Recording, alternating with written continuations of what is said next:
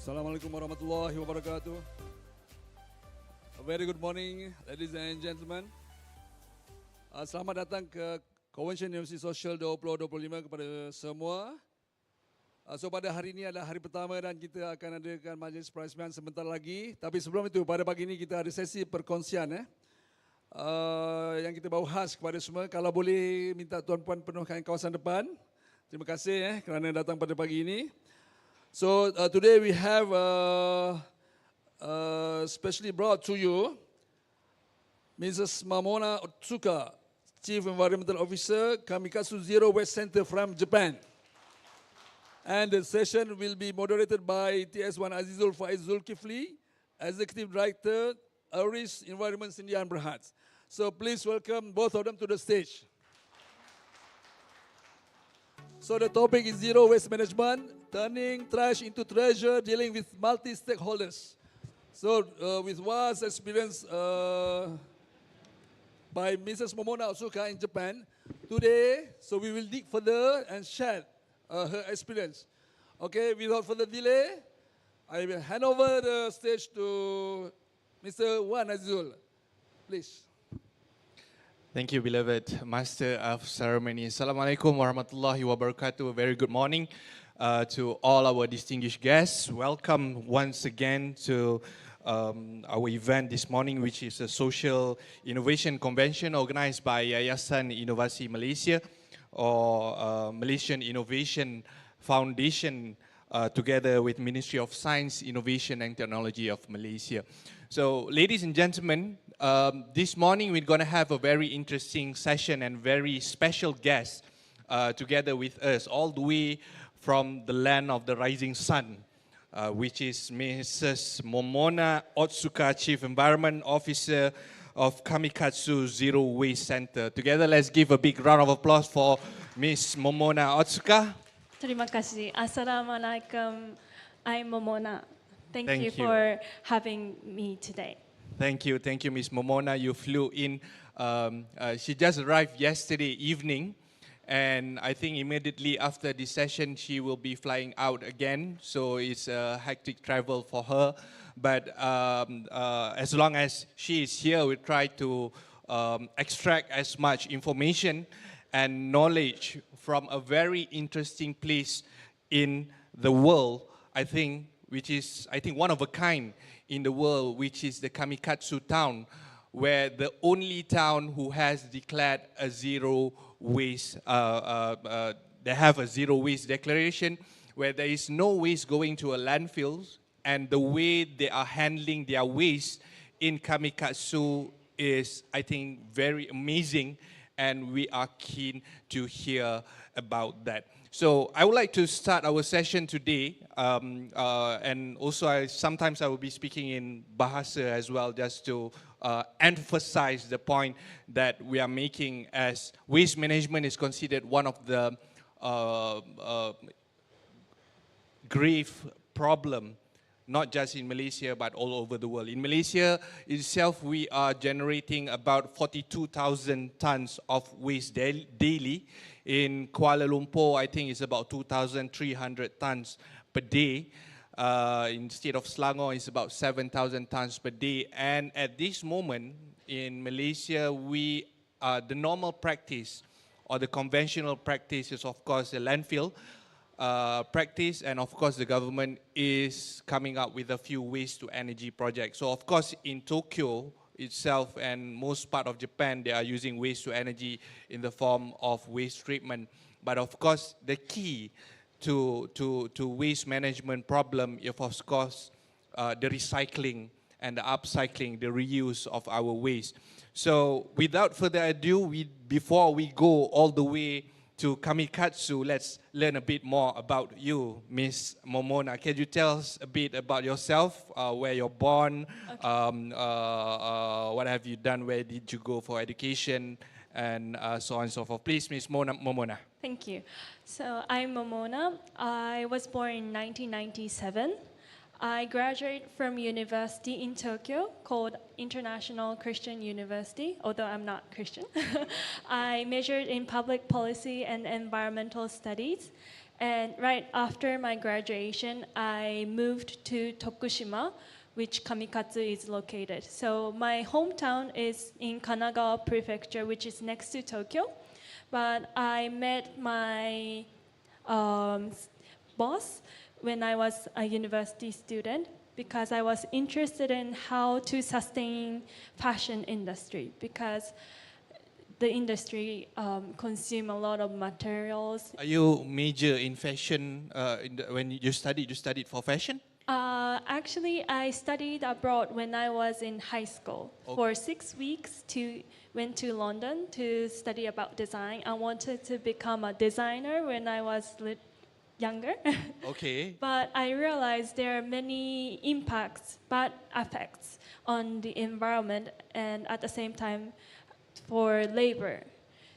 And because of fast fashion, many people produce and consume and throw away clothes, and I thought that's a huge impact on the earth. So I realized it's important to change the system, and eventually I learned about kamikatsu, went by myself when I was a student, meet people who are involved in Zero Waste Project, and they invited me to kamikatsu after my graduation. So, a totally interesting path of or journey that you've been taking from fashion industry then all the way to the waste management industry.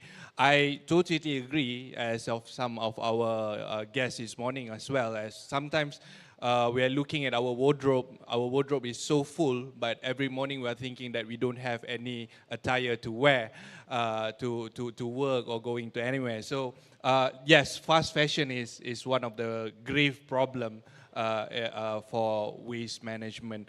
But may I ask, is it after your study that you immediately go into this waste management? Is this the first career choices that you make? Yes, it was my first career, and where I work now is called Zero Waste Center Y. It's shaped like a question mark. We are questioning why we throw away many waste. And this is a public facility in Kamikatsu town, and it opened in 2020. Okay, so thank you so much for a bit of a background of where you're from and what you're doing before you started at Kamikatsu Zero Waste Center. So now I think it's important that we zoom in on Kamikatsu. I believe everyone has wanted to know more about what you are doing in Kamikatsu. So Kamikatsu is is a town, is a small town in the mountainous area of the South Japan. So with a population of over 1,000 plus, 1,300 if I'm not mistaken. And this is where it's all started for Zero Waste Center way back 20 years ago. I think previously it was not like this. 20 years ago, they too use landfill and also incinerate their waste. But I think 20 years ago, they started this transformation. If I'm not mistaken, the name of the one who started was Akira. It's Kasamatsu. Kasamatsu. Mr. Kasamatsu. So it started with one person trying to change how we handle our waste. So probably I'll let you explain to all our audience today what is Kamikatsu Zero Waste Center, please. Thank you. So I will show my slides. Wait. Can we have the slides? All right. Oh.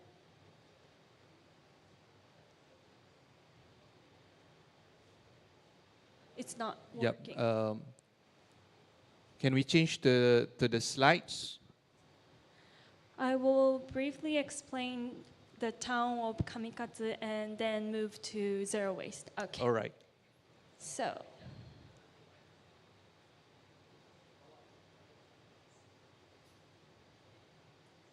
is it? Okay, can we just the Okay. technical? All right.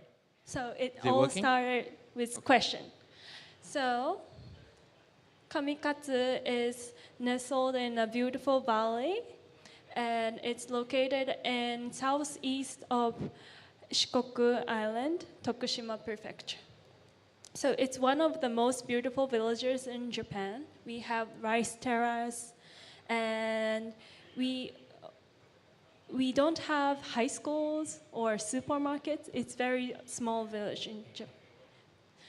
And as Faiz-san mentioned, the population is 1,307 people, and half of our population is over 65 years old. So it's aging society. When you mention aging population, most of it is almost 50% is over 65 years old.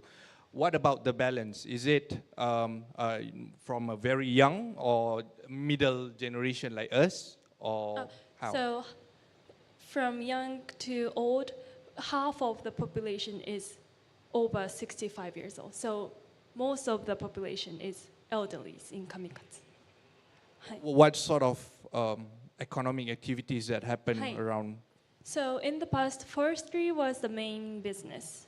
We have 80% of the land cover is forest, and 90% of that forest is man-made forest. So after the war, the people planted many cedar trees. But it declined because of the imported cheap trees.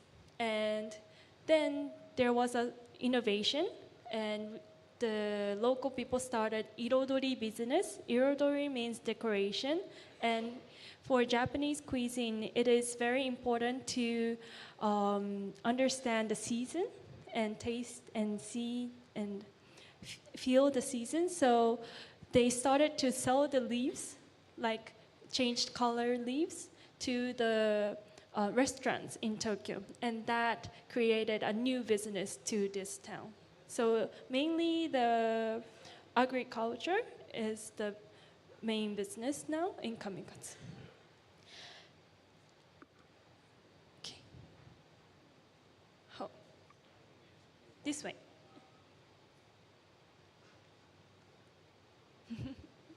Can we just shift the slide? I think the clicker is not working. All right. Thank you. And this small town is now attracting many global attentions. We have been featured on Washington Post, BBC, and we have appeared in some international conferences. Next slide, please. And one of the characteristics of our town is signified with this number, 43. Can you guess what this means? So anybody on the audience would guess what is the number 43 significant to the Kamikatsu town? Ni bukan nombor ekor kita jangan beli nombor. Pin nombor. This number is very interesting. Anyone would like to take a wild guess why 43 is important for Kamikatsu? No? Okay. Nobody. Let's go to the next slide. Okay. Actually, I mistake. It's 45. 45. Okay. No, it's 43, but okay. Last year it changed to 43. Okay. So this number means the separation of waste in Kamikatsu. How many do you separate in Malaysia? Now I can say this number is amazing, and as we are not doing. I think our number is 1. 1. At the most will be 2 or 3. Okay. But 45 is amazing. Hi. So, for example, paper, we separate into 9 different categories because papers are often burned, but if you separate, you can recycle and it has a value in the material. So we sell it to the recycling companies and earn money from it. So we try to eliminate waste that goes to either incineration or landfill, and the residents cooperate with this separation. Just one question before you go on. When you say 4 or 43 categories, how much is the waste generation with that 1,300 population? what is the waste generation per day? Per day, per person, it's about 400. I have slides later, but Okay. it's about less than 500 grams. Less than 500 Hi. grams. So just for a general information, in Malaysia, this last study was conducted in 2012, if I'm not mistaken. So our average generation per person was established at 1.17 kilogram per person. So that is almost double the number of the waste they generated. Just a general information for you. Thank you. It's same in Japan. It's normally about 900 grams per day in averagely, but by doing so, it have reduced the amount of waste. Okay. Hi. Next slides, please. Hi. But in the past, we were not separating waste. It was same in here. Hi.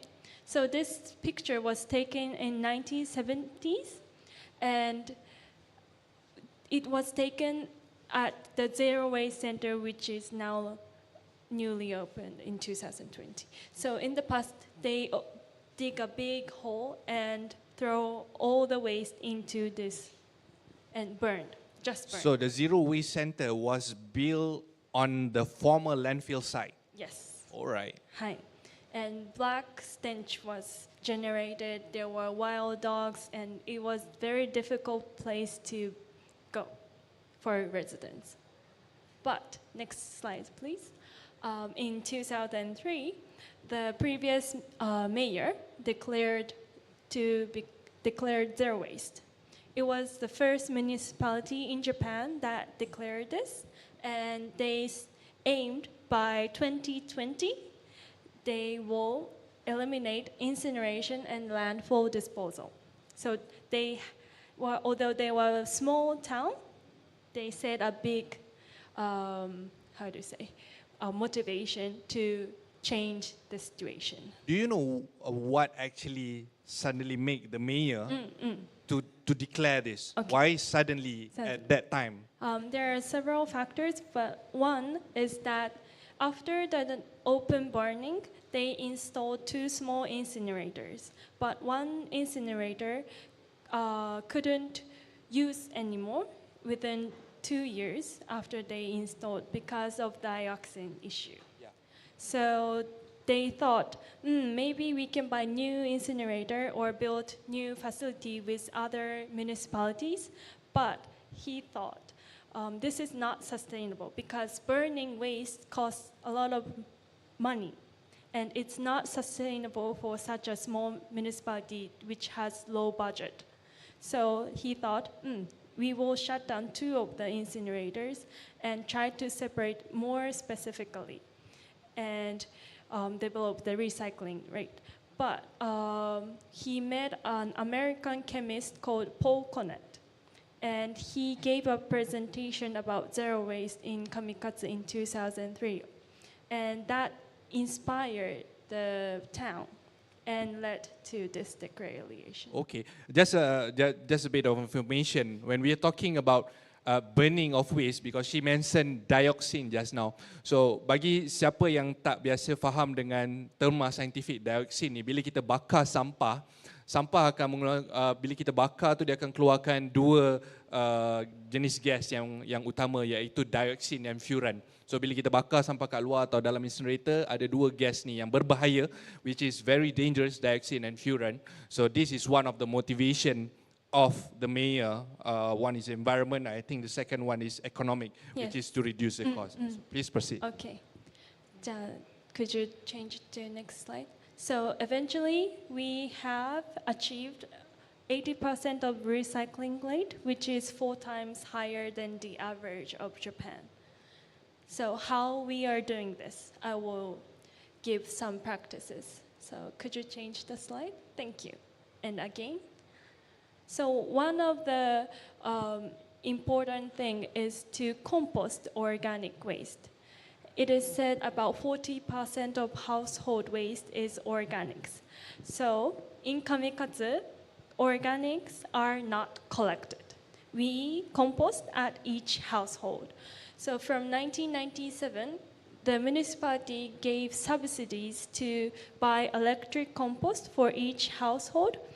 This is normally 50,000 yen, but we can buy for 10,000 yen. So it is subsidized by the government, Local municipality. the local municipality. Yes. Hi. So by doing so, organics are separated, and the other material like plastic, paper can be kept clean if you wash and dry. So it made it easier for residents to bring the waste by themselves to the only waste station in Kamikatsu, which is now Zero Waste Center. And there are some other types of compost. When you say the composting is being done at the house, so the population is 1,300 plus. How many houses are we talking about? Okay. And It's about 700. 700 Right. premises, houses. Yes. Okay. Next slides, please. And there are local shops cooperating to reduce and reuse things. So about 13 shops in Kamikatsu cooperate selling by weight. There is also eco bag campaign, which you bring your own bag, you will get some points. So these two activities above are supported by point system. If you do good behavior, consumption behavior, you will get some points. And if you have some points, you can exchange with local vouchers or eco-friendly items. And these points, it comes from the revenue from the recycling. So the point system is administrated by the local municipal, or Local municipal. the local Right. municipal is handling the point system? Yes. Or, okay. And we also have Kurukuru movement. Kurukuru means circulation.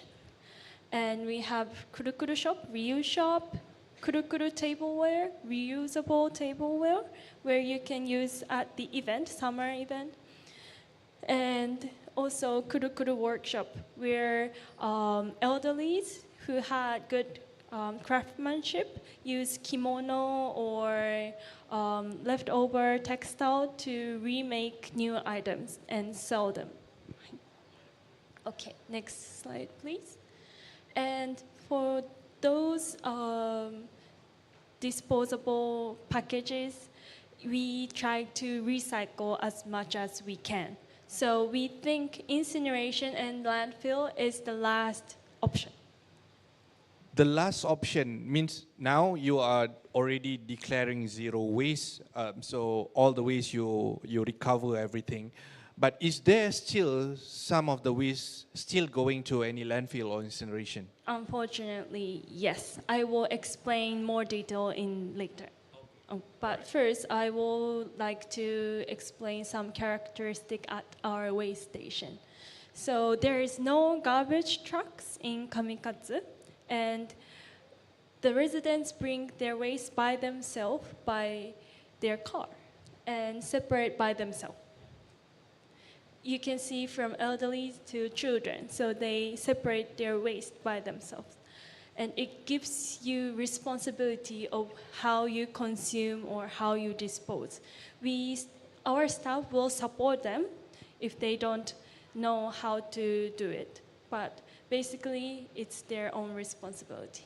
And the left picture above, each 43 categories, it shows where this material goes, what it will become, and how much it costs to recycling. So it gives transparency to the material. So each resident can understand what's the effect of separating the waste.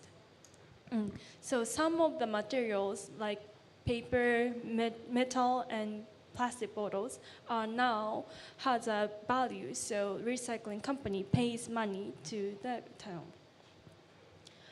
Okay, next slide, please. So, and we still have issues. Unfortunately, there are some 20% of waste that cannot be recycled still.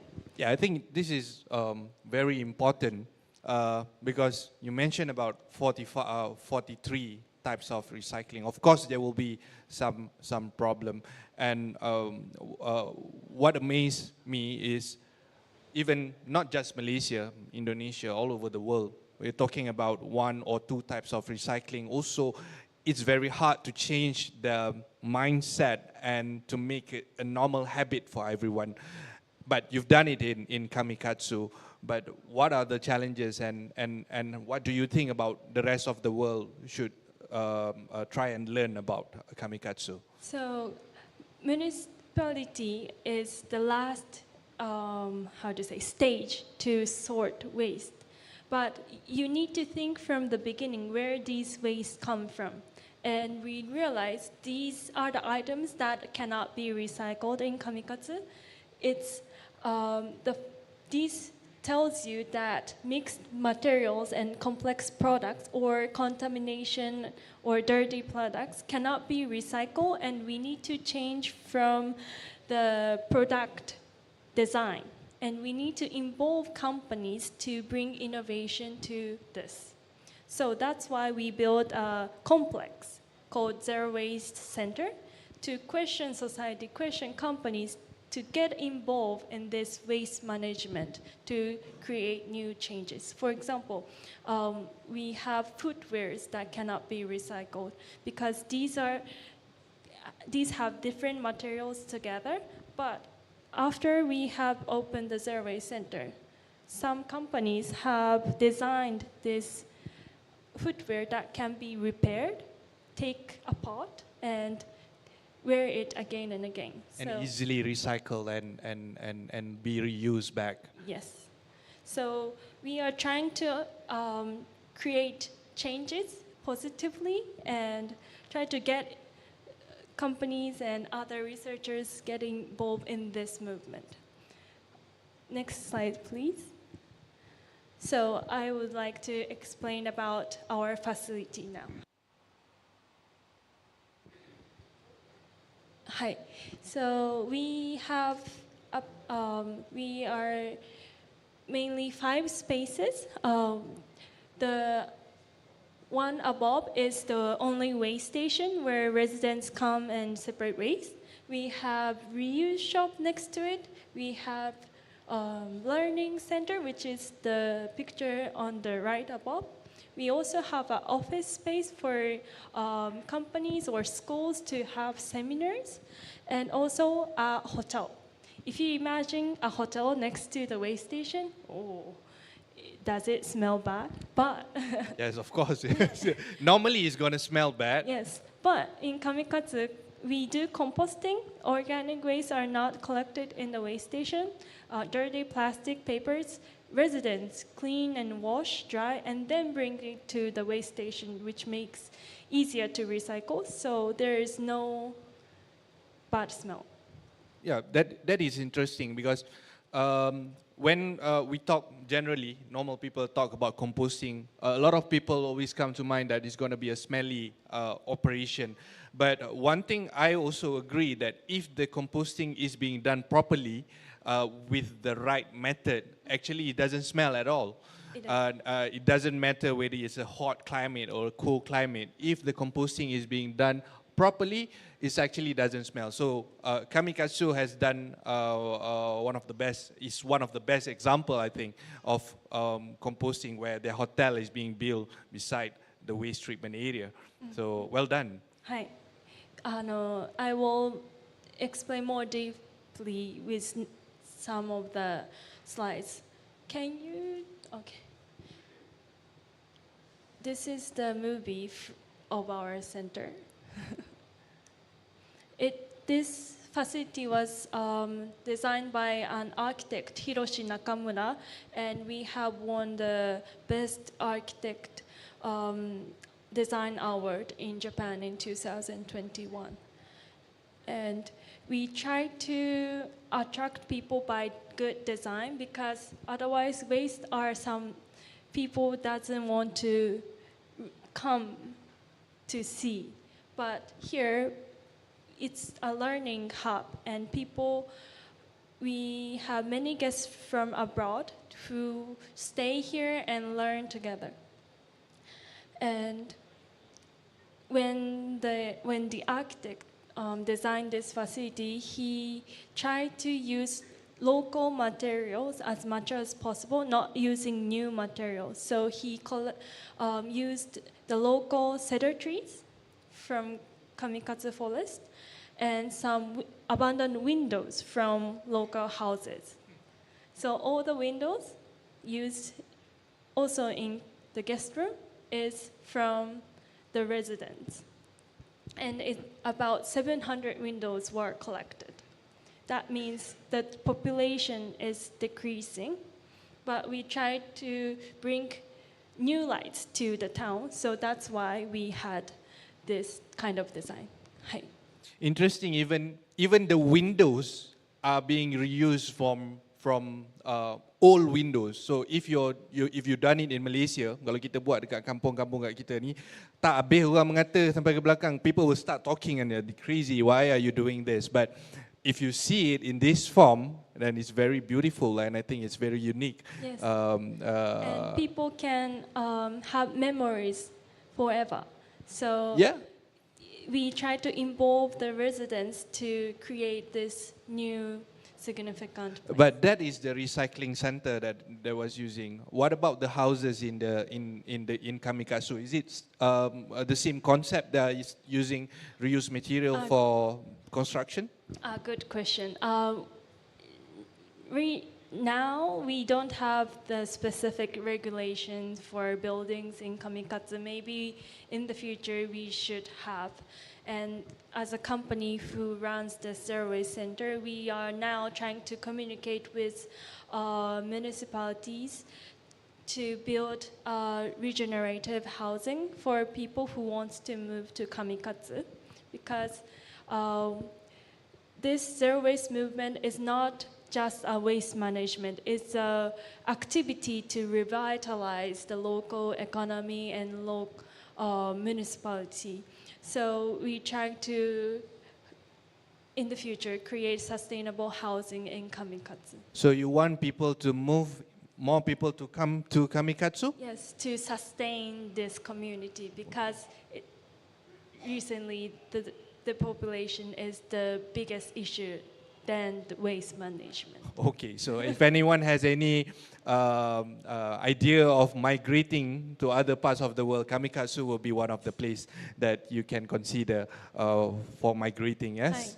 Or just study tours for a short stay. We want to attract people outside of Kamikatsu. Okay. Hi. Do you have any explanation on the hotel just now? Yes, I have.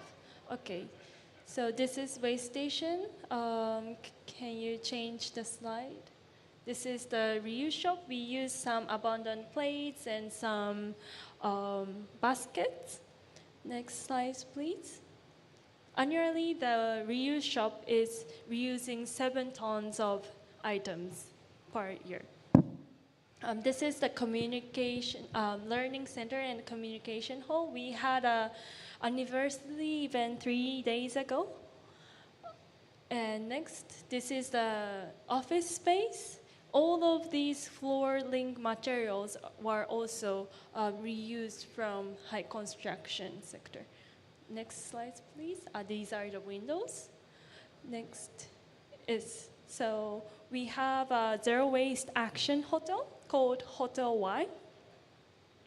And although we only have 4 rooms, maximum 16 people can stay. It's a very small hotel because we have other accommodation in Kamikatsu.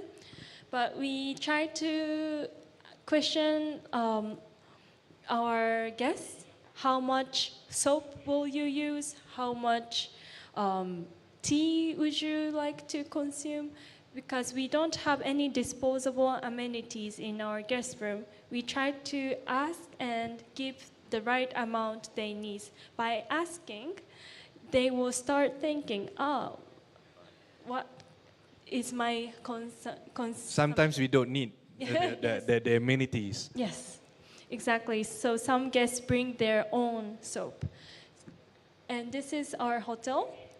Some of the furnitures are also reused. For example, the sofa. This used to be a bedding at the elderly care home. So we redesigned it and use as a sofa. And you can join the study tour from 4:30 every day. We try to share the history and the waste management in Kamikatsu. So you can start learning and understand the method. We are located in a very beautiful mountain.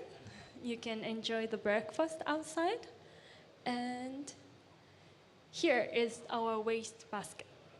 So we asked our guests to separate not 43, but 6 separation to try to understand how the residents are trying to separate it. So when the guests check out, we take them to the waste station and ask them They to need to separate. do their own separation. And this gives many inspiration for children to cooperative workers to take back the method to their household or to their workplace or to their municipality. We also ask them to join composting as well. So recently we have been providing some study tours for cooperatives or schools. And this is a picture of them disassembling the furnitures. Can you guess what they are trying to separate? Maybe you don't This use is fabric of fabric, yes, but maybe you don't use in Malaysia. It's for cold. blanket. Yes, Okay. it's electric blanket. We have it in Japan. Okay. Maybe you don't. Yeah, maybe we don't. But because this is very complicated, if you just bring it to the incineration, it doesn't become a material. But if you separate it specifically, it becomes textile, plastic, metals. So we try to give the opportunity to think how to design or how to dispose, because you don't really question this when you live daily. If I may ask, for a 3-day, 2-night corporate workshop like this, how much does it actually cost? How much do you charge the Thank you. clients? So one night it's 45,000 yen. One night, 2 day Per person. per person, including 3 meals and accommodation. So and that was for experience. 1 night. Yes. So for 2 nights, it's 90,000 per About. person. About that. Yes. That's the reason I'm asking this is, it's not just the waste initiative that is being good to the environment, but it gives a new revenue atau pendapatan baru kepada sama ada koperasi atau villages untuk kampung-kampung untuk mendapat pendapatan baru hasil from waste management activities. So this can be replicated as a new form of revenue for your cooperative, for your companies to leverage on sustainable or waste management practices. So this is a good example of how they did a workshop. And True, because Kamikatsu is very small village and there are small business activities, and this is municipal public facility, but it runs by private company where I work for. And we try to sustain our business at the same time. So that's why we have a hotel next to the waste station to bring revenue into the facility. Next slide, please. And since we have opened in 2020, there are some social impacts. Okay. So, as I mentioned, the average waste generation is 470 grams per day per person, which is about half the average of Japan. And the waste processing cost per person is 5,407 yen, which is half reduced from the average of Japan. So if you try to separate and reduce the amount of waste, it will also impact the the local money. That is the cost per year or per month? Per year per person. Per year per person. はい。And as Faisan mentions, this is not just reducing waste, but bringing economic impact to the town. So after the waste center is opened, we have hired 16 staff, including me, and 6 persons were moved. They moved from outside of Kamikatsu to work for the Zero Waste Center. So it gives new jobs for new people.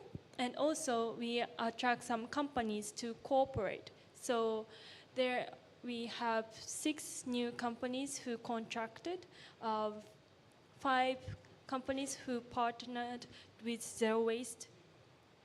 And we have a waste fund in Kamikatsu, and people from outside of Kamikatsu, even though they can't come to Kamikatsu, they have, donated some money to this activity. Next slide, please. And I will give some example of changes outside of Kamikatsu and also inside. Okay. So this October, we have contracted with Kao Corporation. We try to recycle the disposable diapers, used diapers. Diaper, はい。 yeah. So diapers were incinerated and went to landfill, but we will have a carbonization recycling system soon in our waste station, and we will create that to semi-carbonized pellets, and it will become either soil conditioner or fuel, which will become our alternatives to fossil fuels. So we try to create valuable materials from the waste that is sent to incineration. But this cannot be done by only municipality, but cooperating with companies. This company, they provide the equipment Yes. and machine, and Yes. do you have to pay for to use it? In the future, yes. Okay. But alright. for them, it's a good promotion to display this at the first municipality that declared zero waste. So we have a win-win situation. Okay. はい。Okay, next. We also have individuals that have created changes, and this is one example by the art university student. He found out that at his campus, there was no waste separation, and every material that they use for art piece was disposed. So he thought, maybe I can make a material market. So he created this and redesigned the site. Next is... Okay, just to, before you continue, I would like to inform, we're going to have a Q&A session afterwards in about 5-10 minutes. So if you have any question, just write it down. And later on, our organizing committee will pass you the microphone, and you can ask directly to Ms. Momona. So please stand by your question. I believe there will be many questions. So please continue. Okay, thank you. This is one example in Tokyo. So people ask, because it's small village, you can do this zero waste activity, but that's not true. So we recently have cooperated with companies in Tokyo, real estate companies who own a big tower building next to Tokyo Station, and it has 8,000 workers in the building, and they try to aim to become 100% recycling by 2030. So we provide some methods and ideas and give some study tours for them. And they first started with composting organic waste. So one of our brewer in Kamikatsu, they have this system called Re-Rise, and this is a machine that creates organics to liquid fertilizers, and you can use these fertilizers to grow crops or vegetables. And they apply this to Tokyo, bring the machine inside the building and change organics to fertilizer, then bring it to the farmers around Tokyo and bring back the vegetables to the kitchen in the building. So we think zero waste is possible to start in big cities as well. Yeah, I think it's a very good example. Actually, I myself was asking the same question. Maybe it's a small town, it's more manageable, but how do bigger cities or people in the cities, organization in the cities can leverage on this? So probably you can start with one simple corporation or hotel with a building to start on the waste recycling initiative. So let me pause you for a while. We'll take some questions from the audience. If you have any questions directly to Ms. Momona, you can raise up your hand and can ask the question directly to Ms. Momona. Thank you. Good morning. My name is Karen. I believe change in your town started from top down, yeah? It was the head of the municipal whom decided to make the change and provided incentives for bio-waste. I believe, again, if I convert, it is from 1,500 ringgit, and the household should only pay 250 ringgit for the machine, for the composter. In Malaysia, our food waste is quite high. Starting next year, if I'm not mistaken, I read in the paper some time back, we will be giving tax incentive deduction for the composter. Saya tak pasti. In Malaysia? Malaysia. Oh, I'm not sure about that. I read it in the papers. I hope it's true. That would be great.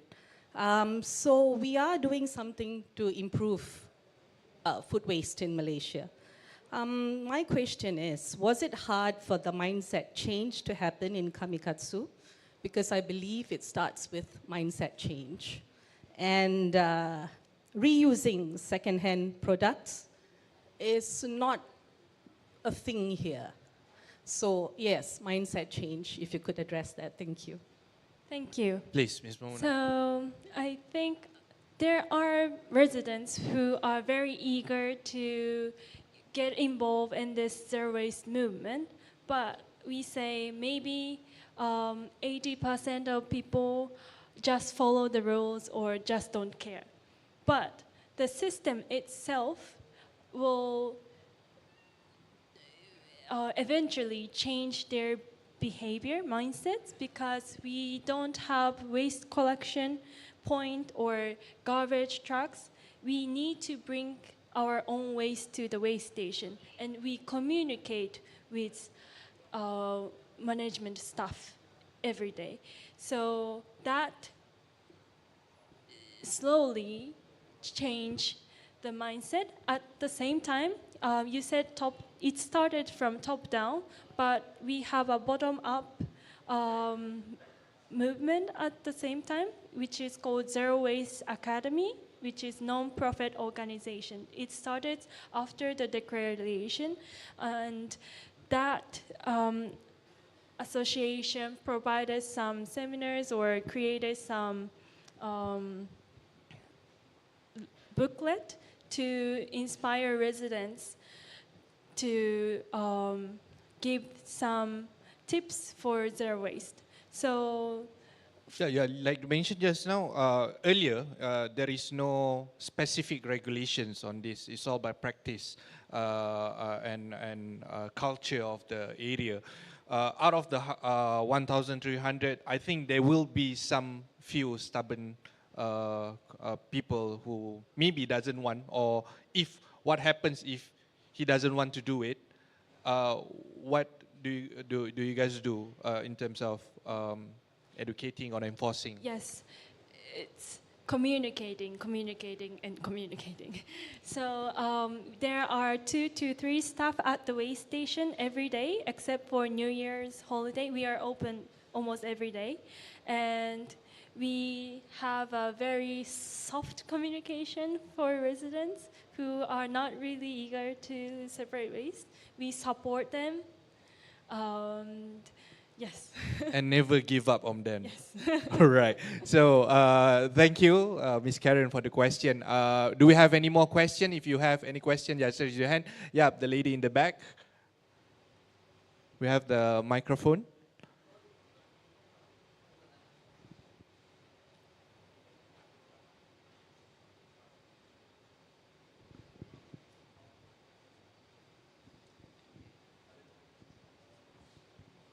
I am Dr. Shirley. 2 questions. In Japan, where you are implementing this kamikaze, do you actually start young with the children? You know, I mean, the generation now, like the lady in front said, changing the mindset is awfully difficult.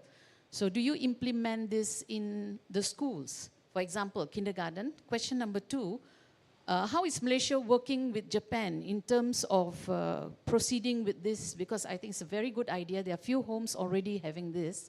However, we don't need garbage trucks. We don't have monkeys going around eating our garbages and cleaning up later. So what is Malaysia's take or collaboration with you, and how far it's being implemented? Thank you. Thank you for the question. For the first question, we have some how do you say, classes for kindergartens, local kindergartens, and local elementary school, local junior high school, one each every year.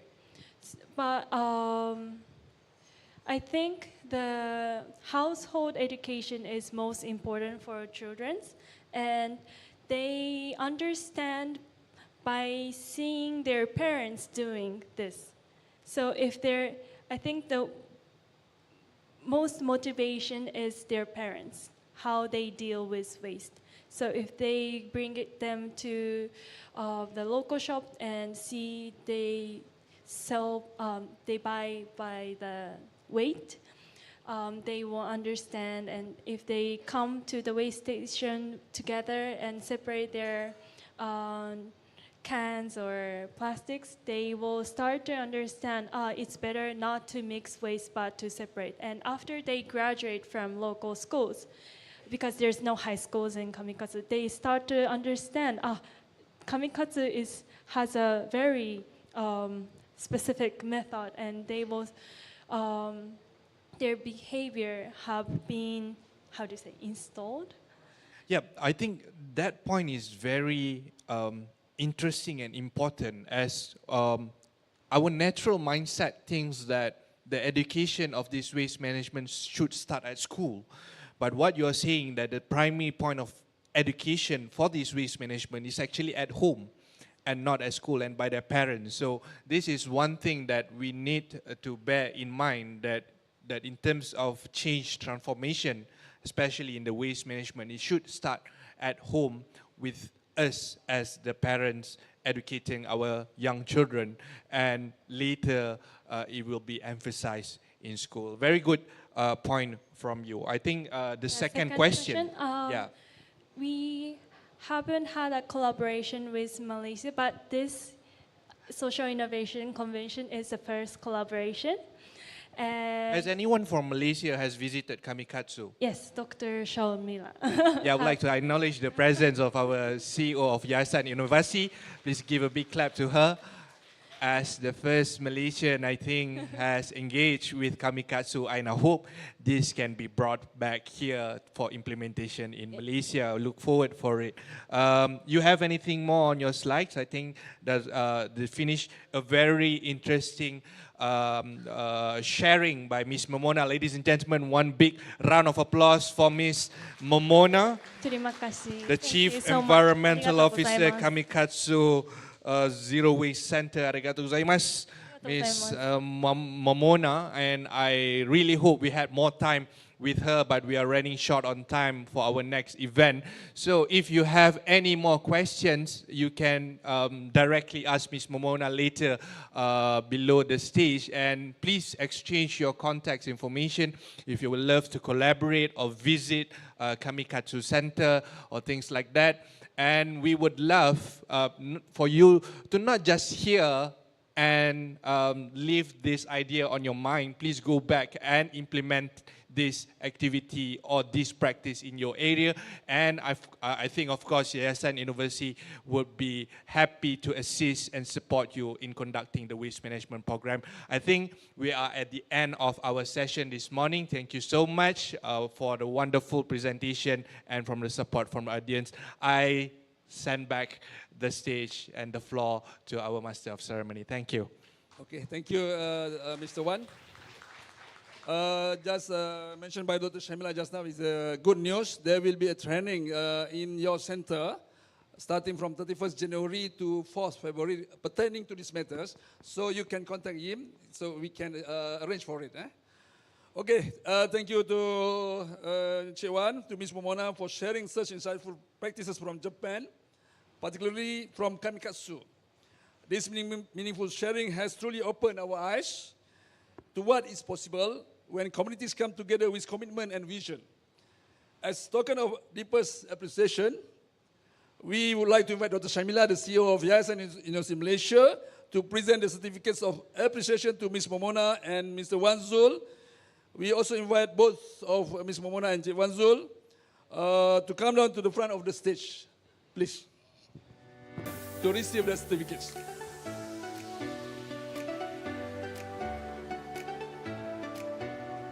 To Ms. Momona.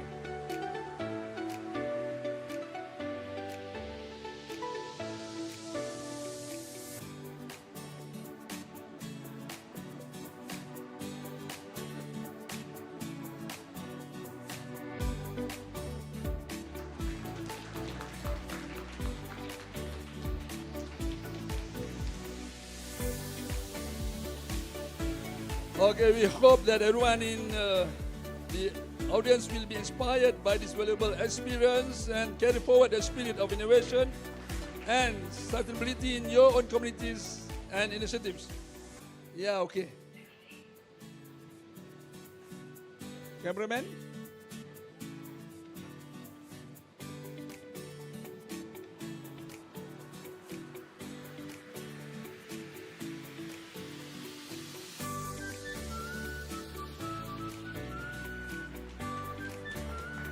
Okay, let's give a big round of applause to Ms. Momona, Mr. Wan Azul, as well as Dr. Sharmila. Okay, thank you very much. Okay, tuan-puan semua, terima kasih di atas participation pada pagi ini. Jadi kami ingin mengumumkan beberapa perkara. Kita ada beberapa sesi yang sedang berlangsung sekarang ini. Jadi kita jemput tuan-puan juga untuk ke sesi yang sedang berlangsung di tingkat 5 kita ada exhibition. Sementara itu di dalam dewan ini kami akan susun semula, boleh duduk di dalam dewan juga, tetapi kami akan kemaskan dewan ini untuk sesi perasmian pada pukul 11 nanti. So jadi semua boleh ada exhibition di tingkat 5, ada exhibition juga di sini dan juga ada food truck Buy for Impact di sini. Okay, terima kasih semua. Kepada inovator-inovator yang di bawah ekosistem YIM, boleh berjumpa dengan Cik Aiman yang ada untuk tanda tangan kedatangan, kehadiran. Terima kasih.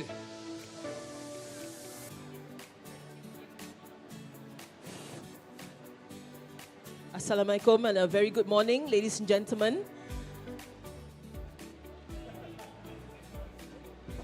Konvensyen Inovasi Sosial KIS 2025 merupakan platform kemuncak inovasi sosial negara yang dianjurkan oleh Kementerian Sains, Teknologi dan Inovasi MOSTI melalui Yayasan Inovasi Malaysia YIM. Di Aras 5 ada Changescape, Social Innovation Future Idea Land, turning vision into reality. That's happening on the 5th floor. As well as Creative, Pameran Inovasi Sosial, celebration of social impact. And on the 3rd floor, we've got Collaborate, Pemadanan Perniagaan, make technopreneurs great again.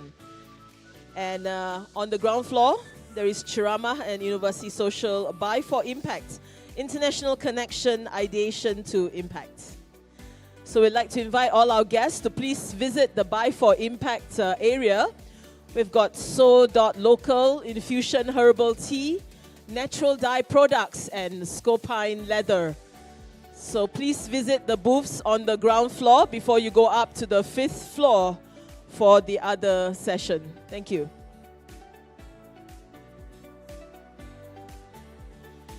Majlis Perasmian langsung 11 pagi nanti dengan yang berbahagia Datuk KSU MOSTI. Forum pukul 2 hingga 3 petang, From Policy to Progress, Mobilizing Governance for a Socially Innovative Future. That's happening between 2 to 3 p.m. later. And there'll be a seminar also from 4 to 5 p.m. from boardroom to social room. Bila polisi turun ke tanah bersama Laksana Inovasi Sosial.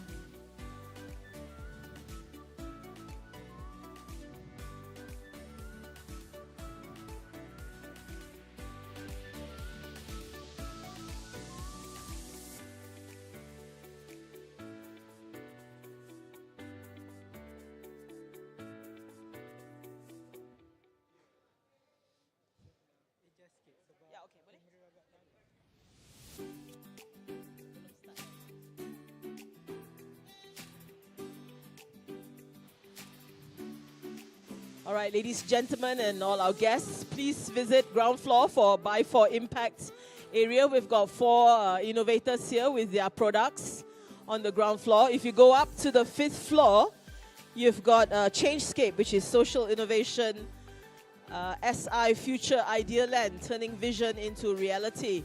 Also on 5th floor, Creative, Pameran Inovasi Sosial, celebration of social impact. And Collaborate is happening on the 3rd floor. Pemadanan Perniagaan, make technopreneurs great again. And Ceramah dan Inovasi Sosial, Buy for Impact. Once again at Aras G, International Connection, Ideation to Impact.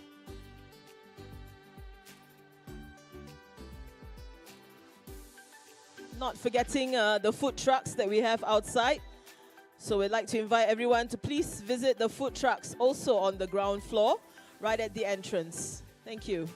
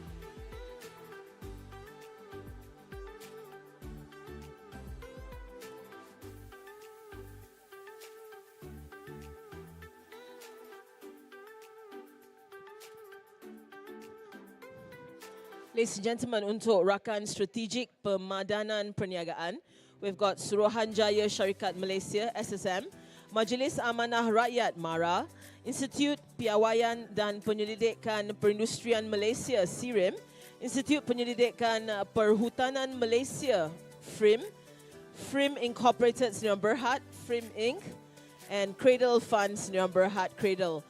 All this will be on the third floor of GMBB in KL.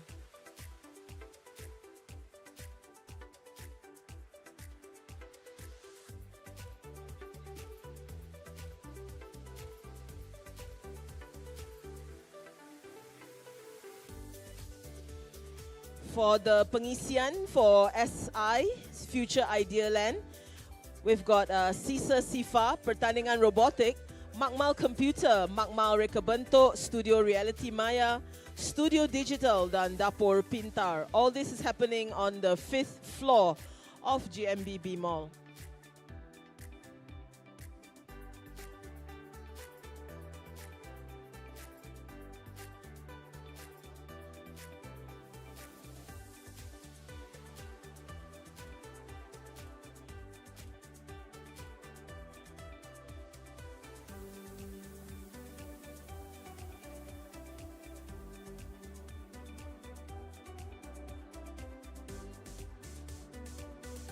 As mentioned, pameran for Buy for Impact. Buy for Impact BFI merupakan inisiatif yang memfokuskan kepada pengkomersialisation produk dan perkhidmatan berimpak sosial. Produk yang diketengahkan merupakan hasil inovasi sosial dalam bentuk teknologi. Pendekatan komuniti atau model perniagaan yang berpotensi membawa perubahan positif kepada masyarakat. Pameran Buy for Impact on the ground floor.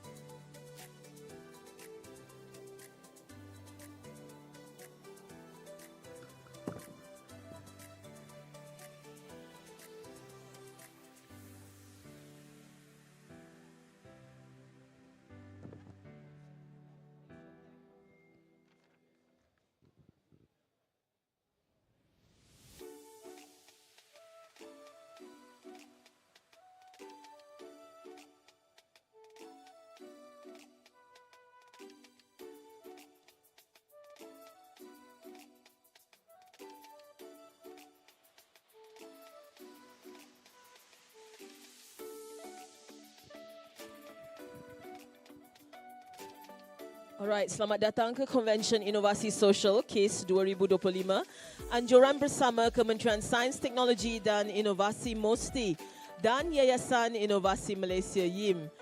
Bagi memastikan majlis berjalan dengan lancar, kami memohon kerjasama semua agar telefon bimbit diletakkan dalam mod senyap sepanjang majlis perasmian pagi ini. Sewaktu pengumuman ketibaan VIP, mohon semua berdiri sehingga VIP tiba di tempat duduk dan terus berdiri bagi menyanyikan lagu Negaraku serta bacaan Ikrar Rukun Negara. Mohon hadirin menghadkan pergerakan ketika ucapan disampaikan dan kekal berada di tempat duduk sehingga majlis selesai. Terima kasih atas kerjasama yang diberikan.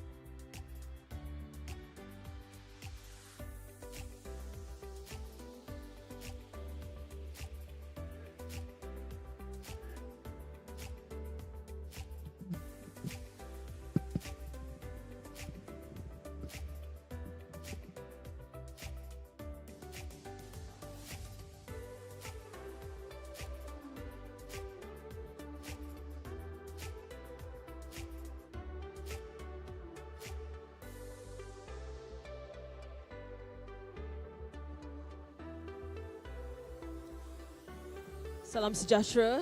KIS 2025 adalah pentas utama yang meraihkan semangat inovasi sosial Malaysia, menghubungkan inovator, komuniti, industri dan agensi untuk bersama membentuk landscape inovasi yang mampan dan berimpak kepada masyarakat.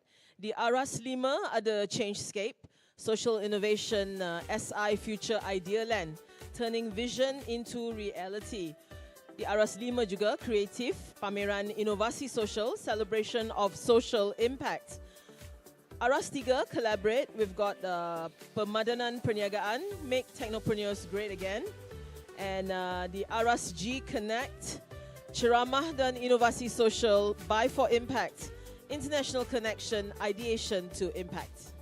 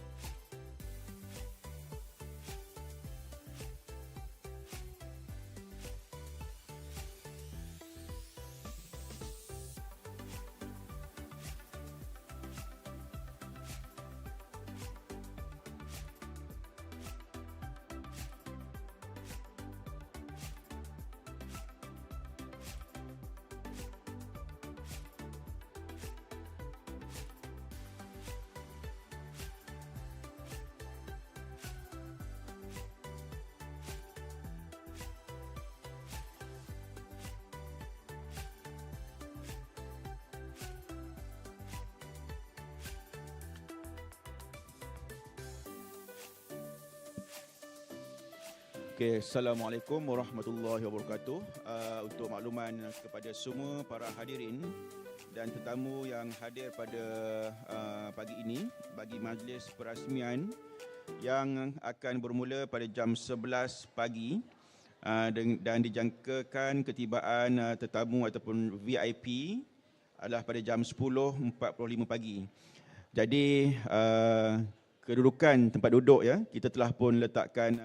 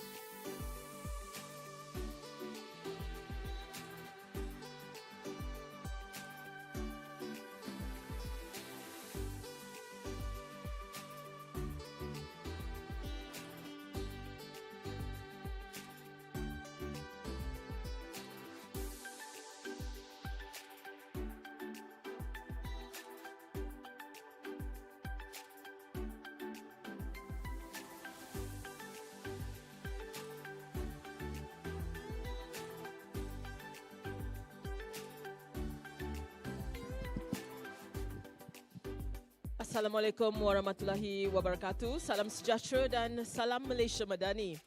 Yang berbahagia Datuk Seri, Datuk-Datuk, tuan-tuan dan puan-puan yang dihormati sekalian. Selamat datang ke Konvensyen Inovasi Sosial KIS 2025. Anjuran bersama Kementerian Sains, Teknologi dan Inovasi MOSTI dan Yayasan Inovasi Malaysia YIM. Bagi memastikan majlis berjalan lancar, kami memohon kerjasama semua agar telefon bimbit diletakkan dalam mod senyap sepanjang majlis. Sewaktu pengumuman ketibaan VIP, mohon semua berdiri sehingga VIP tiba di tempat duduk dan terus berdiri bagi menyanyikan lagu Negaraku serta bacaan ikrar rukun negara. Mohon hadirin menghadkan pergerakan ketika ucapan disampaikan dan kekal berada di tempat duduk sehingga majlis selesai. Terima kasih atas kerjasama yang diberikan.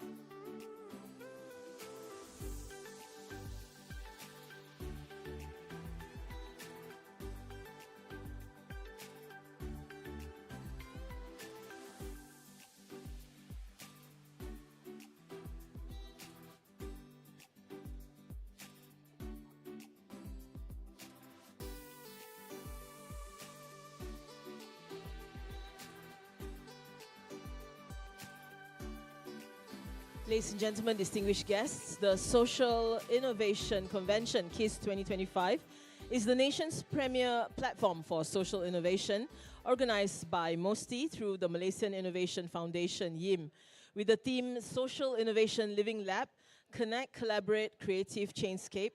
KIS 2025 captures the journey of social innovators from identifying community challenges to creating innovative solutions that bring real benefits to society.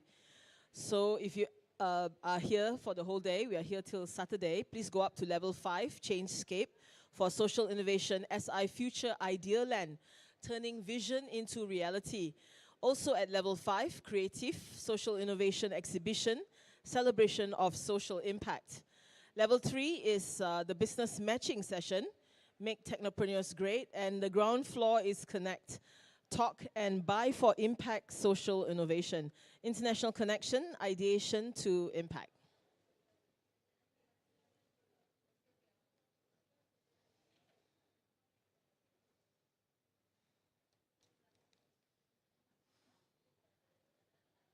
Another few more minutes, we are waiting for the arrival of Datuk Sri KSU of MOSTI.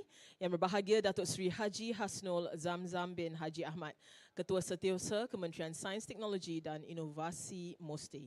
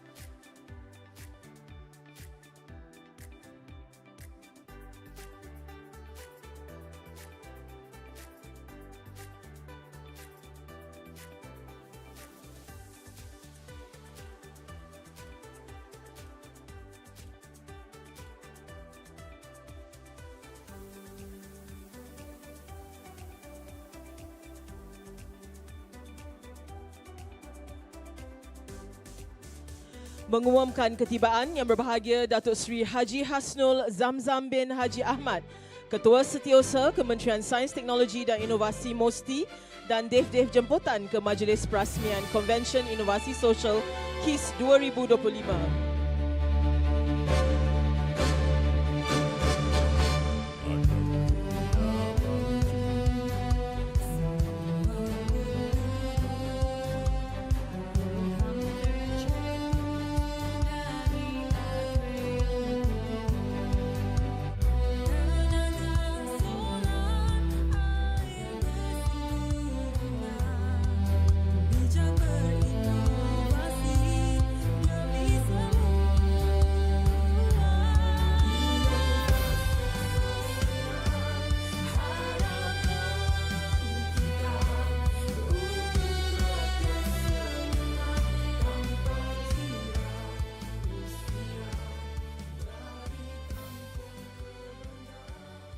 Hadirin dimohon berdiri bagi nyanyian lagu negaraku, diikuti bacaan ikrar rukun negara.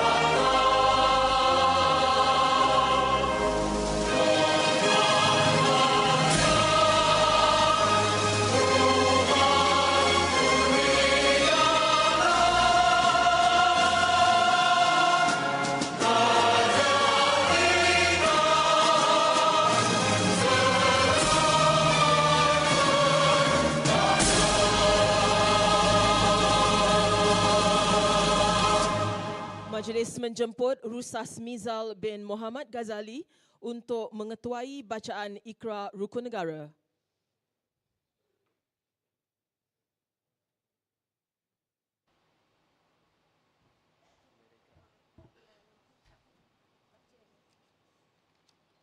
Bismillahirrahmanirrahim. Allahumma salli wa sallim ala Sayyidina Muhammad.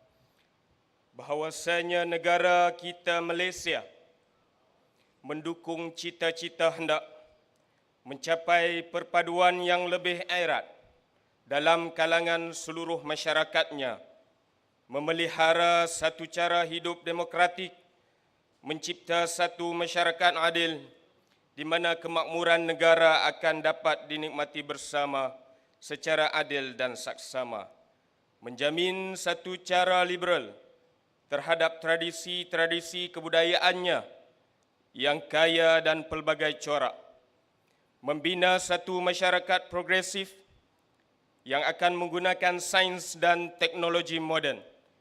Ikrar. Maka kami, rakyat Malaysia, berikrar akan menumpukan seluruh tenaga usaha kami untuk mencapai cita-cita tersebut berdasarkan atas prinsip-prinsip yang berikut. Kepercayaan kepada Tuhan, kesetiaan kepada raja dan negara, keluhuran perlembagaan, kedaulatan undang-undang, kesopanan dan kesusilaan. Terima kasih. Hadirin dipersilakan duduk. Terima kasih diucapkan kepada Rusas Mizal bin Muhammad Ghazali, inovator YIM dari Langkawi atas lafaz ikrar sebentar tadi. Bagi memohon keberkatan ilahi, majlis mempersilakan Al-Fadil Ustaz Nur Azlim bin Mat Sidek untuk memimpin bacaan doa. Majlis dengan hormatnya mempersilakan.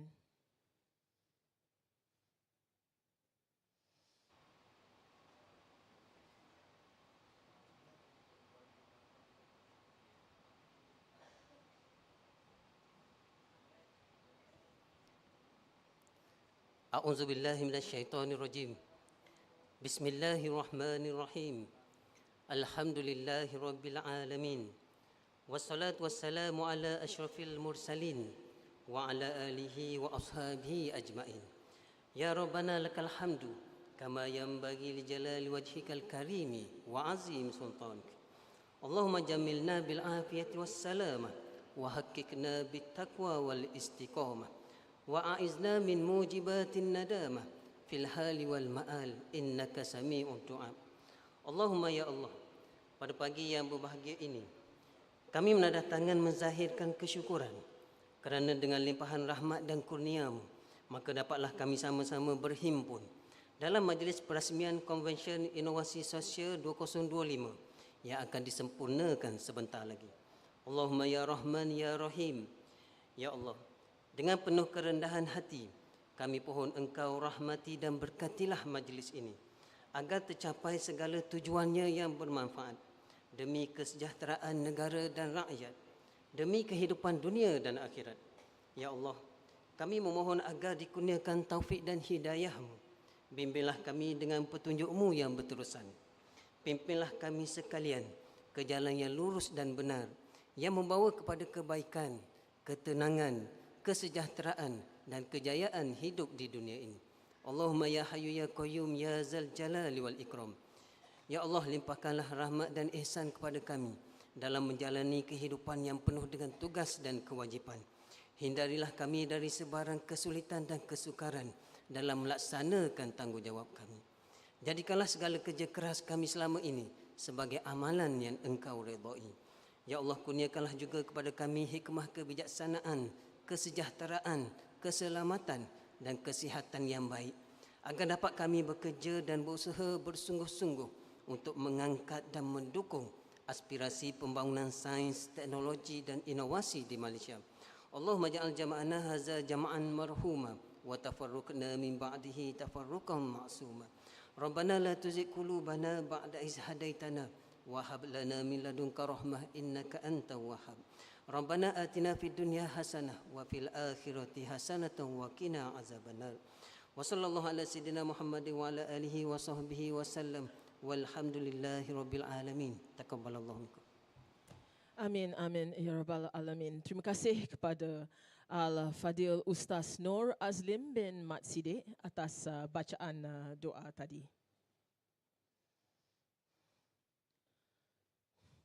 Assalamualaikum warahmatullahi wabarakatuh. Salam sejahtera dan salam Malaysia Madani.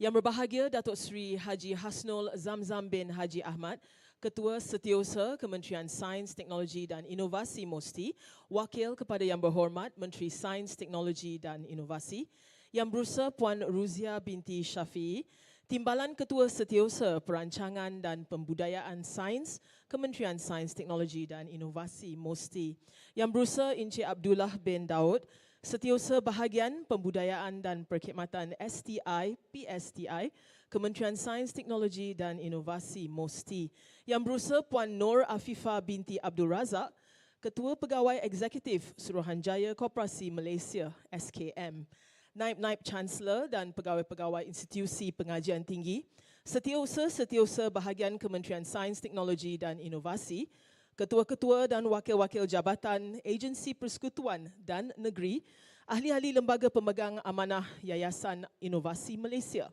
mantan-mantan ketua pegawai eksekutif dan ahli lembaga pemegang amanah YIM, wakil-wakil media, tuan-tuan, puan-puan dan para hadirin yang dihormati sekalian.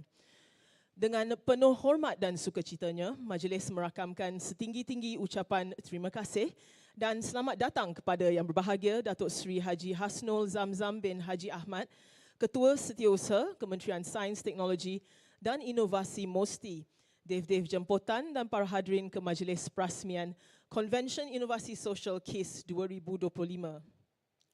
Sebagai makluman, KIS 2025 merupakan platform kemuncak inovasi sosial negara yang dianjurkan oleh MOSTI melalui YIM untuk mengiktiraf dan meraihkan para inovator serta pemegang taruh yang telah melaksanakan program inovasi sosial sepanjang tahun 2025. Penganjuran KIS 2025 yang bertemakan Social Innovation Living Lab, Connect, Collaborate, Creative, Changescape, berkonsepkan pengembaraan seorang inovator sosial yang bermula daripada isu yang dihadapi sehinggalah terhasilnya produk inovasi sosial yang memberi manfaat kepada komuniti. Penganjuran ini mengetengahkan pendekatan local issues, local technology, local benefit sebagai tunjang utama dengan memberi tumpuan kepada penyelesaian berasaskan dasar inovasi sosial DIS, cabaran-cabaran dihadapi komuniti, serta kolaborasi pelbagai pihak merangkumi inovator, akar umbi, pertubuhan bukan kerajaan NGO, ikon inovasi, industri dan agensi kerajaan. Yang berbahagia Datuk Seri, Datuk-Datuk, tuan-tuan dan puan-puan yang dihormati sekalian. Emas tempawan buatmu puteri, busana indah buat rupawan.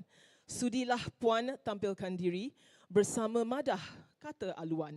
Dengan itu, majlis menjemput Yang Berusaha Dr. Syamila Muhammad Saleh, Ketua Pegawai Eksekutif Yayasan Inovasi Malaysia YIM untuk menyampaikan ucapan aluan. Dengan segala hormatnya dipersilakan.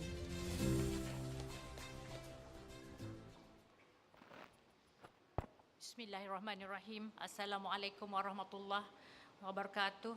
Kepada semua yang hadir, salam madani.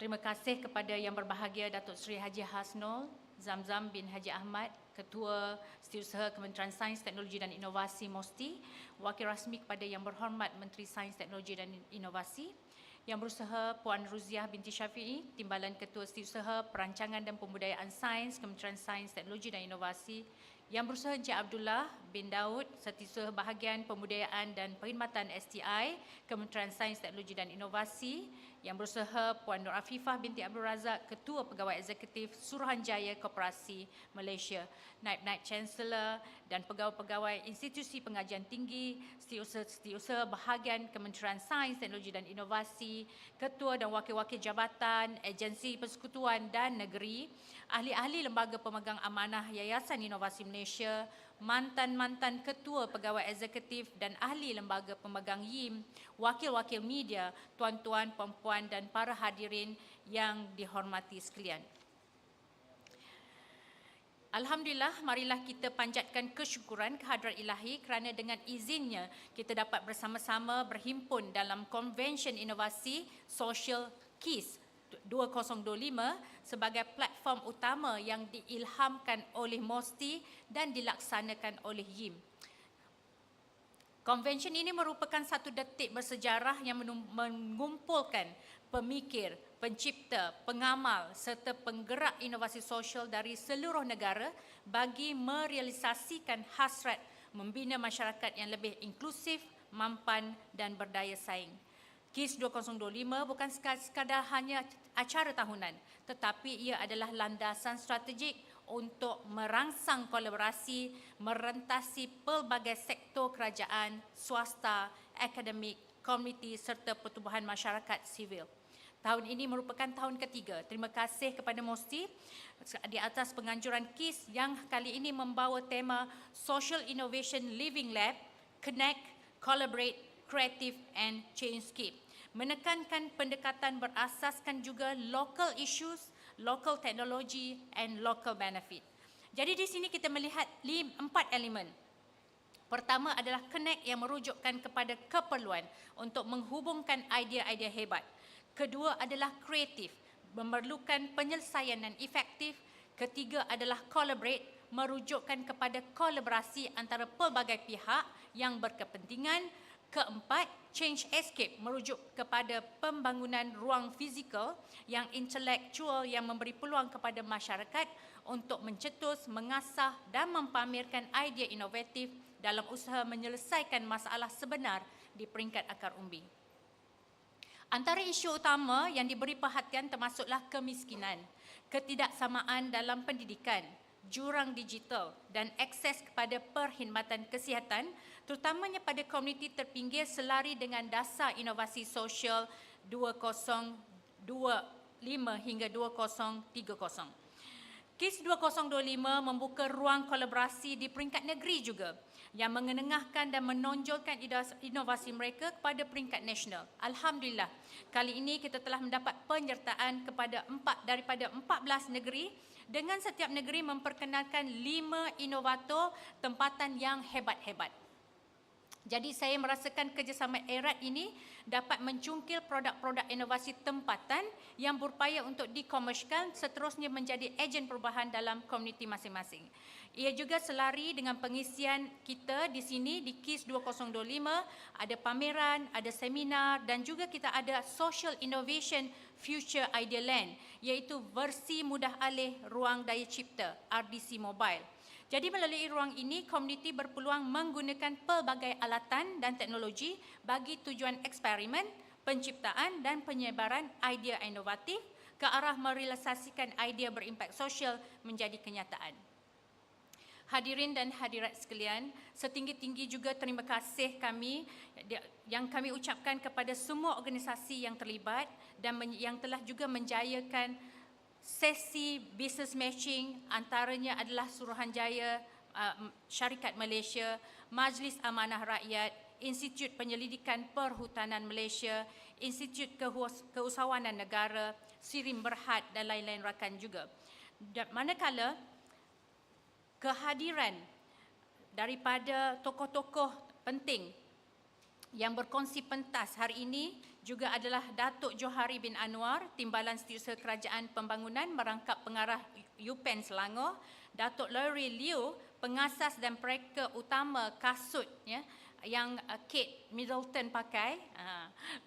Datuk Lori akan juga menjadi salah seorang tokoh yang akan sharing dengan kita. Manakala daripada luar negara kita menerima kehadiran Dr. Anthony Sales, pengarah wilayah Jabatan Sains Teknologi DOST 11 Philippines, ya. Profesor Dr. Marcus Diantoro daripada Universitas Negeri Malang, Indonesia. Dr. Arvin, thank you, my old friend, ya. Pengarah National Innovation Foundation NIF India. Miss Momona Otsuka, pakar inovasi alam sekitar dan kelestarian Jepun. Dan ada juga sahabat kita daripada Universiti Brunei Darussalam, Dr. Eni Dayani Ahad Abdullah, merupakan pengarah penglibatan industri dan pembangunan perusahaan. Jadi kita melihat dari sini ada 3 aspek utama yang menjadi keutamaan dalam KIS 2025, iaitu kepada pembangunan projek-projek inovasi sosial yang baru yang mampu memberi respon terhadap cabaran semasa. Kedua adalah untuk mempergiatkan dan memupuk kesedaran dalam kalangan masyarakat mengenai peranan mereka sebagai penggerak utama perubahan sosial. Ketiga juga menumpukan kepada pengukuhan jaringan kerjasama merentasi pelbagai sektor termasuk sektor awam, swasta, institut pendidikan, NGO dan masyarakat umum demi memastikan kelestarian dan keberkesanan inisiatif yang dilaksanakan.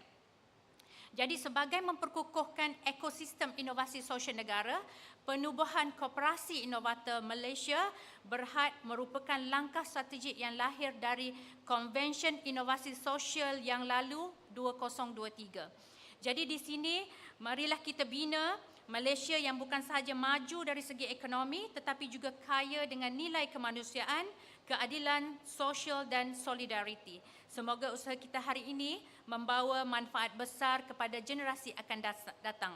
Jadi kesedaran tentang kepentingan inovasi sosial perlu disemai di kalangan masyarakat dan pendidikan memainkan peranan utama dalam membentuk kepekaan serta kesiapsiagaan rakyat untuk menyumbang kepada masa depan yang lebih inklusif dan mampan. Justeru adalah penting bagi institusi pendidikan mengintegrasikan elemen inovasi sosial ke dalam kurikulum mereka agar generasi akan datang dapat memahami dan mengaplikasikan konsep ini secara menyeluruh. Sekali lagi, saya ingin merakamkan setinggi penghargaan kepada semua pihak yang terlibat menjayakan majlis ini dan juga KIS untuk sepanjang 3 hari. Terima kasih. Wassalamualaikum warahmatullahi wabarakatuh. Terima kasih diucapkan kepada Dr. Syamila Muhammad Saleh atas ucapan yang penuh inspirasi sebentar tadi.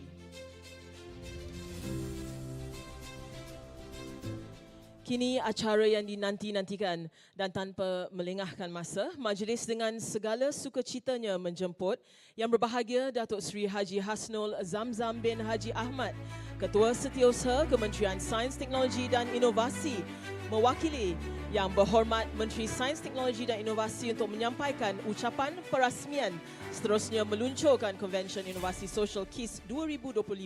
Majlis dengan penuh takzimnya mempersilakan Yang Berbahagia Datuk Seri. Terima kasih kepada Puan Pengacara Majlis, Yang Berusaha Puan Roziah binti Syafi'i, Timbalan Ketusiusaha Perancangan dan Pembudayaan Sains, Kementerian Sains, Teknologi dan Inovasi, Yang Berusaha Encik Abdullah bin Daud, Yang Setiausaha Bahagian Pembudayaan dan Perkhidmatan STI, Kementerian Sains, Teknologi dan Inovasi, Yang Berusaha Dr. Syamila binti Muhammad Saleh, Ketua Pegawai Eksekutif Yayasan Inovasi Malaysia, Yang Berusaha Puan Nur Afifah binti Abdul Razak, Ketua Pegawai Eksekutif Suruhanjaya Koperasi Malaysia, Naib-Naib Chancellor dan pegawai-pegawai institusi pengajian tinggi, Setiausaha Bahagian Kementerian Sains, Teknologi dan Inovasi, Ketua-Ketua dan Wakil-Wakil Jabatan Agensi Persekutuan dan Negeri, ahli-ahli lembaga pemegang amanah Yayasan Inovasi Malaysia, mantan-mantan ketua pegawai eksekutif dan ahli lembaga pemegang amanah Yayasan Inovasi Malaysia, wakil-wakil media, tuan-tuan, puan-puan dan para hadirin yang saya hormati sekalian. Assalamualaikum warahmatullahi wabarakatuh. Salam sejahtera, salam Malaysia Madani. Pertama-tama, setinggi-tinggi penghargaan saya ucapkan kepada Kementerian Sains, Teknologi dan Inovasi bersama-sama dengan Yayasan Inovasi Malaysia atas usaha berterusan untuk memartabatkan inovasi sosial dalam kalangan rakyat Malaysia sehingga tercetusnya idea pada tahun 2023 untuk menganjurkan Konvensyen Inovasi Sosial ataupun KIS yang menghimpunkan ratusan inovator sosial dari seluruh negara. Bagi pihak Menteri Sains, Teknologi dan Inovasi Yang Berhormat Chang Lee Kang, saya ingin menyampaikan salam beliau memandangkan beliau tidak dapat hadir ke majlis pada hari ini kerana komitmen yang telah dipersetujui lebih awal. Saya mewakili beliau untuk menyampaikan sokongan dan penghargaan terhadap majlis dan usaha yang penuh bermakna ini. Saya ingin mengambil kesempatan untuk mengucapkan tahniah atas penganjuran Konvensyen Inovasi Sosial 2025 yang kini memasuki tahun ketiga penganjurannya. Program ini berjaya menghimpunkan pelbagai pihak yang terdiri daripada inovator, pemikir, pemegang taruh dan komuniti dari seluruh pelosok negara. Ini bukan sekadar konvensyen tetapi merupakan satu gerakan yang membawa sinar harapan kepada perubahan sosial yang lebih progresif dan mampan. Berbanding dengan penganjuran KIS 2023 dan 2024, edisi kali ini menampilkan peningkatan yang ketara dari segi skala, pendekatan dan impak pelaksanaan. KIS 2025 bukan sahaja memperluas penglibatan peserta daripada pelbagai latar belakang, malah memperkenalkan elemen baru seperti business matching, resolusi KIS dan pengukuhan jaringan strategik antara inovator, industri serta agensi kerajaan.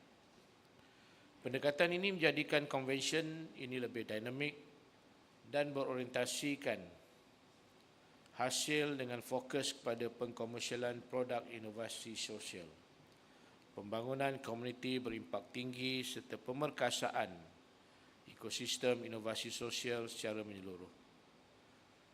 Inisiatif ini mencerminkan kematangan KIS sebagai platform inovasi sosial yang terus berkembang seiring dengan aspirasi negara menuju kemakmuran dan kelestarian sosial. Saya juga mengambil kesempatan ini untuk mengucapkan ribuan terima kasih kepada GMBB Mall Kuala Lumpur atas kesudian menjadi tuan rumah KIS 2025 serta menyediakan ruang dan kemudahan yang kondusif untuk semua aktiviti sepanjang konvensyen ini berlangsung. Tidak dilupakan juga kepada seluruh pemegang taruh, urustia, peserta, pempamer, fasilitator, ahli panel dan semua yang terlibat dalam menjayakan konvensyen hari ini. Komitmen anda semua amat saya hargai. Para hadirin yang saya hormati sekalian, tahun ini KIS 2025 mengangkat tema yang sangat signifikan dan progresif, iaitu Social Innovation Living Lab, Connect, Collaborate, Creative, Changescape.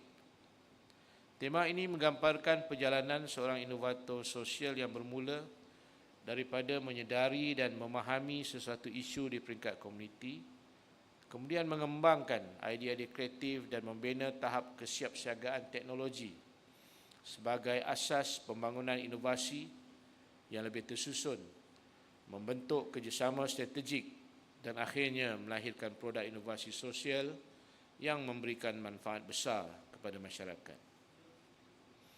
Inovasi sosial menjadi elemen penting dalam menangani pelbagai cabaran sosioekonomi yang dihadapi oleh masyarakat moden. Ia bukan sekadar penyelesaian baru yang lebih berkesan dan efisien, bahkan pendekatan holistik membangunkan kesejahteraan sosial yang menyeluruh. Ia merujuk kepada kaedah penyelesaian baru yang lebih efektif dalam menangani isu-isu sosial yang kompleks melalui pendekatan bottom up, di mana komuniti sendiri diberi peluang untuk mencipta penyelesaian yang bersesuaian dengan keperluan mereka. Sejajar dengan aspirasi ini, kerajaan melalui MOSTI telah memperkenalkan Dasar Inovasi Sosial 2025-2030 yang telah dilancarkan pada tahun 2024 dan merupakan dasar sektoral yang menyokong pelaksanaan dasar sains, teknologi dan inovasi negara 2021-2030, khususnya melalui strategi sektoral F di bawah Trust 2 yang menekankan pemerkasaan inovasi sosial untuk manfaat kumpulan rentan dan komuniti kurang bernasib baik. Para hadirin yang saya hormati sekalian, penganjuran KIS 2025 pada tahun ini membawa makna yang sangat signifikan kerana ia menjadi platform utama bagi memperkukuh pelaksanaan awal dasar inovasi sosial secara bersepadu dan inklusif.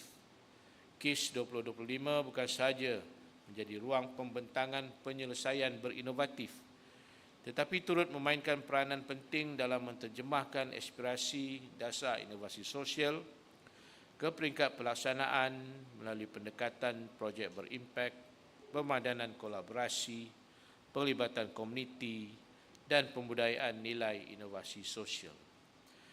Seiring dengan pelaksanaan dasar inovasi sosial, mesti akan terus memainkan peranan sebagai peneraju, penyelaras dan pemudah cara pelaksanaan dasar ini di peringkat nasional.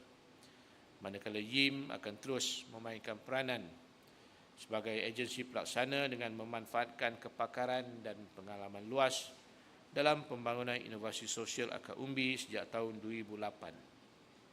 YIM telah membuktikan bahawa inovasi yang dicetuskan oleh komuniti apabila disokong dengan penglibatan aktif pemegang taruh, teknologi, kepakaran dan pembiayaan yang bersesuaian mampu memberikan impak nyata kepada kehidupan rakyat. Pelibatan pemegang taruh memainkan peranan penting sebagai pemangkin kejayaan sesuatu inisiatif dengan menggabungkan kerjasama strategik antara agensi kerajaan, industri, institusi penyelidikan, pihak swasta dan komuniti tempatan. Melalui sokongan dan penyertaan mereka, proses pemindahan teknologi, pembangunan kapasiti dan pengkomersialan dapat dijalankan dengan lebih berkesan. Mesti siasa memberi ruang dan peluang untuk menerima pandangan dan input daripada semua pihak. Atas komitmen itu, maka sempena KIS 2025 ini mesti membuka ruang untuk seluruh masyarakat Malaysia mengemukakan isu sosioekonomi yang dihadapi melalui satu platform khusus. Isu yang dikemukakan akan diperhalusi dan dikongsikan bersama inovator bagi tujuan pembangunan penyelesaian dari kacamata sains, teknologi dan inovasi sebelum dibawa kepada komuniti menjelang tahun 2027. Para hadirin yang saya hormati sekalian, fokus kepada kesejahteraan masyarakat ini diterjemahkan melalui pelaksanaan program-program di bawah inisiatif Inovasi Sosial Malaysia ataupun MyIS. Inisiatif ini diwujudkan bagi menyokong pembangunan dan penerapan teknologi serta inovasi tempatan yang dapat membantu komuniti dalam meningkatkan taraf hidup mereka, terutama dalam kalangan kumpulan rentan dan berpendapatan rendah. Pendekatan ini menekankan kepada penggunaan penyelesaian tempatan yang praktikal, bersifat inklusif serta mampu dilaksanakan secara lestari mengikut konteks keperluan komuniti. Melalui MyIS, YIM telah berjaya membina satu ekosistem inovator yang kukuh dengan lebih 7,400 inovator berdaftar dalam sistem InnoMap sejak tahun 2015.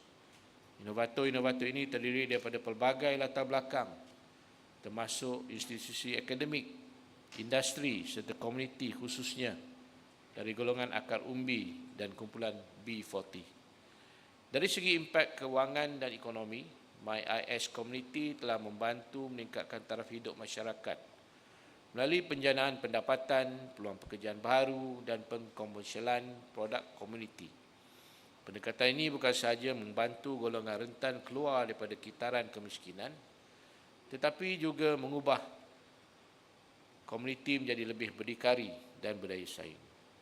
Setakat ini, lebih 200 inovator telah menerima bantuan dana pembangunan yang membolehkan mereka menambah baik idea dan produk masing-masing.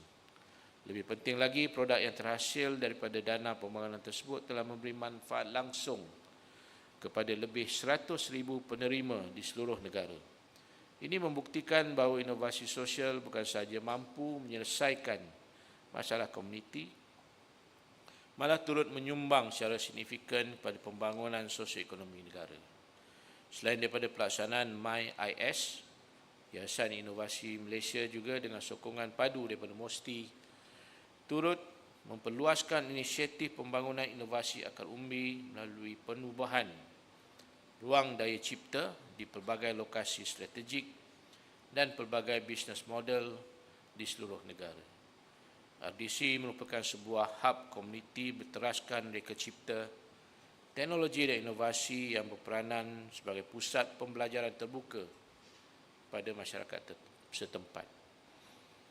Sebagai penutup, saya ingin merakamkan setinggi-tinggi peragaan dan ucapan terima kasih kepada YIM selaku rakan strategik MOSTI dalam penganjuran KIS 2025 serta semua pihak yang telah memberikan komitmen dan kerjasama menjayakan penganjuran konvensyen pada kali ini. Saya percaya konvensyen ini bukan sahaja akan menjadi medan perkongsian ilmu dan inspirasi, malah turut menyumbang kepada pemerkasaan masyarakat melalui idea-idea inovatif yang diketengahkan. Semoga KIS 2025 akan mencetus impak positif yang berpanjangan, menyemarakkan lagi semangat inovasi akar umbi dan mendekatkan kita kepada matlamat membentuk masyarakat yang sejahtera, progresif serta mampan.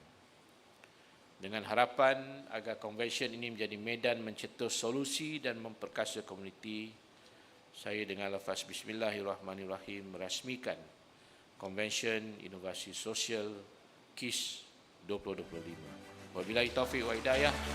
Wassalamualaikum warahmatullahi wabarakatuh. Majlis merakamkan setinggi-tinggi penghargaan kepada Datuk Seri atas ucapan yang begitu bermakna sebentar tadi. Datuk Seri dimohon untuk terus kekal di atas pentas bagi acara seterusnya. Dimohon dev-dev kehormat untuk naik ke pentas bagi bersama-sama menyempurnakan gimik peluncuran KIS 2025. Ayuh kita tumpukan perhatian ke pentas. Datuk Seri dimohon untuk memasukkan kunci puzzle ke dalam slot untuk meluncurkan gimik dan video Konvensyen Inovasi Sosial 2025 KIS 2025 dengan kiraan 3, 2, 1.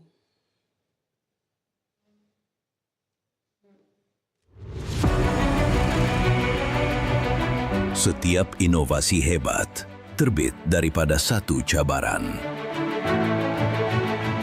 Satu persoalan yang menuntut jawapan. Satu masalah yang menanti penyelesaian. Namun tiada inovator bersendirian. Connect, hubungkan insan, idea dan peluang. Collaborate, berkolaborasi merentasi kerajaan, industri, pertubuhan dan komuniti. Creative, mengilhamkan solusi, mencetuskan penyelesaian luar biasa di saat orang lain memandang rendah dan tidak percaya. Akhirnya, Changescape, landscape baharu, inovasi mengubah kehidupan, membawa impak sebenar kepada masyarakat dan negara. Dan hari ini, kita berkumpul di sini untuk menggerakkan perubahan bersama-sama. Inilah detik kita mencipta masa depan. Inilah pentas di mana idea menjadi tindakan.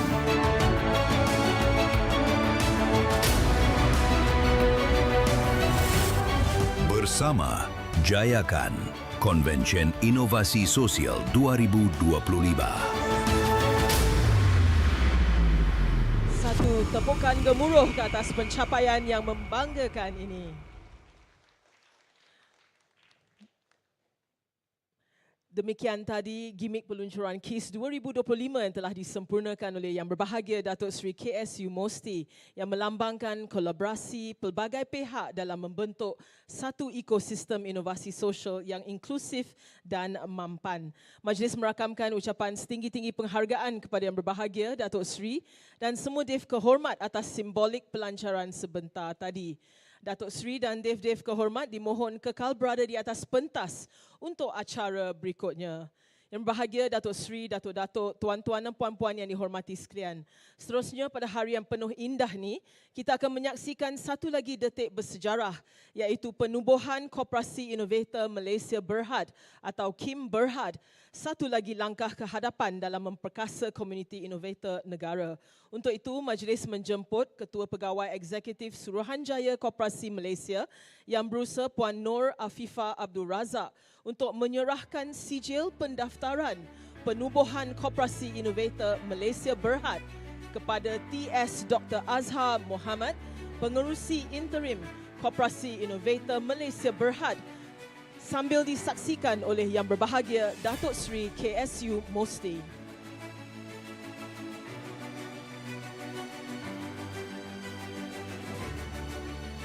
Berikan satu tepukan gemuruh para hadirin sekalian ke atas pencapaian yang membanggakan ini. Tahniah kepada Koperasi Inovator Malaysia.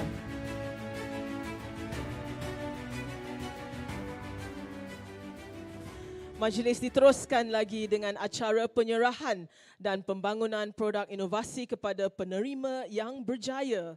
Untuk makluman Yang Berbahagia Datuk Seri, seramai 27 inovator akan menerima dana pembangunan produk dan replikasi projek yang terdiri daripada 3 inisiatif utama YIM, iaitu program MyIS Akar Umbi, MyIS Community dan MyIS Perintis. Majlis dengan sukacitanya menjemput wakil daripada setiap program naik ke pentas untuk menerima dana-dana tersebut sambil disaksikan oleh Yang Berbahagia Datuk Seri KSU.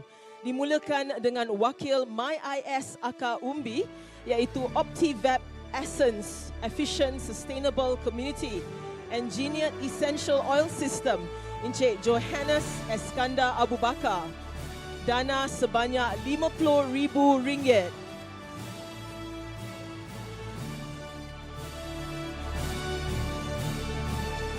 Diikuti wakil MyIS Community Eco Butter Community EBAC, Puan Nur Syuhada binti Ahmad Zauzi. Dana sebanyak RM300,000.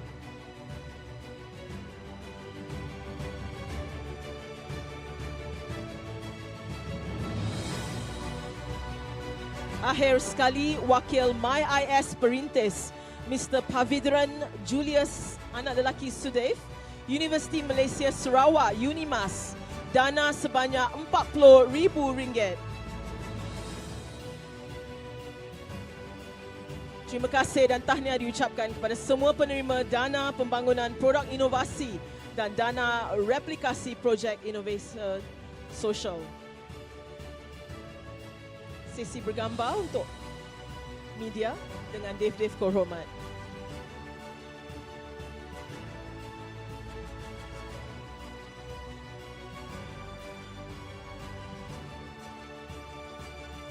Terima kasih Yang Berbahagia Datuk Seri dan Dev Korhomat, dipersilakan kembali ke tempat duduk.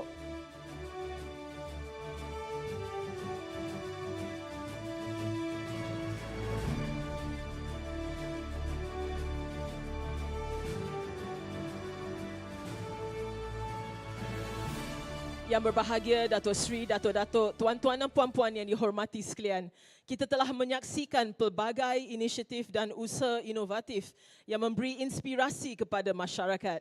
Kini marilah kita hayati pula sebuah persembahan istimewa yang melambangkan semangat perpaduan, kreativiti dan daya inovasi rakyat Malaysia. Persembahan ini membawa mesej bahawa setiap irama kemajuan dan setiap langkah inovasi akan menjadi nadi kepada pembinaan sebuah negara yang lebih inklusif, progresif dan berdaya saing. Dipersilakan dengan penuh hormat persembahan lagu bertajuk Satu Irama, 1000 Inovasi. Hadirin berikan tepukan gemuruh.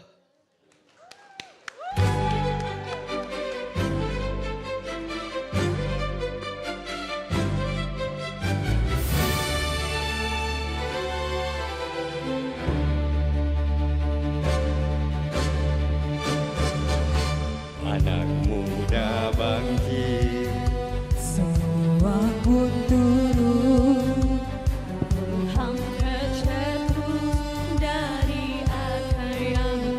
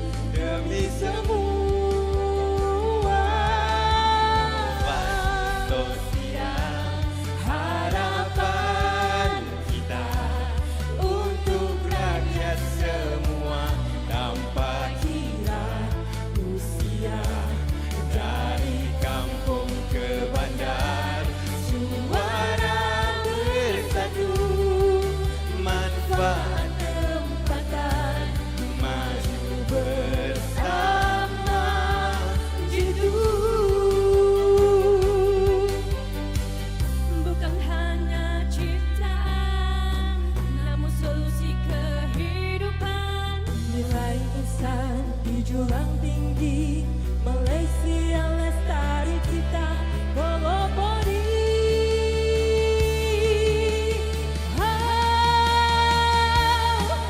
Inovasi sosial, harapan kita untuk rakyat semua, tanpa kira usia, dari kampung ke bandar, suara bersatu, manfaat tempatan, maju bersama jitu.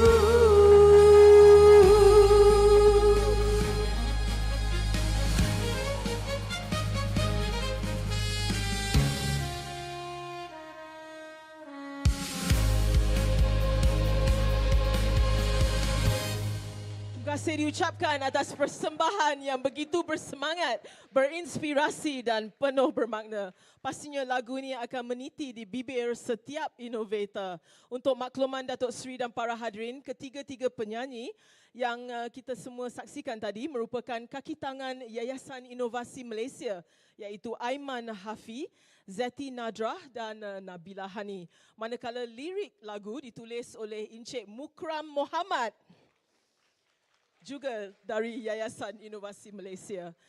Tidak lengkap majlis kita jika tiada foto kenang-kenangan, maka sebelum kita bersurai, majlis menjemput semua media dan para juru foto untuk naik ke pentas bagi merakamkan gambar atau video tetamu-tetamu yang hadir pada hari ini. Dipersilakan.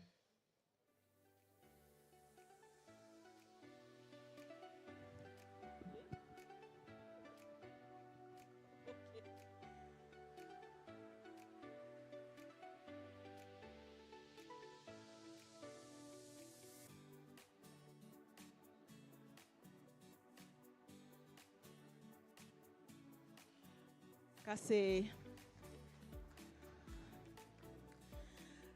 Terima kasih semua. Seterusnya, yang berbahagia Datuk Seri serta para tetamu jemputan dijemput untuk mengadakan lawatan ke reruai pameran di Dewan ini serta ke Aras 5 yang menampilkan pelbagai produk inovasi sosial yang membanggakan.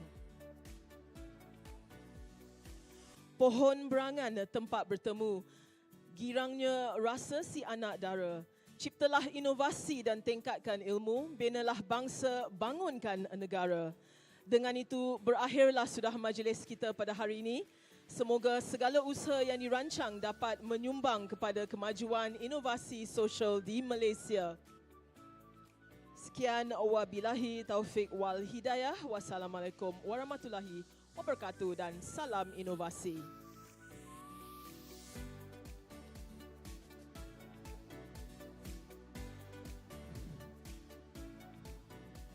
On the ground floor, ladies and gentlemen, connect, talk and buy for impact social innovation. International connection, ideation to impact.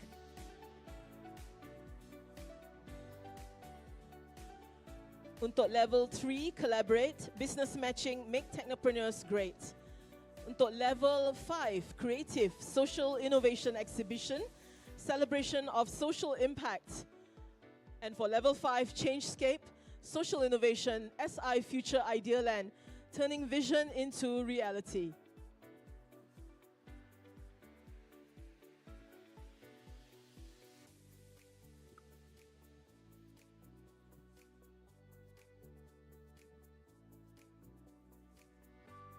Ladies and gentlemen, don't forget to come.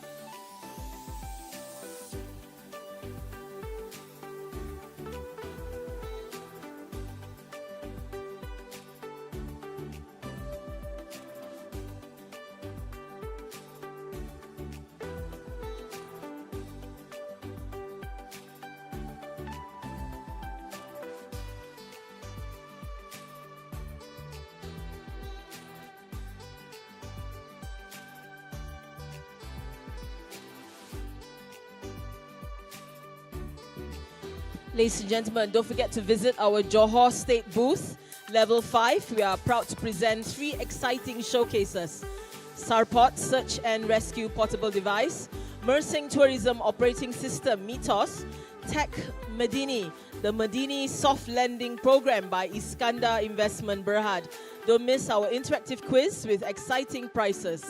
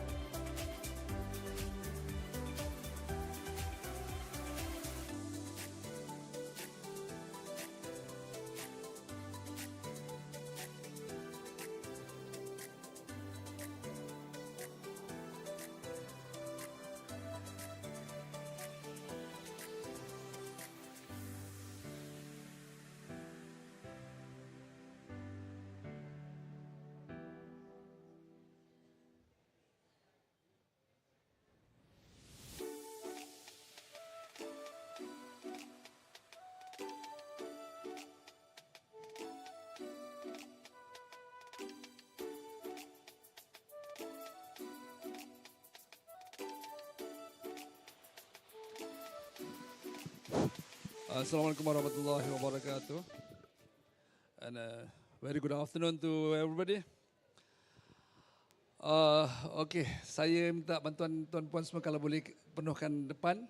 Please come forward, all the participants, all the audiences. Okay, now we have a session 2 today. We are very pleased, very glad to have our panelists, Dr. Nur Asia, Dr. Marcus from Indonesia, Dr. Annie from Brunei, as well as Dr. Anthony Salas from Philippines. I think you give a big clap first lah. So because we have just had lunch. Okay, it will be moderated by Puan Fairul Azida from Ministry of Economy. Okay. Without further delay, I'm now inviting all the panelists and moderators to come to the stage. And then I pass the stage to Puan Fairul. Okay, please.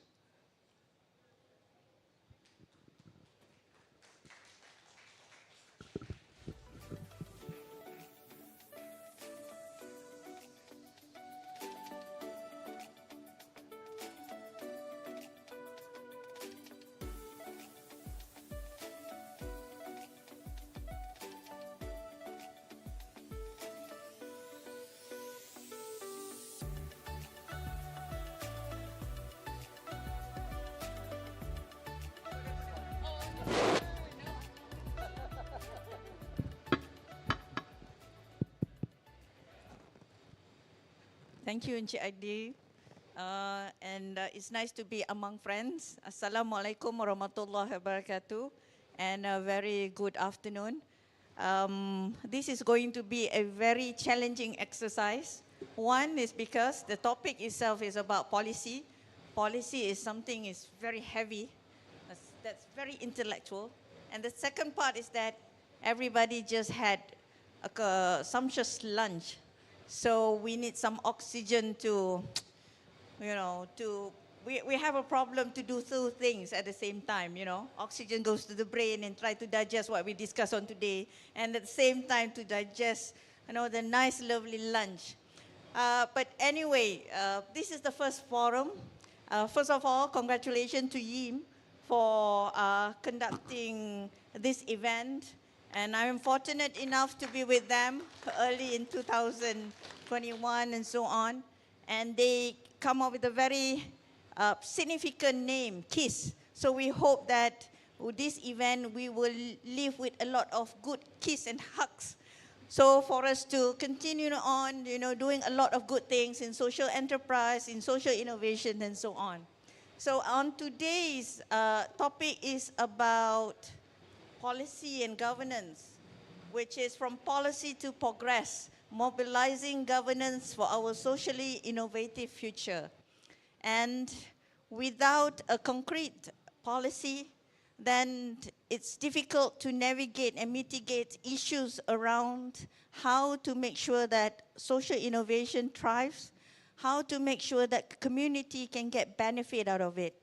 And in Malaysia itself, we're very fortunate. We just launched our Malaysian 13 plan.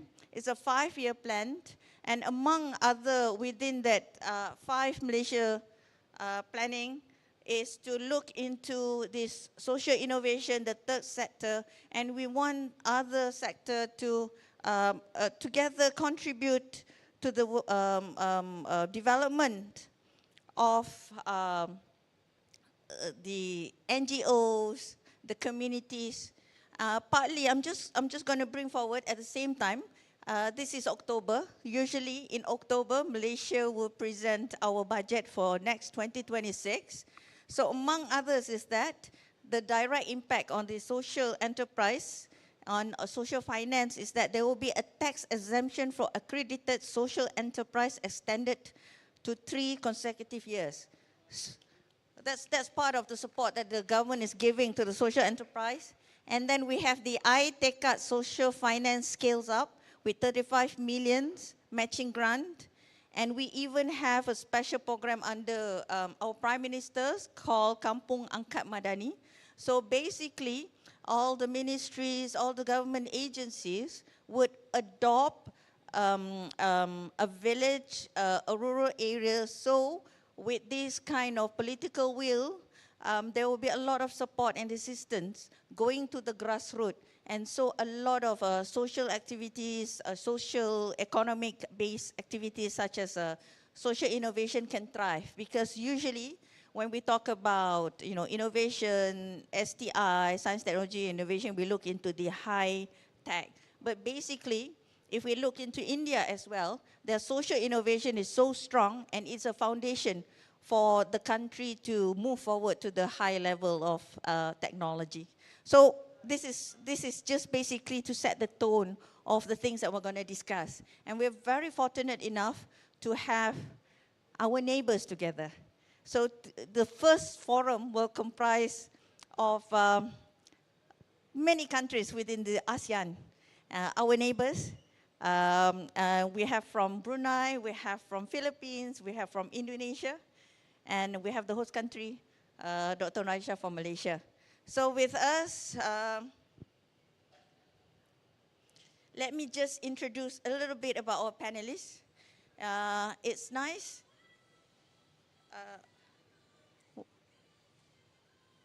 It's okay, that's good. We know we're being hyping with the Demon Hunter. So one of the songs within that Demon Hunter is to strive to be golden. I'm catching up with my kids on the things like this. But anyway, again, let me introduce our panelists. Right from my left is Dr. Nuraisha Spahat. She's the Under-Secretary for Strategic Planning at the Ministry of Science, Technology and Innovation. And she's some sort of a leader in the National STI Strategy and Sustainability Governance. In MOSTI, we have a lot of roadmaps and a lot of policies to make sure that STI and the social innovation will come together. And this morning, Dr. Shamila did mention about the social innovation policy. And next is Professor Dr. Marcos Diantoro from Universitas Negeri Malang. He's a scholar in renewable energy materials and a champion of research-driven innovation ecosystem. And in the middle, the gentleman, Dr. Anthony C. Sales, Regional Director of the Department of Science and Technology, Region 11, is it? X111, yeah. Known for pioneering grassroots and inclusive innovation program.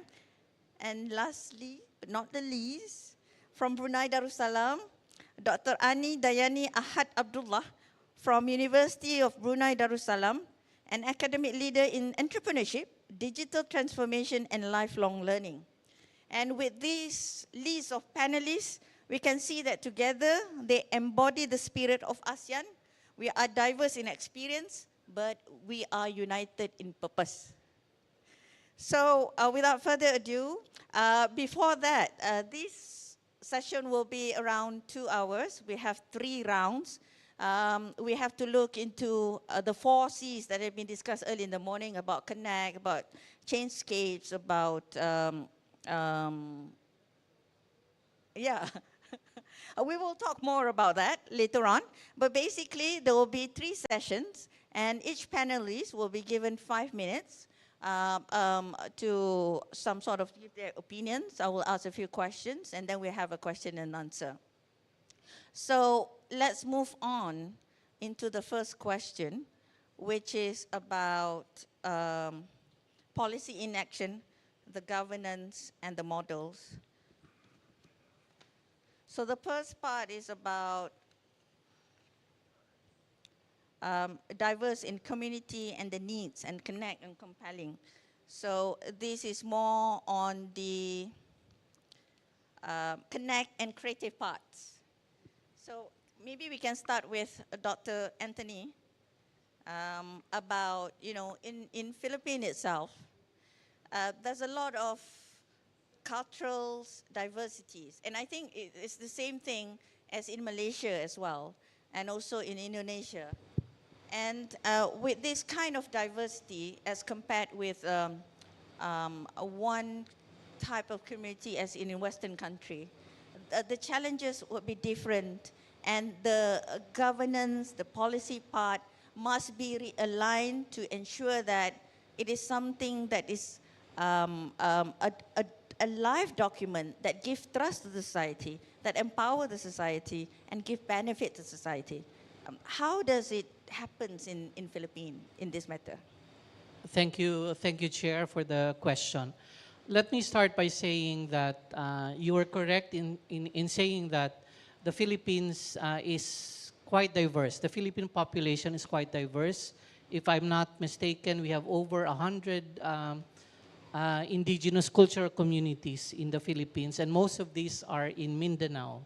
If you're familiar with the geography of Mindanao, we have 3 main island groups: Luzon, Visayas, and Mindanao. And I come from Mindanao, where most of our Muslim brothers and sisters are residing, and that's also where most of the 100 ICCs or IP communities are located. No?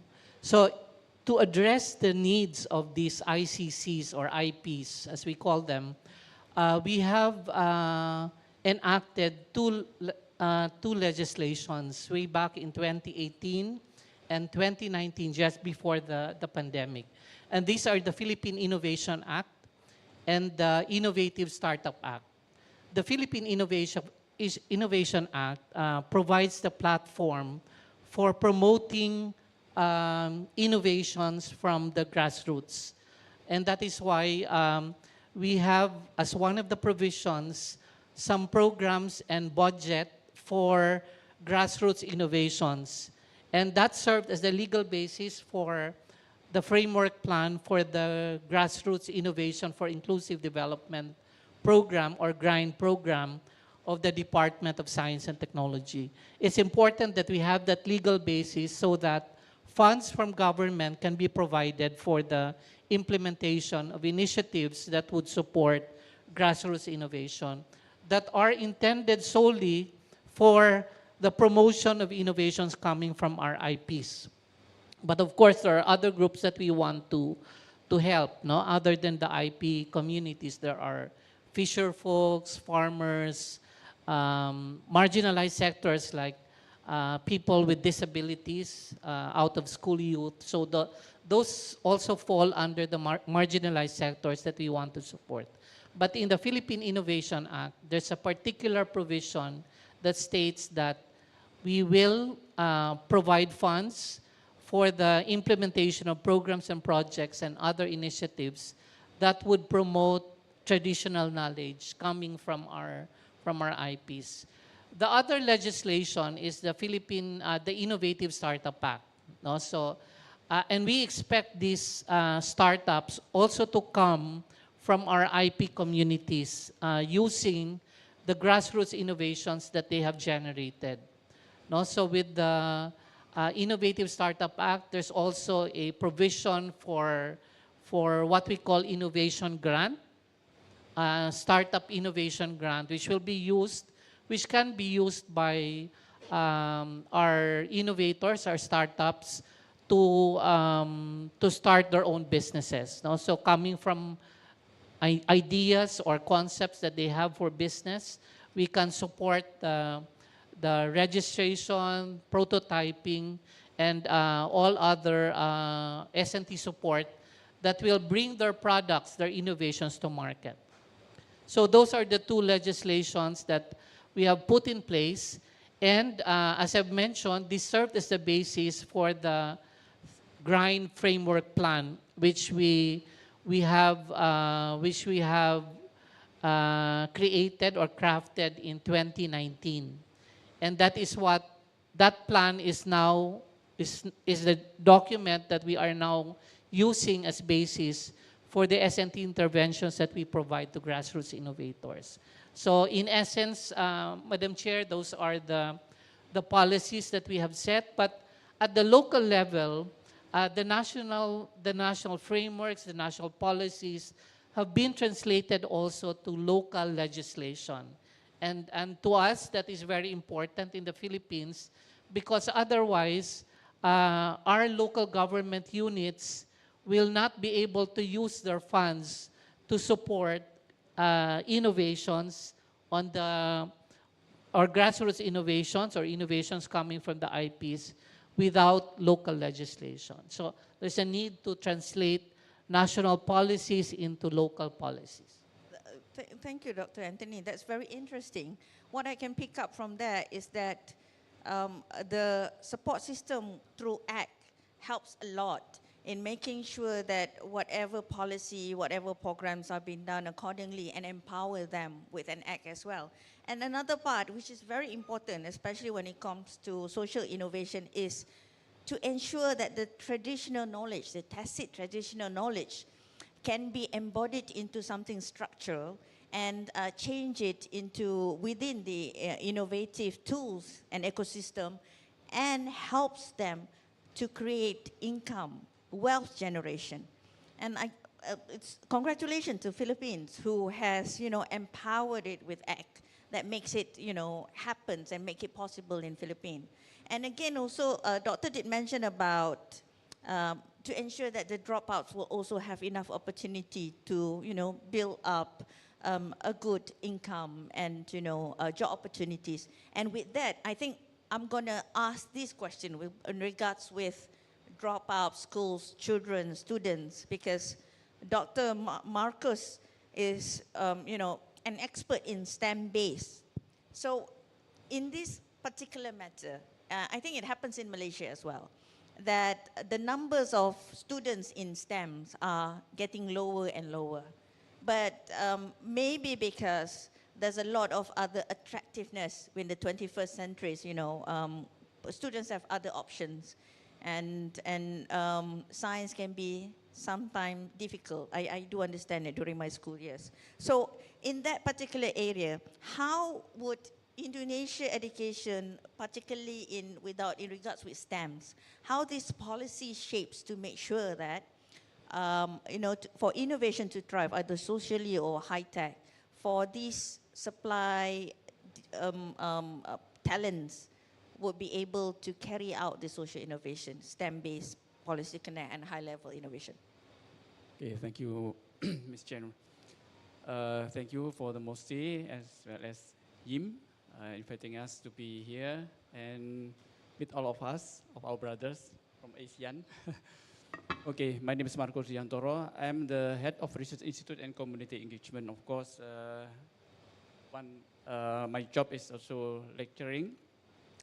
But before coming to the STEM and innovation, it looks our government, Indonesian government, now a little bit shift to somewhat more focus on the STEM. This year, the President Prabowo and the Ministry of Higher Education, Science and Technology has held what we call similar to this case, what we call it KSTI in Indonesia, Konvensi Science, Technology and Industry. This is the first time in our era. And innovation, grassroots, as well as STEM looks like divided in some ministries in our country. So the science innovation in our Ministry of MOHES, Ministry of Higher Education and Science and Technology, and then the village, we have this, another ministry, well, in Indonesia we call it Kementerian Desa or Ministry of Villages. And for the crafting, digitalization, communication, we have another ministry, ComDigi, Communication and Digitalization. So, and our policies looks now, even the commando from the president, but the ministry is now divided in some ministries. But as my role as a lecturer, as well as the head of Research Institute and Community Engagement, we follow the Ministry of Higher Education, Science and Technology. The STEM is now 1K of Indonesian as nowadays era. Because of that, President, Minister of Higher Education now focus on also on the STEM. All of the projects now put also the STEM as well. Now back to the STEM education as well as the innovation on the grassroots. Now we'd like to make or cook together to be a one platform in the university, because the grants also come from diverse of ministries, what we call it, 4 different ministries. In each of university, we have also the project or also the grants. So by those, each of the lecturer, like me, as a role of the lecturer, we have 3 pillars mandatory.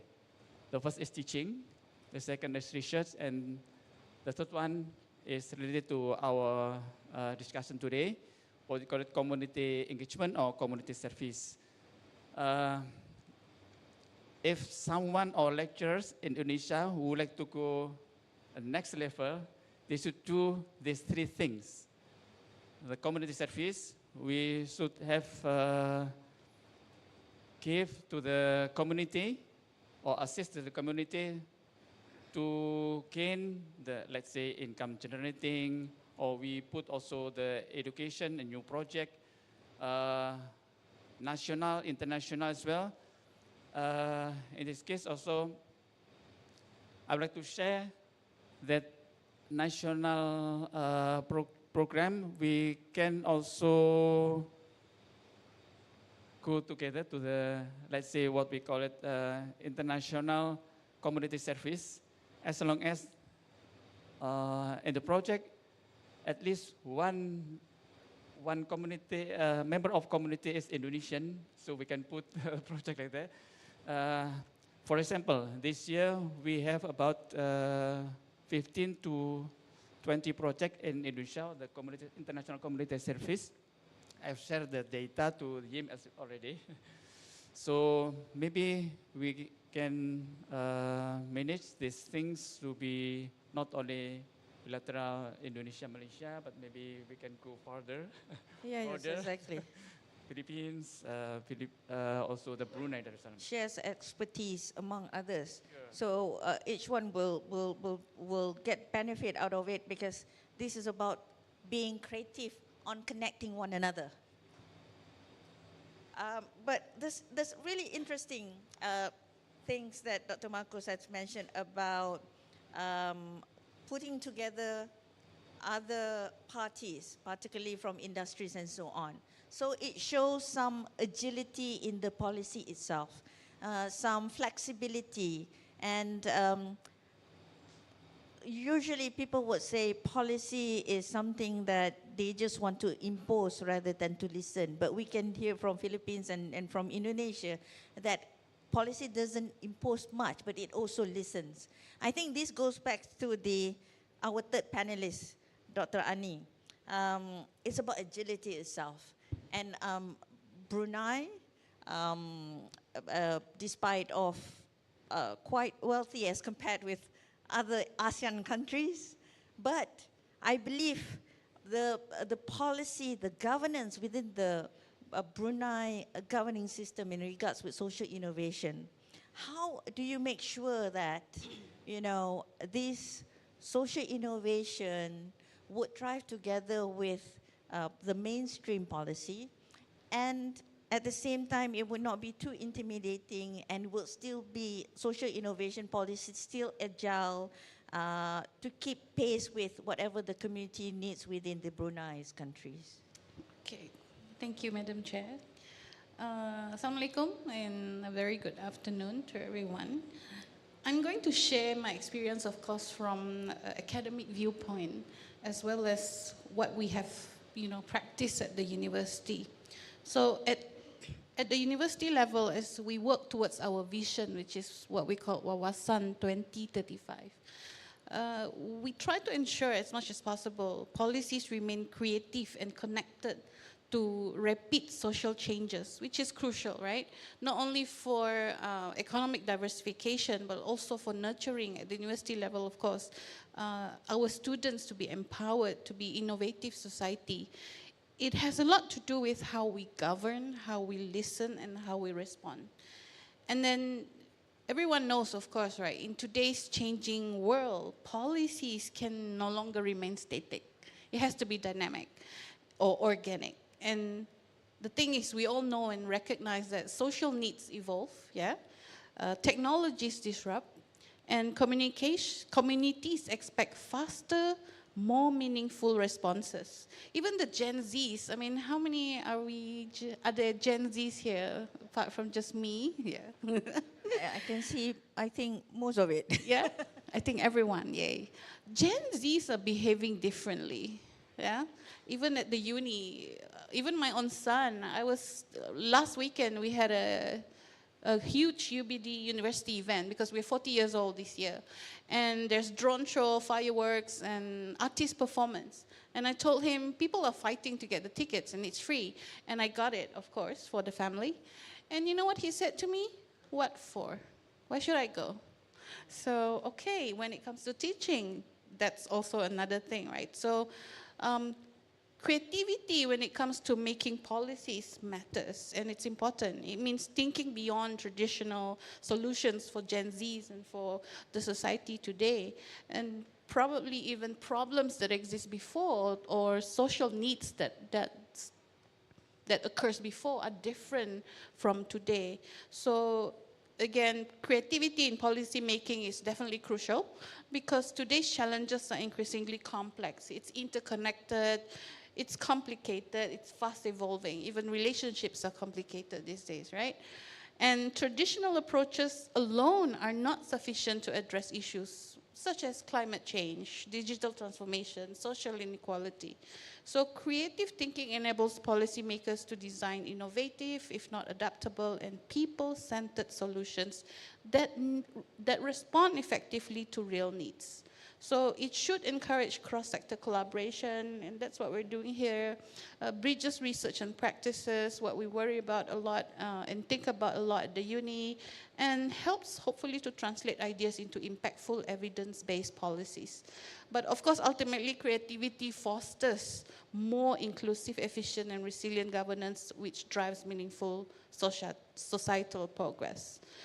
More importantly, I would say creativity in policy making is about finding better, smarter, and more human ways to address complex societal challenges. And Madam Chair, if we're talking about agility in governance, it means being flexible, yeah, responsive, and willing to adapt quickly to what the community needs. So this could mean changing or revisiting our regulations, our guidelines, our frameworks to support whatever, emerging sectors like the digital startups that what we're trying to preach at the university among our students, or even social enterprises. And it also means collaboration, of course, across ministries, academics, and the industry, which may not be as simple or straightforward. But in Brunei, we always call it, use that approach of whole of nation. Yeah. And when government agencies, universities, and communities co-create solutions, inshallah, we can build a more dynamic governance ecosystem, one that actually learns very fast and evolves with the society together. So maybe quickly, policies should not only be about economic growth, but really it's about the people's lived realities. Yeah. So basically it's about listen to what the people need. Yes, listening. Make necessary adjustments and changes. Yes. But to ensure that changes is what the people really need. Yes. And to know that what really people need, we have to identify there's the different needs from different generations. Yes. To cater the wholesome, the holistic approach and so on. Yes. It's very interesting to know that academia can always play a bigger part in that, yes. Starting off with universities and so on. Yeah. We have two bureaucrats here, Dr. Anthony and also Dr. Noraisha. Then this goes back to, again, listening is another thing. But how to make sure that the listening part, the feedback, the engagements are taken into consideration and then put it into a policy and governance. But doing that a lot of time, I think it happens in the whole world, in any country, is that how to satisfy those needs. And of course, there are challenges in terms of systemics, the structure, the landscape, and so on. How do you do that in Malaysia in regards with, systemic barrier, connection between the social innovation and going to the high-tech nations as well? Okay, thank you, Madam Chair. Just now we listened from Dr. Annie how the criteria to develop, to formulate a policy is complicated. It must consider many aspects to fulfill many stakeholders in formulating certain policy. In Malaysia, we do have a policy regarding to social innovation, which is called Social Innovation Policy. In Bahasa, we call it, in the slide we can see here, Dasar Inovasi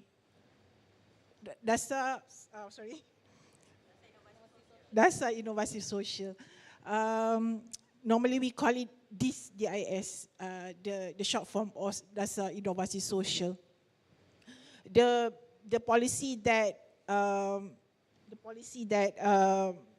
envision a society where social innovation can sustain socio-economic well-being.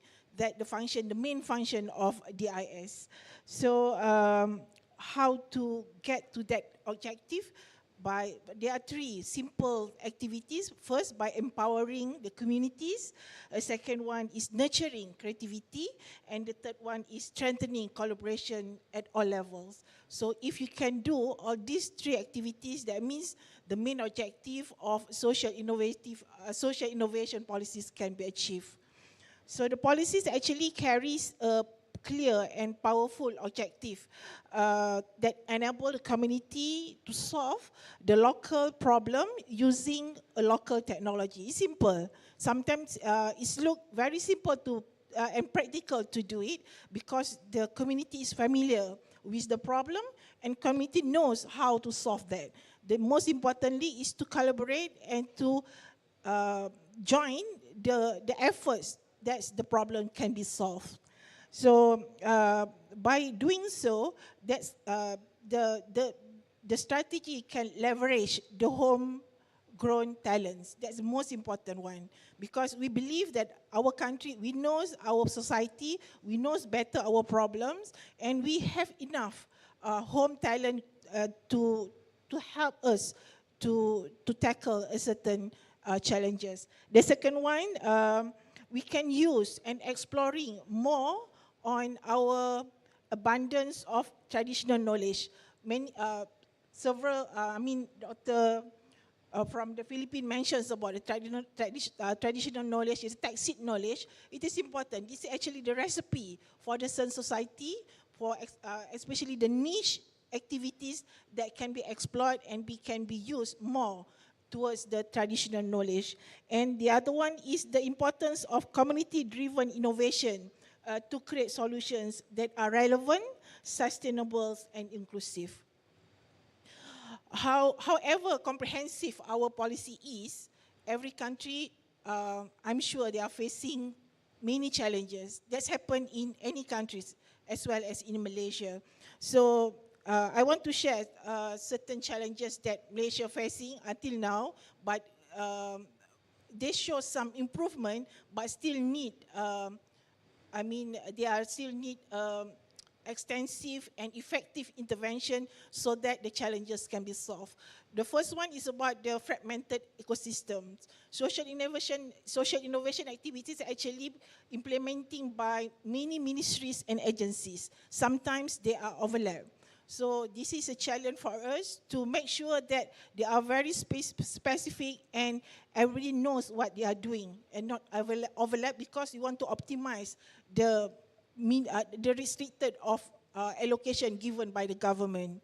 The second one is about the effectiveness of implementing monitoring of the project. monitoring is a key in any, especially in the social innovation project, because normally social innovation project involve the community or the stakeholders, which is not so high in terms of technical knowledge. So monitoring is a key for the implementing agency to make sure that what they want to do in the project can be achieved. And the third one, on top of these two challenges, what we have now is actually the attitude of the certain communities. The communities, the social innovation communities, always see that social innovation program should brought to them rather than for us, for the communities to co-create. So actually, they're more to as a benefit to recipient of the benefit of the program. Actually, in the ideal context, the committee should co-create and together with the agencies so that they can have a two ways of communication, two ways of benefit. I want to share all panels and participant here, example how one activities they involve in mushroom farming. The program implemented in Kelantan is a northeast, one of the state in northeast of Malaysia. The program called Koperasi Usahawan Cendawan Kelantan. So this is involved the mushroom farming, where the local entrepreneurs is able to turn the activities from the small-scale mushroom farming into community-based innovation ecosystem. So in this aspect, through the collaboration with the local researchers from several universities in Kelantan in higher education, so they can sharing their expertise, their research, with the support from the government agency, in this case from the GIM. So we are together and we try to use the simple and creative technologies, such as how to control the temperature of the farming areas, how to control the humidity of the mushroom room, and so on. So at the end, with that strategies, the simple strategies, where we learn from any institution and school, they can increase their production. And so that in turn, the entrepreneur in that area can leverage from the benefit, and they can use to do many activities along the value chain of mushroom cultivation. So this is how the activities can perfectly show the spirit of social innovation policy. And we can do more in the simple activities, simple project that can benefit, and at the end we can increase the income of the society, and ultimately will driving the economic resilience and social well-being. Thank you, Dr. Noraisha. That's very important to note that go into the simplicity and simple, such as mushroom. This is something that the local wisdom knows, familiar with, and they are more eagerly and can buy in the idea of how the government wants to bring policies, governance, and programs into practical and doable, actionable. So it shows that even just now, Dr. Anthony did mention about the things that happen in Philippines, where the community were educated in a sense in their own language, which means we use familiar items such as mushrooms or things that is specialty in that area, and then at the same time bringing them using science, technology, but not too intimidating. But by the end of the day, it comes from them. We want this, and we want technology to help us. So with that, it goes to our second part, which will talk about the other two C's, which is collaborate and Changescape. Today is the first time I saw the word Changescape.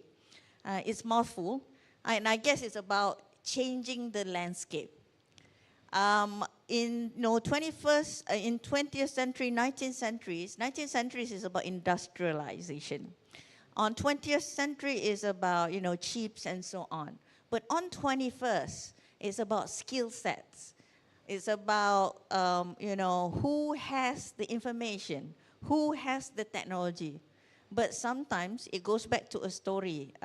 During the battle, space battle between the Russia and the US, it's about finding the right tools to ride in space because of gravity. The US spends a lot of money to invent pen that can be used in space without the gravity. But the Russia only use pencil. And they can still write, in space, while they're in space.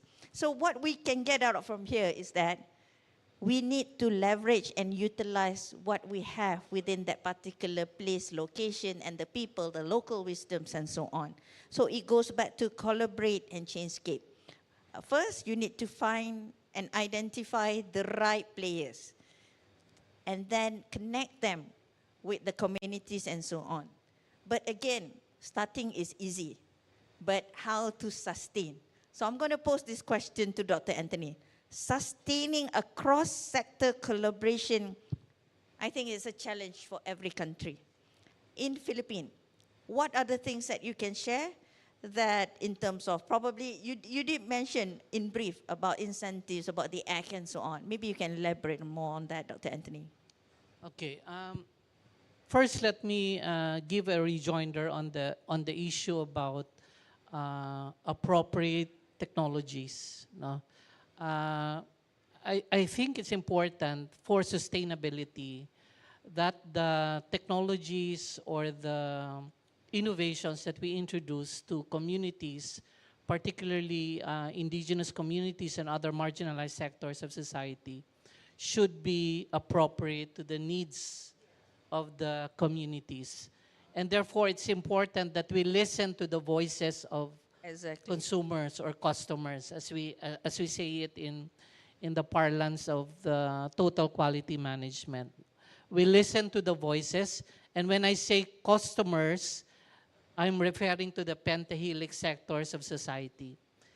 In the Philippines, we have adopted what we call the pentahelix approach to development, where we engage all 5 sectors of society, and that would include government, industry, academe, civil society, and that would include communities, and the last one would be media.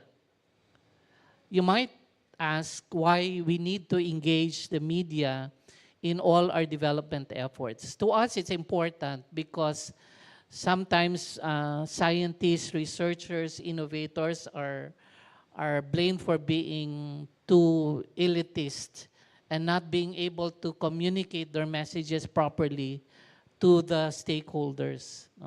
And therefore, we need the media to help us communicate our messages to all our stakeholders. And that is why, as an SOP, a standard operating procedure, when we evaluate programs and projects, particularly for IPs, for marginalized sectors, we engage all 5 sectors from conceptualization of the program or project up to implementation, up to monitoring and evaluation, even up to assessment of the impact of our development efforts.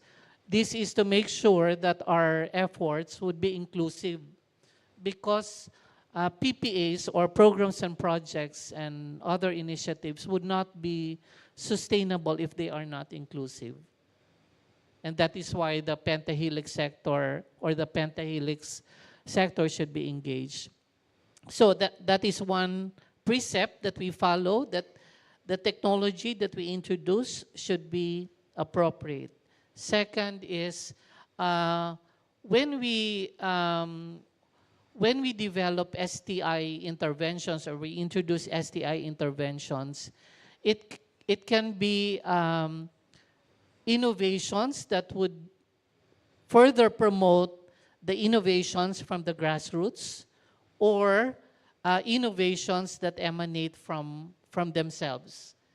because it's important that the community themselves are empowered and know exactly and are able to co-design or co-develop the solutions to the problems that they have in the community. And that is why we shifted our perspective on grassroots innovations, that it should not only be innovations that we introduce to the communities to help them solve their problems, but innovations that emanate from them. Because these are the very innovations that they have thought of themselves and they know would address the problems that they have within the communities. So in other words, you plant the seed. We plant the seed, yes. Plant the seed and you nurture it with a lot of programs, and by the end of the day, they would come forward and say, hey, I want to do this. So that's partly that can make sure that the continuation goes on and gone. And people are always passionate about the social innovation because by the end of the day, they know it will benefit them. And sustainability hinges on ownership, that sense of ownership from the communities, because if we just feed them, inputs, feed them all the resources that they need, they would not have that sense of ownership, and therefore they will not work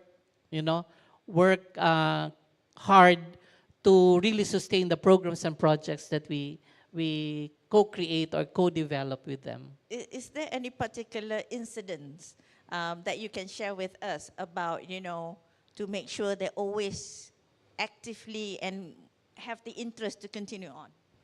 Just recently, we launched what we call the Handloom Weaving Center with one tribal group in Davao City. This is the tribe is called Bagobo Tagabawa. It's one of the 100 indigenous cultural communities that we have in Mindanao. And they have this traditional woven material from abaca. No? So they use hand looms to weave the textile. And when we learned that they have that artisanal craft, we went into the community, talked to the community, talked to the tribal leaders, and then told them that we can co-create solutions to the problems that they encounter in the weaving industry or the enterprise that they have. So through constant consultation and with the tribal leaders and the constituents, we were able to identify solutions to their problems on dyeing of the fibers of the fabrics. Natural colors for the dye, is it? And we thought of using natural dyes instead of, because they were using synthetic dyes that they still have to buy from the city. No? So that added cost on the product that they were producing. So with them, we were able to think of that idea of using natural dyes from plants, from roots, from the bark of trees. No? So now they are producing natural dyes from different materials, indigenous materials, available in the community. And that is also one of the sources of income because they can sell the natural dyes to other communities doing the same woven material. That's a very beautiful story. What we can have a takeaway from that is that if we open to possibilities, there will be more opportunities to leverage and utilize. Like it started off with helping the coming out with the loomings and materials and a traditional, but then there's another need to find the natural dyes and harness whatever the potential that you have around that. That's very interesting, and there's another word here, a pentahelix. It shows that a lot of people involved in that. It cannot be done with only one agency and so on. But in Malaysia, we're famous with quadruple helix. I used to be in mostly 4. This is like penta is 5, is it? we should add another one, which is true, media. We always forget there's something about ASEAN and Asian. We want to be humble. We do things and then we don't tell people. Or we don't want to say, oh, it's okay, we don't need that lot of coverage. But no, you know why? Because with 21st century, everything goes into the social media. And by social media, as any other weapons, you know, they have good and bad sides. The good side is that we can disseminate information much better. But again, this is very interesting because we see that there's a tacit knowledge, there's a community, and there's also the people with the intellects and the capacity to bring forward and bring the technology. So I'm going to ask Dr. Marcus about the role of academician and academics with the community, because in Malaysia we have this one special grant called innovation grant and for innovation studies. The reason is that we allow it is for the academician and the people from the community come together, work in one project. So one would bring all the knowledge, all the technology. The other part will bring the problems. But again, bringing two different people in a two different worldview would be very challenging. How Indonesia do that to make sure that everybody gets something out of it and the interest will continue on? Okay, thank you. It should be divided into two levels. University levels and also national one. Indonesia, actually, I may say we have a lot of budget for research, innovation, also community engagement or community services. Even in this year, in the new era of our presidential, the budget for research and innovation as well as the community service is now doubled. And even the proposal is less than than the budget. Okay. So in the next year, in national level, we have two categories, what we call it in Indonesia prioritas, or maybe translated in priority. So anybody can submit their proposals. And the next level come to the quality. Only certain community, certain person, certain units in Indonesia only can submit. But the duration and the budget is much higher compared to the prioritas or priority. And the second one, what we call it strategic.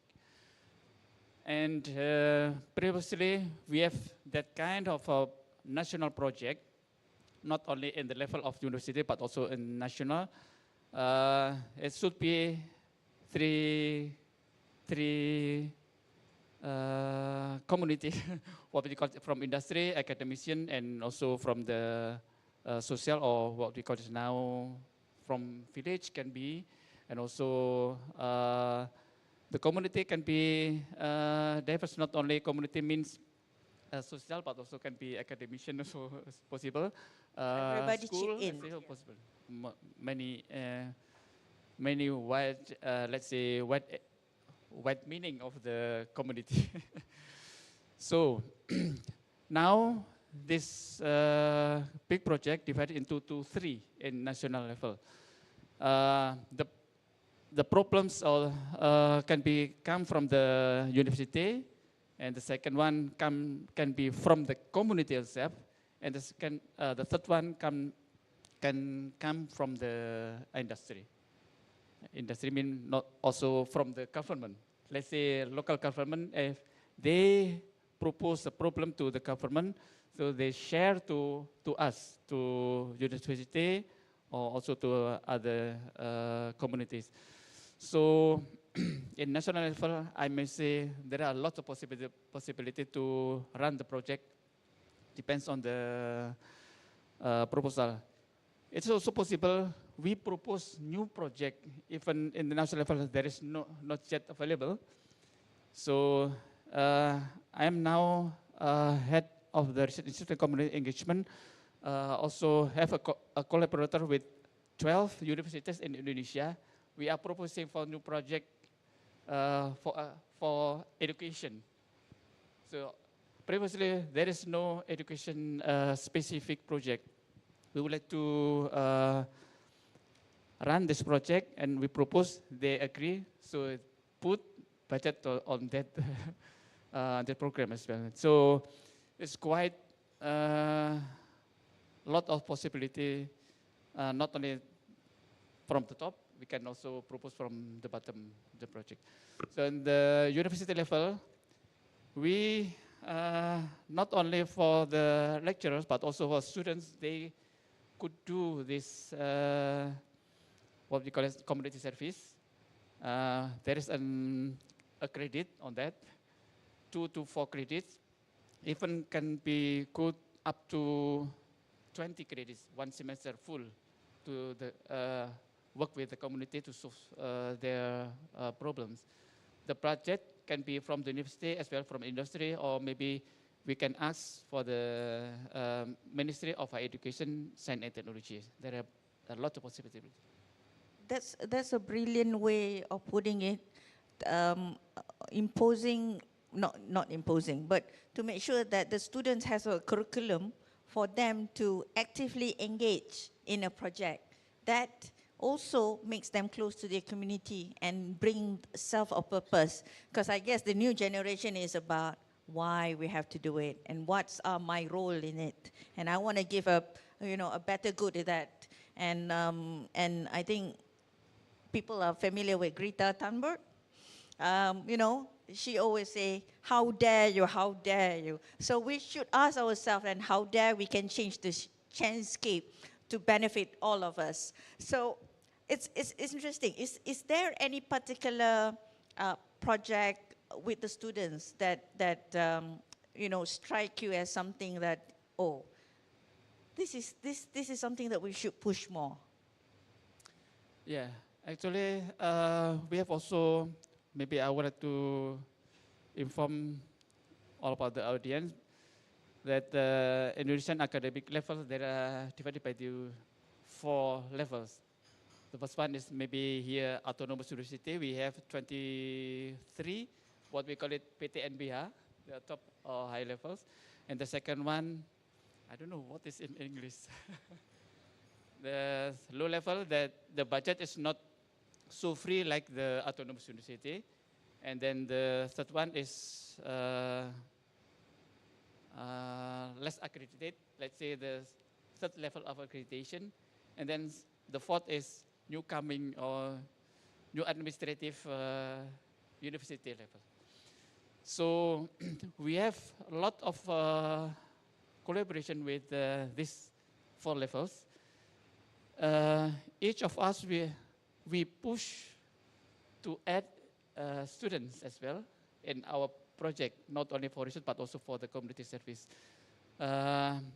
When I act as a head of research institute and community engagement in my university, these things are already put in the regulation. So it should be, the student must to be there. It's really sound tricky and complicated, but I'm sure with the passionate people like yourself and the whole panelists, everything is possible. It's just that we need to tailor whatever programs with the intended audience so it's palatable for both parties. And we really, going back to that, Dr. Ani, how do you do that in Brunei?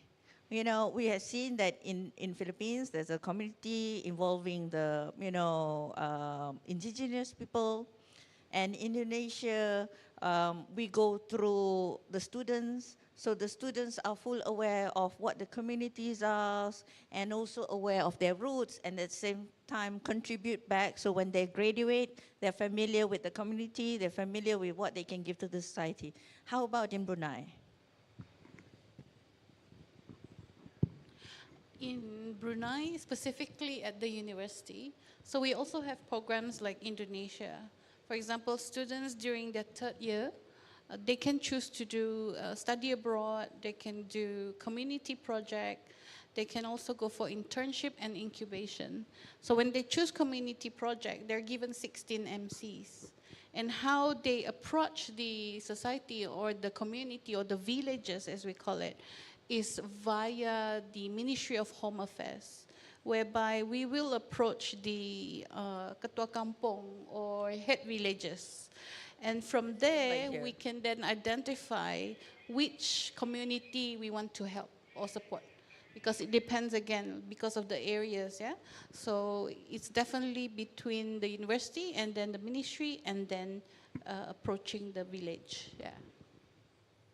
So usually it's part of the curriculum within the university. The students have to go through such process. Yes, it's definitely within the program, and that program is again like Indonesia. It's credited. Yes. Interesting to know. Maybe we can know how you convince the community leader to come together with the universities and with the students, because people. Different worlds. Yeah. And how do you meet them? We give them nasi lemak. No, we offer them food. No. I think that's a good way, Well, I always think one thing when we approach someone, right, or when you want to help them or whatsoever, I think it should come from the stomach. Like even relationship with the student, when they have issues, when they're not willing to talk to you, they're not willing to participate, I always tell them, look, maybe we should go for a coffee, or maybe we should, have a drink. Let's talk. Because when, I think someone mentioned communicate, we should talk to each other. And sometimes people just don't want to talk because of the condition or the situation they're in, not comfortable. But with food and coffee and something that they love, and what's more expensive is that the food is free, right? And when free, it's very meaningful. People say that, the most tastiest food, the most delicious food is when it's free, or when someone pays for it. Yeah. So, yeah, it is difficult, but it's most of the time, I think, to some extent, it also helps when you know someone. In our language, we call it OD. Maybe OD. Maybe my colleague here can validate. It means orang dalam. So if you know someone, cable, no. Yeah, cable. So you can call them. Like, for example, there's this community who makes belacan. I don't know if you know. Shrimp paste. Shrimp paste. Yeah. So they're quite famous in that village, but they need help. They need help in terms of marketing and branding. So I know someone who knows the head village. So via this contact, I'm able to contact them, and then the communication is easier. Yeah, alhamdulillah. Yeah, it goes with the saying, the mountain doesn't go to the Muhammad. Muhammad goes to the mountain. So it's nice to see that within these different countries, we do have quite a similar approach, which is in ASEAN society is about people. It's about connecting either through food, because ASEAN countries is about have you eaten? When somebody goes to your house, it's have you eaten? Please have coffee. You insist of having coffee or something similar to that. And with the new generations, it's important that Dr. Ani did mention about to listen and to bring them into the platform rather than say, hey, these are the things that you should do. But hey, what are the things that we can do together? Yes. Which is nice. Yeah. But again, I believe although the universities have the money and even their priorities in Indonesia, it goes back again to the government to give the full support. In this particular context, I know that Dr. Noraisha is nodding, so it's the right time for me to ask this question. We have many government models, we have many mechanisms, and we always foster this collaboration. The quadruple helix, the pentahelix, we can put it in the dictionary, pentahelix. It reminds me of this one choir group called Pentagrams or Penta Choir or something like that. So what we can say over here is, the question is, how can this new paradigm, new governance models with the different and complex needs of different people, the young, the people, the indigenous, the community. And I believe in all ASEAN countries we're going to aging society. Yeah, the grey economies, the blue economy, the orange economy, and all sorts of colors. How we go about with this? What do you think about it, Dr. Aisha? In the first round, I mentioned about the policy. We do have a social innovation policy. It's a perfect policy. We have a very clear and power objective. The issues is, our main challenge is not about the absence of the policies. The issues is about how the way we architect the collaboration among the stakeholders. So the policies is there, they give you clear strategic directions and the initiative, but how to collaborate with all the stakeholders involved. That's the architecture the architecture of collaboration is a key. So issues such as a fragmented ecosystem due to many stakeholders, many ministries, agencies doing something related, similar about the social innovation initiative is also a challenge. So with the different KPIs, they have a different key performance indicators, the funding rules, the timeliners, the different timeliners, all these can hinder and distort the potential momentum. That's number one. The architecture of collaboration is a key in these issues. The other challenges I mentioned earlier is about the communities. The communities, how the, what you call it, the thinking of the communities is different in certain segment of the communities. So communities prefer to be a beneficiaries rather than a co-creator. They should be a co-creator actually when we have many stakeholders, many ideas. But beneficiaries, most of the time, they prefer to be beneficiaries only. So that's also the challenges. Besides that, our financing scheme also a challenges. Our project is, most of our program is the project based. They have a very short and medium term project and very output project rather than the outcome. So all these are challenges. All these are challenges for the government to create a very impactful program in the social innovation environment. So to move forward, we need a new government. What we have today, the theme is a Changescape, also a mouthful words, a Changescape, a changing in landscape of social innovation. Which is the dynamic space where government, industry, academia, and community will work together to create to create and solve a problem or challenges of the project.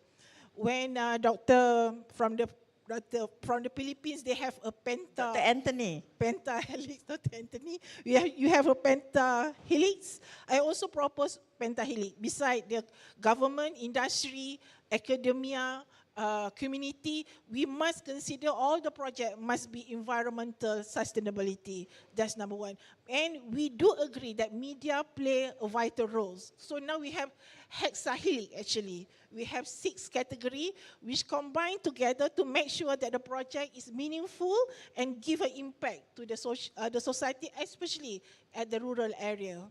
So how we want to implement this Changescape approach. So in Malaysia, we adopt approach we call a mission-based approach.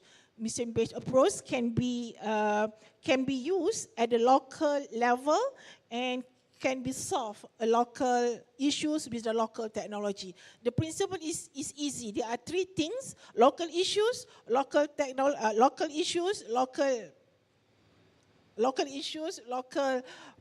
solve problems and also local technology, by using local technology, but they are mission-based. So I want to share with you, there are one project in Johor, we call it Living Lab. Yeah, Living Lab in Muar, Johor. This is a paddy area, cultivation. They are facing quality of water due to the industrial activities around that area. So the quality of water is not very good and impact the yield of the paddy every time. So in this aspect, we use a mission-oriented approach. That means the researchers from the higher education is in Johor, together with the state development, state government, and also from the federal, the funding from the federal, work together to solve the problem in that area. In Living Lab in Muar, there are many activities. One of the activities is agriculture and entrepreneur. So in terms of agriculture, they solve the problem by using, first they try to solve the problem through the drainage issues, the drainage systems. And the second one, by using the high quality of paddy seed. So with the high quality of paddy seed, which is resistance to various agroclimatic factors, they can increase the production. So that with the yield, with the increase of productions and the, they can reduce the cost, so the entrepreneurs can come to the picture and leverage the benefit of the activities of the higher paddy yield, and so that they can enjoy the activities along the value chain of paddy and rice industry. So this example how a mission-oriented approach can be used at the community level, at the low level, up to the high-tech programs. So this for Malaysia is a good approach. That means we can see all the problem from every angle, and the specific objective of the program can be achieved. Thank you. So basically it goes back again, local problem with local solutions and local wisdoms.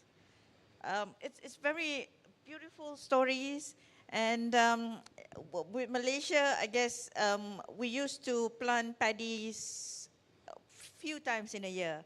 But now there is also an initiative like 5 times paddy in a year in Sikinchan and also some part of Muar Johor.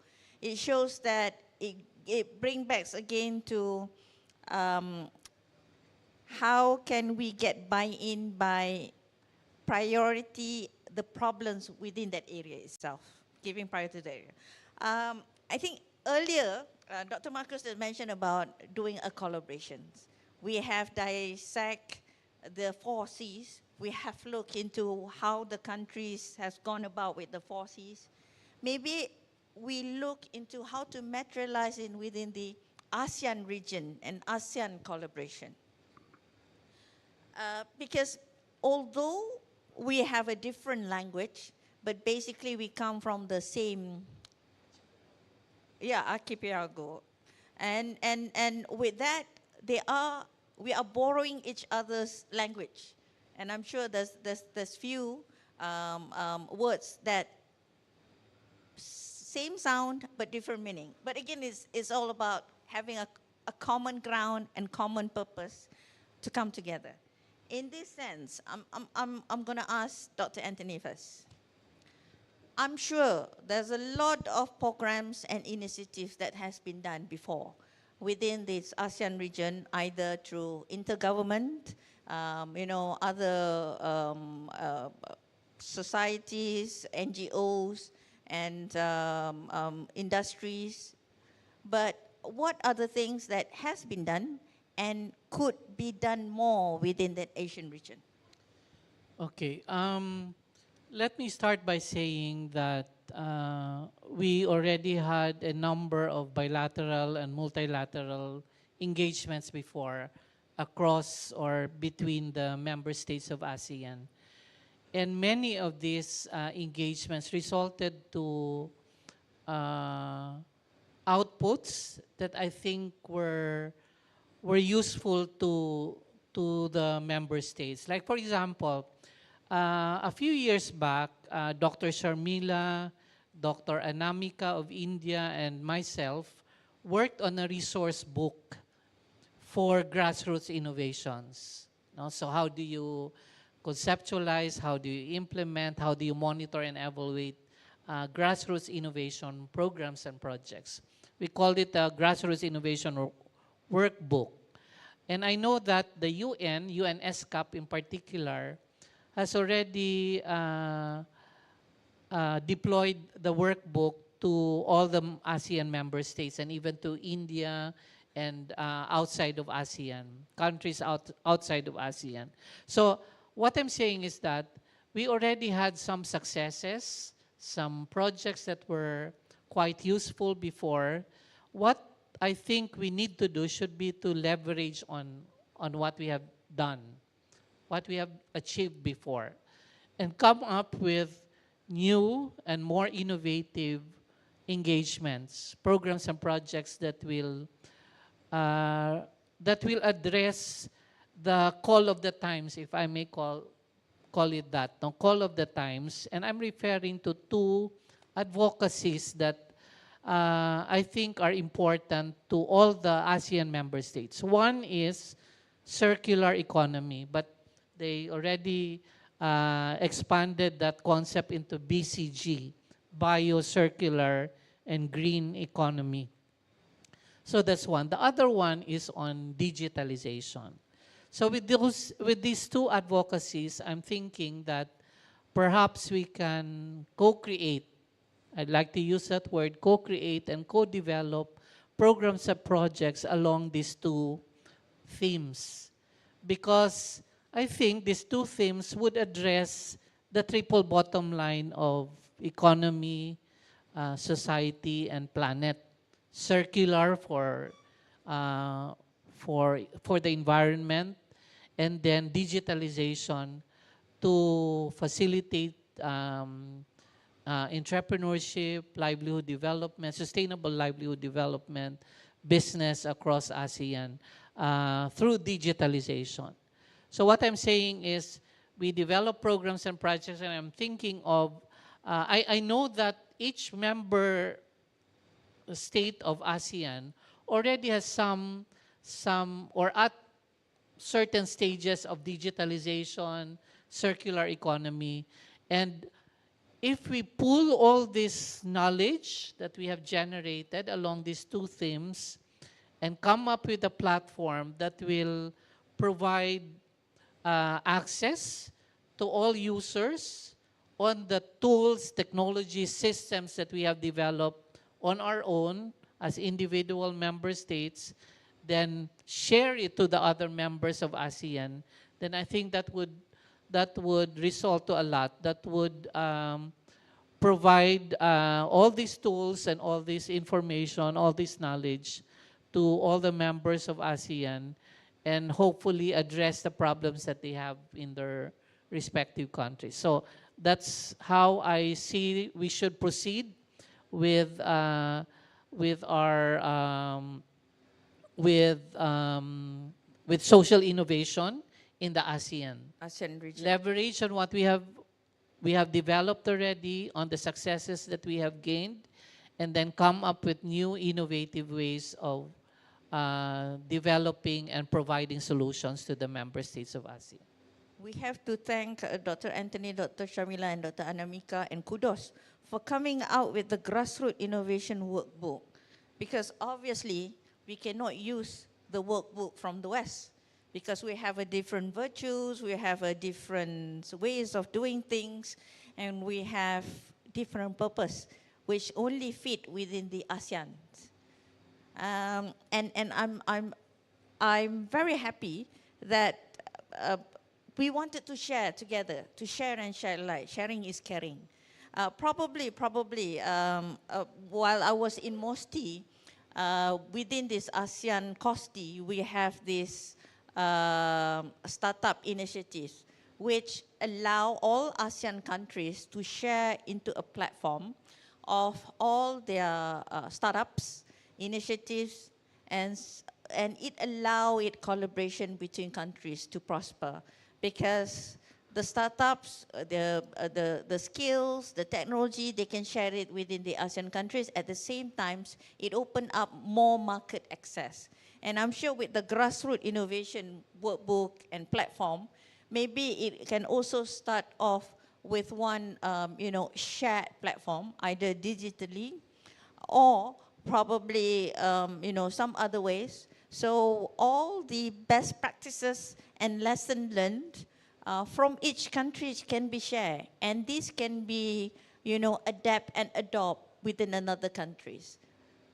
This is what we call an ASEAN grassroots innovation workbook. Hopefully. So with that, I'm not going to be, continue on with the same numbers. Maybe some other panelists, or Dr. Ani, or Dr. Aisha, or Dr. Marcus, would like to see how we go about with the idea being proposed by Dr. Anthony in ASEAN. Is there other things that we want to add up on? Oh yes, please, Dr. Marcus. Okay, thank you, Dr. Anthony and all the panels. I believe that our idea from our session could be successful. Just would like to share you that we have had a meeting with MOSTI through ISTIC,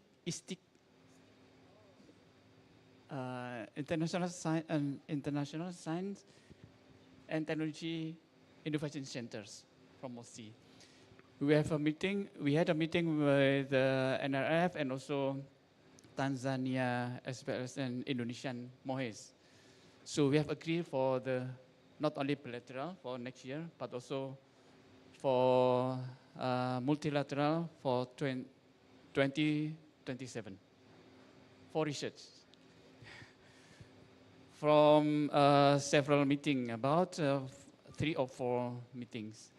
So I believe also for our idea for the grassroots innovation or something what announced and then launched already in India, although I don't know, maybe I what we call the meeting at Ahmedabad, IGC. You mentioned that about the grassroots innovation. Okay, about this idea, I think we would like to promote this one to, let's say, from Indonesian side. If you have any platform or idea, we can share it. Because back to the successful of ISTIC with Indonesian MOHES and also NRF of South Africa and Tanzania, we agree for the research, but now we move another things. Of course, we have many platforms like KPU, this is research for ASEAN. Malaysia is one entity, pronounce this one, what we call it, KPU. Indonesia also one of them, but I'm not familiar with that. Yeah. I'm not in Ministry of Economy. Used to be with MOSTI. Yeah, this is from with MOSTI, and Sultan Idris is one of the. UPSI, is it? Yes. Yeah, UPSI. UPSI. And we have a group with MOSTI of Ministry of Science and Technology as well. But this is launched also this year. University Malang and also Indonesia one part of them. So by this experience, I think from our session, from this venue, we can go further to build together with this, let's say what we call it, grassroots innovation or something. So basically the foundation is already there. Yeah. We just need to connect the dots. Dr. Ani, what are your thoughts on it? Or, yes. I'd like to talk about the 4 C's. Okay. Yeah, Madam Chair. So for the 4 C's, because I saw the questions talk about like how to make it operational, not just aspirational, right? Yes. And I think I have 3 recipes for that. Maybe we've heard of it before, but let's just maybe, rephrase that and remember back again. Yeah, from workbook to cookbook. Yeah. Go on. So we need our governance systems to evolve in at least these three ways, hopefully, inshallah. First is probably the governance must move from being just siloed to shared system. Yeah. So traditionally, of course, decision making usually from the top, and it's efficient, yes, but often it can be disconnected as well, from the ground. And so a more agile governance system is one that will invite co-creation, where policymakers, universities, government, industries, and communities can work together to test, to learn, and iterate solutions. For example, at the university, when we involve students and local startups or entrepreneurs in designing, community projects, startup ideas, or sustainability solutions, the students don't just learn. They shape the policy ideas that reflect their experiences. And that's actually 2 of the 4 C's, Madam Chair: collaboration and creativity in forming the governance. Second, so if that's governance, shared. Second, in terms of leadership. So leadership must shift from control to connection. So what we're saying here is that leaders, whether in government, academics, or the industry, or the Pentahelix 5, the media, they must be facilitators of dialogue and experimentation. We need a mindset that values listening as much as leading. Yeah? Because listening itself, in fact, in management theory, there are certain rules, certain recipes for it to be effective and efficient.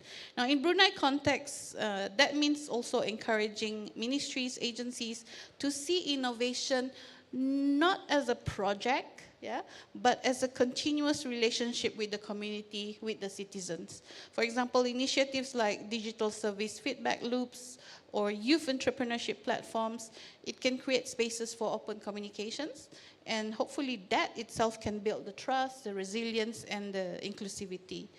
And leadership is one, governance is one. The third one, probably institutional culture. Institutional culture hopefully must shift or can shift from compliance to curiosity. I think Ms. Momono talked about why. In fact, their building resembles the question why. And from the perspective of entrepreneurs, we learn to ask ourselves, even our students, when we think about innovation or creativity, always think about why. And why you? What are you doing? What's your value? Why are you here? Why are you doing this? So same thing with institutional culture. We can shift from compliance to curiosity. Innovation thrives, where people feel safe to question, where they can test and then fail as well. So in other words, let's not just celebrate success, but also failure. And in universities, this means also rethinking how we reward creativity, collaboration, not just in the form of academic excellence, for example. And in public institutions, it also means creating environments where policy officers, educators, and community leaders can learn from each other, share the data, share ideas and insights across boundaries. And when curiosity becomes part of our culture, we move from merely implementing policies to co-evolving policies with the people they serve. So to close, are we closing already? Not yet. We have a question and answer, and then I'll give some time. Don't worry, don't worry. Okay, I'll continue later. All right. Okay. But it's good, Dr. Ani. You mentioned that we have thought process of doing things. It's just how to mix it up with the reality and to bring forward all parties and to tailor with the flavors of that particular generation or target audience. Dr. Aisha, what do you think about what ASEAN can do in regards to this? Okay, across ASEAN, when we listen from the 3 panels, across ASEAN, actually, social innovation already exists in many forms. These are traditional practices in most of the country. So what we need now is actually a regional ecosystem, how we can connect the technique and efforts we can share in the shared Changescape. It's very difficult. We can share and connect in the shared Changescape. So this is more to the common platform for the social innovation to connect across the ASEAN countries. So we also should leverage what we have now, the platform we have now. For example, we have ASEAN India Grassroots Innovation Forum, which is supported by ASEAN through COSTI with the agency from India. It is actually the good platform. We already have the strategic orientation, how to move and to make this platform more vibrant. So what we need to do now is to invite more participants, more state members to join in the existing platform. By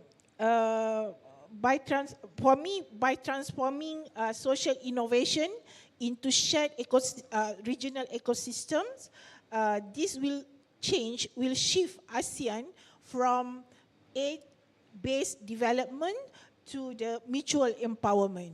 So we not only receive especially in financial part from other countries, from the developed nation, but we are able to be a mutual empowerment, where every village, every city, every citizen and communities in ASEAN can benefit and collective innovation, their innovation stories. So yes, like Dr. Anthony mentioned, in one of the helix is the media. Media is a very good platform to showcase our success story, especially from the different countries, how the social innovation can give benefit, especially in terms of increasing income of the society. And in short, Malaysia vision for the ASEAN is to move from coordination to the co-creator in the social innovation aspect, and also from the policy alignment to the shared purpose. So there are two things in terms of how it practice and also how the government action. It reminds me of our ex-Secretary General says that make science sexy. So we have to make the social innovation sexy. So people would, jump in and join the bandwagon of pushing it, because obviously it's for good cause, for the community and so on. I believe we have listened to the panel. I'm sure the audience are dying to ask questions of the things that we've discussed, elaborate within the last 1.5 hours. If you have any burning questions or anything you would like to ask for clarification from our panelists, please do so. We open this platform. Introduce yourself if you would like to ask questions with our panelists, clarifications and so on. The floor is open for the audience for question and answer. Or probably, yes, we have one question. Thank you. Please introduce yourself, madam, and where you're from. And which panelist would you like to ask or this question to? All right. Hello, I'm Dr. Shirley George. I'm a president from No Skills Tibet College. I brought my students here, so my question is directed to the last panel. Sorry, I find you very vocal. Dr. Aisha, is it? Yes, Dr. Aisha. Yes. Okay, so the question is, we have this new national vision policy, which has been replacing the new economic policy. Plus, we came up also with the shared prosperity vision policy 2030.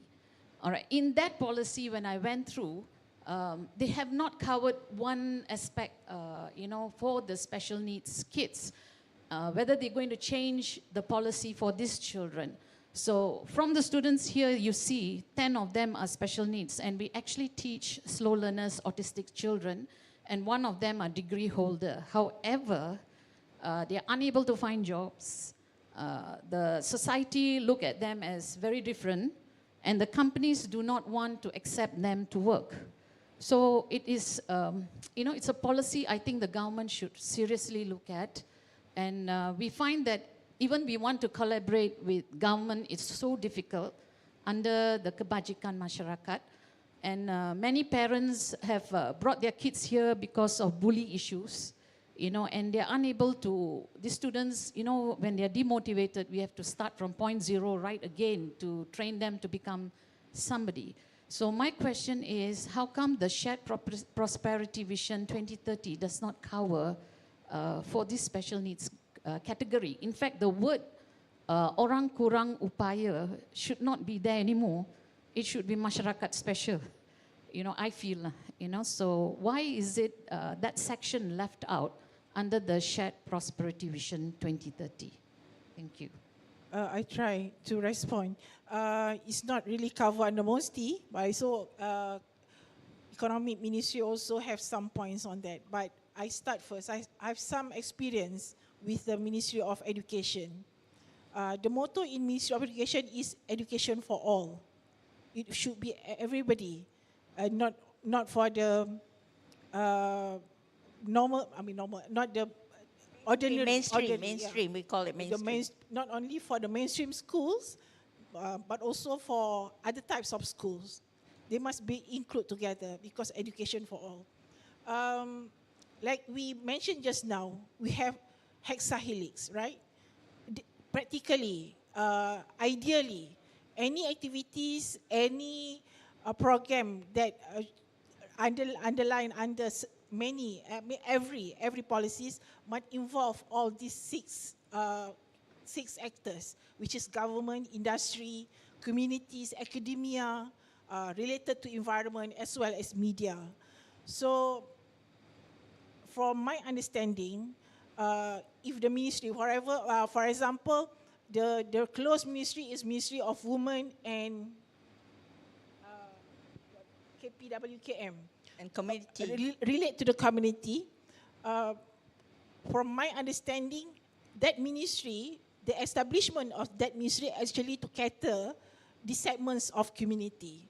They should not left out from any development program. That I'm sure about that.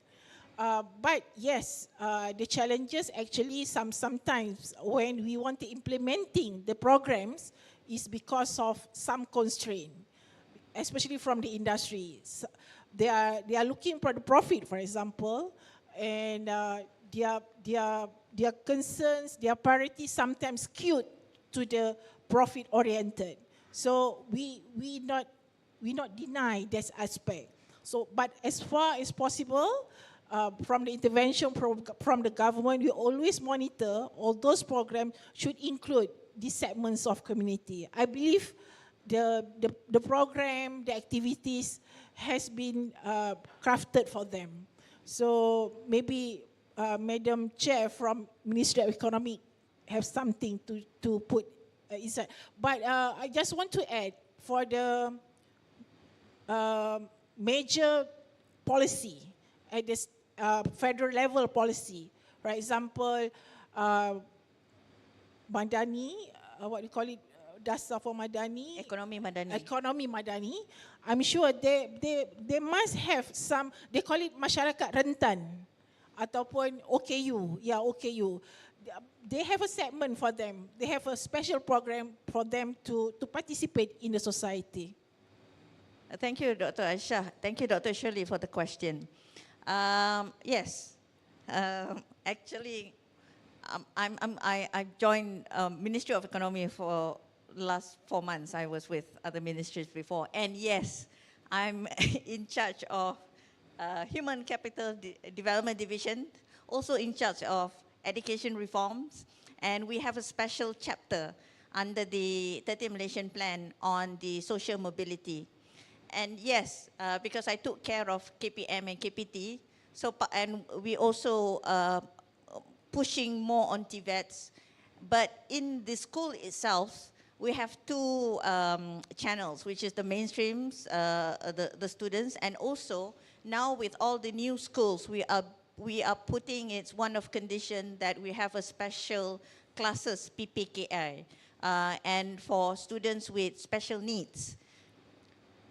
we do identify that these students with the correct methods, behaviors, and facilities, they can achieve more or even better than the mainstream students. And TVET can be one of the platform and opportunities for them to get skills, to have their own income, and to take care of themselves. It's particularly on chapter 3 on mobility socials, a lot of programs that looking into that.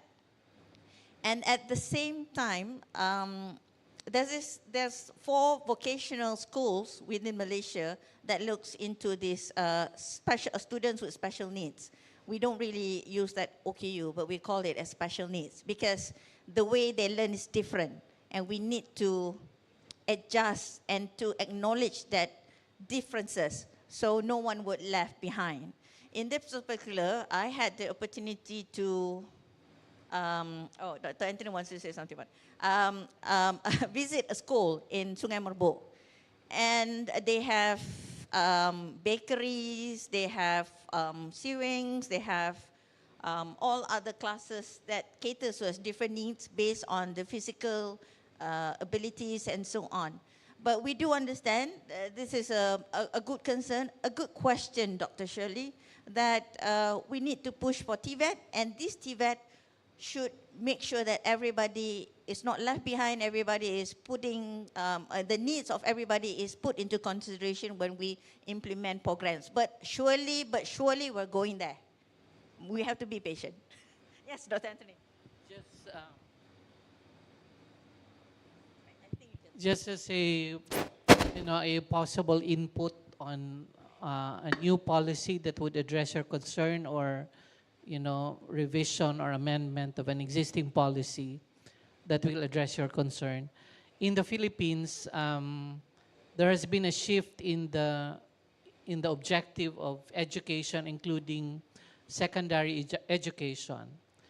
Now, the objective is to develop graduates that will not just be employees, but also businessmen or businesswomen. And in pursuit of that objective, the Ministry of Science and Technology, or as we call it, DOST, Department of Science and Technology, where I belong, embarked on a new program to establish innovation hubs in higher education institutions as well as senior high schools. The purpose of these innovation hubs, and it includes is a customized sessions for students with special skills, is to develop their entrepreneurial acumen and capabilities. So what we do, if you're familiar with the technology management continuum, right? So it starts with conceptualization, ideation, and then if they're ready for incubation, we do that through our technology business incubation centers, and then technology transfer, commercialization, marketing. So the innovation hubs or centers in the schools that we will establish will address the pre-incubation requirements. No? So if you have an idea, if a student has an idea, high school or higher education student has an idea for a business, then they enroll in the innovation centers. In the innovation centers, we teach them on how to develop the idea, to do prototyping, up to commercialization. No? So we ready them, we prepare them for incubation once they have registered their business, because one of the outputs that we want is to generate startups from these students. No? So once they have registered their businesses, they go through incubation, and then we transfer technologies, or from the technologies that they've developed, they commercialize. So the idea is to develop entrepreneurs from among our students, including those with special needs. So maybe as an input to policy, you can also pursue that, that avenue. Because we see in our micro, small, and medium enterprises in the Philippines that we assisted many of them are actually, well, the term that we use is PWD, people with disabilities. No? So we also offer them innovation grants, startup funds, or innovation or funds for scaling up, for doing or implementing innovations on the shop floor, either to enhance the quality of their products or increase productivity. So we try to address all the needs from ideation to technology transfer, commercialization, and up to the end. No? And we're trying to be inclusive. So in the innovation hubs, we're developing what we call innovation advisors. So perhaps that's also one initiative that we can pursue in the ASEAN to capacitate people to become innovation advisors, including those that would advise our students with special needs. Thank you, Dr. Anthony.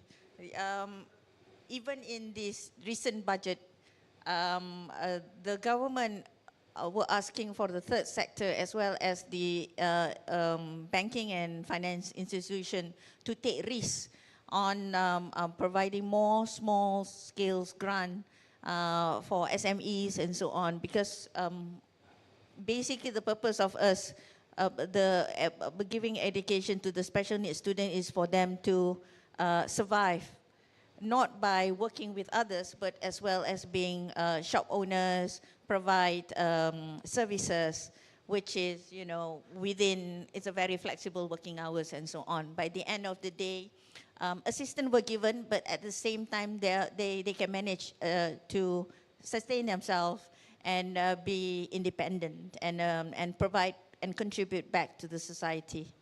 It's just a different way of contributing back to the society. But we almost come to the end of the session. But before that, as usual, I'm going to give some opportunities for all the panelists just to wrap it out on what are the last key messages that you would like to, you know. Oh, there's one question. Okay, a very brief one. Introduce yourself, sir. Thank you very much. I'm Dr. Azizi, the chairman of MOA Living Laboratory. As been mentioned by Dr. Noraisha, it's a privilege for me to be here.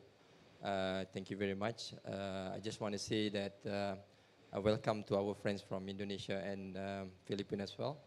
So I think in respect to the governments, Dr. Aisha, I think we are in a beautiful country, and then I think the government is good, but we may need to improve in respect to the delivery, back to the content, because if I share with you, MOA Living Lab started since 2018, whereby even though I've been working with University Tun Hussein on Malaysia as an academician, but I've been reporting to the district as the, my chairmanship is from the district, because that is where we tap from the problems. Because for our researchers, we got more than 100 researchers from all over, from mostly from Yayasan Inovasi, from universities, from agencies. Then we are working together to answer these problems. Say, for example, for MOA, we got around 300 kilometer river, and then we have a needs for that, in respect to cleanliness and so on. That's why we develop mud balls, whatever. And then we are also now one of the cleanest tourist city in Asia, alhamdulillah. And we managed to get this, several awards for that. So what I'm trying to say is that in respect to the governance, we may need to be a little bit creative in delivering the government perspective of it.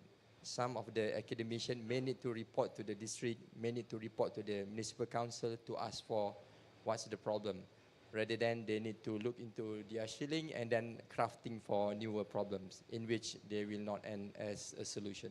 So with that, I thank you very much. I'm so sorry for this. It's okay. Thank you, Dr. Azizi, and congratulations. This is the living proof of how the academicians, the society. Please visit our Living Lab booth, level 5, please. Another advertisement. Oh, it's okay, fine. It's fine with us. But there's a congratulations to Dr. Azizi and team. And we do hope that this kind of effort will continue on. There will be a lot of people will be inspired to do the same thing like Dr. Azizi. Because by the end of the day, when you reach a certain age, what you want to do is that, how can I contribute back to the society? Again, coming back, probably just, one or two words before we wrap up. We start off with Dr. Aisha first on the key takeaways for today. Okay, I think the example just now, Mua Living Lab, is the powerful example to reflect the spirit of social innovation policy all about. And social innovation is a very, very good concept that can allow every levels of society to participate in any program that can increase their quality of life. Thank you, Dr. Aisha. Dr. Marcus? Okay, thank you. I have learned a lot in this session. Could we have a kind of a proposal for common policy for us, for the community service or community engagement or something like that? I'm sure right after this, the reason why we are convened here is to come up with a lot of ideas and to discuss. PM to P. That's what we call here. Dr. Anthony? I'd like to add to the C's that you have already mentioned. The C that I would like to introduce is champions. Champions. Because, sorry? So 7 actors, champions. Because social innovation will not prosper if we do not have champions in society. And I'm referring to one, in the Philippines, we always deal with local government units that will help us in coming up with the policies and the legislations that we require to provide the funds, the resources that we need to promote social innovation or grassroots innovation in the LGUs or the local government units. And that is why we try to talk, we try to discuss, we try to dialogue with our local legislators so that they can serve as our champions. They can help us promote the idea that social innovation can be a critical or crucial element in sustainable development.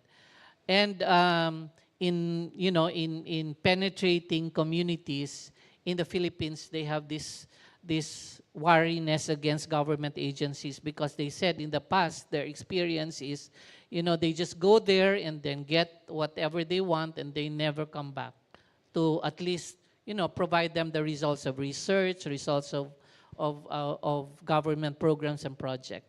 So what we do is to have conduits, another C, conduit in the community. So we work with NGOs or POs, non-government organizations or people's organizations that have a track record in that community. They will help us connect to the tribe. They will help us connect to the tribe so that it is easier for government to introduce the interventions that we want to introduce. But as I often say, there has to be co-ownership in the programs and projects that we implement. We consider them not just as beneficiaries, but also partners in development. So they receive the benefits, but they are also active partners in the development process. Yes, Dr. Anthony, there's there's a much bigger C, which is caring, which will enable everything. So I'll add another 9C, caring. All right, Dr. Annie? Okay, thank you, Madam Chair. I think all I can say is maybe let's strive, harder. Continue, Let's strategize, re-strategize, let's innovate and create policy or move creating policies for the people into creating policies or innovate with the people and for the by the people.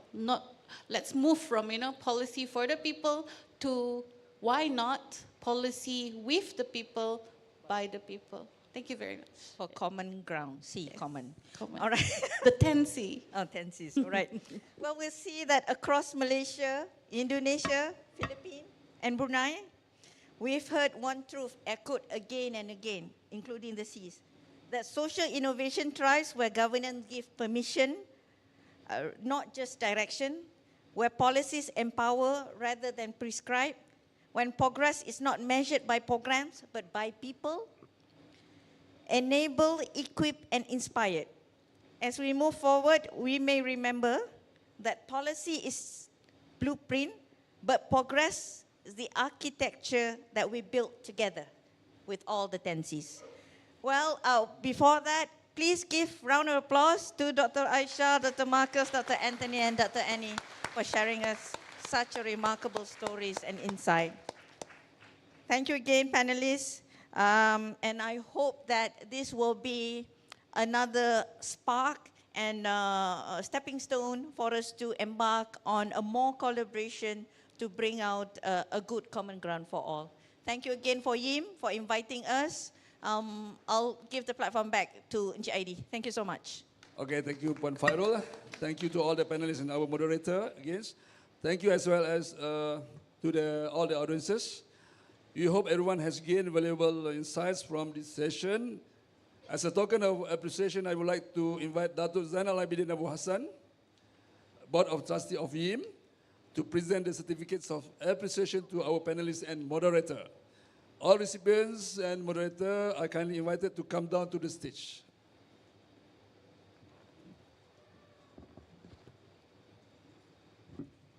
Shall we? After you, Dr. Anthony.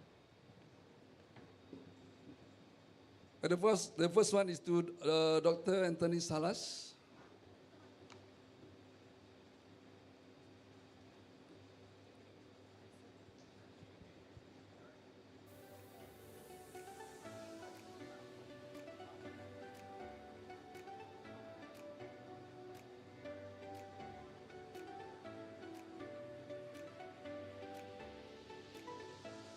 Okay, the second one is Prof. Dr. Marcus Diantoro.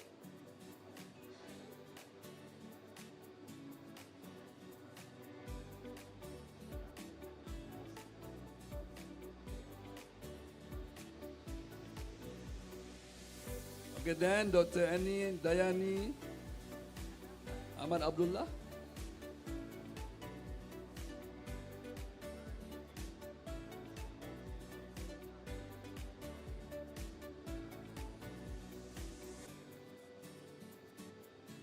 Then Dr. Noraisha Spahat from Malaysia.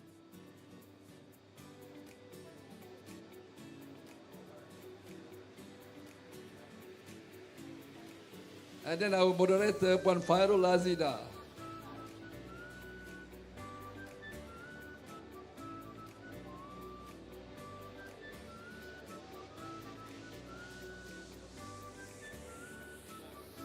Okay, thank you, Dato. Thanks again. So up next, we have another exciting seminar that you won't want to miss. Please stay with us for the next session. Okay.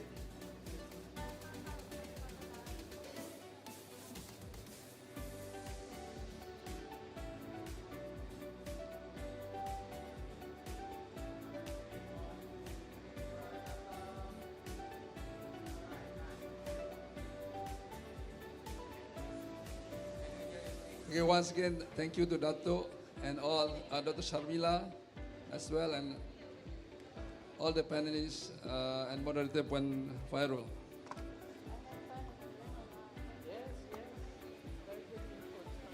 Okay, after this we have a seminar from boardroom to a social room, from boardroom to social room, bila polisi turun ke tanah bersama laksana inovasi sosial, oleh Datuk yang berbahagia, Datuk Johari bin Anwar. So we start very soon, and then akan di-moderate oleh Puan Asida Asim daripada Mosti sebentar lagi.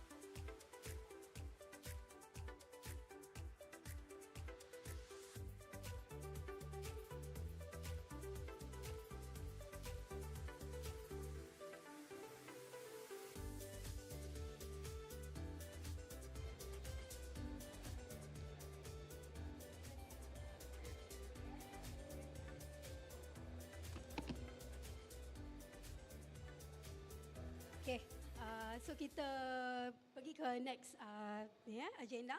Okey, Assalamualaikum warahmatullahi taala wabarakatuh. Salam sejahtera dan juga salam Malaysia Madani.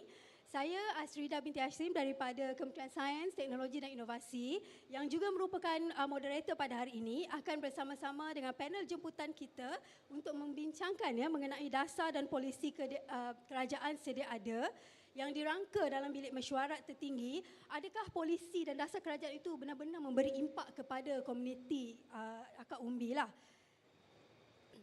Okey, perbincangan pada petang ini akan berfokuskan kepada inovasi sosial yang berasaskan keperluan tempatan. Perbincangan juga akan memperlihatkan dan memperjelaskan lagi mengenai pendekatan tempatan yang boleh menjadi kunci kepada penyelesaian masalah setempat.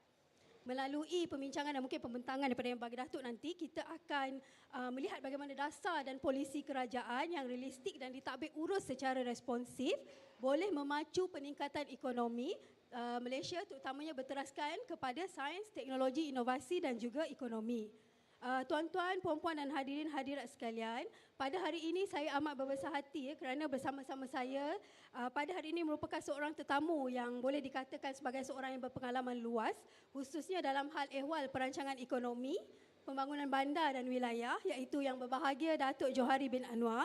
Beliau merupakan Timbalan Setiausaha Kerajaan Pembangunan Negeri Selangor dan juga merangkap pengarah unit perancangan ekonomi Negeri Selangor.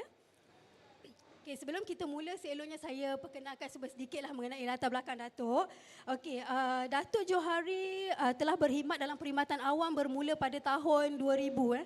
Tahun 2000 is 25 tahun yang lalu. Macam baru je tahun 2000 tu.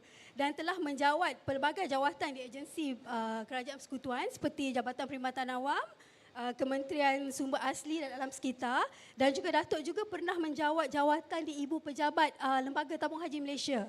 Okey, beliau mula berkhidmat di Pejabat Pentadbiran Setiausaha Kerajaan Negeri Selangor pada tahun 2010 sehingga kini.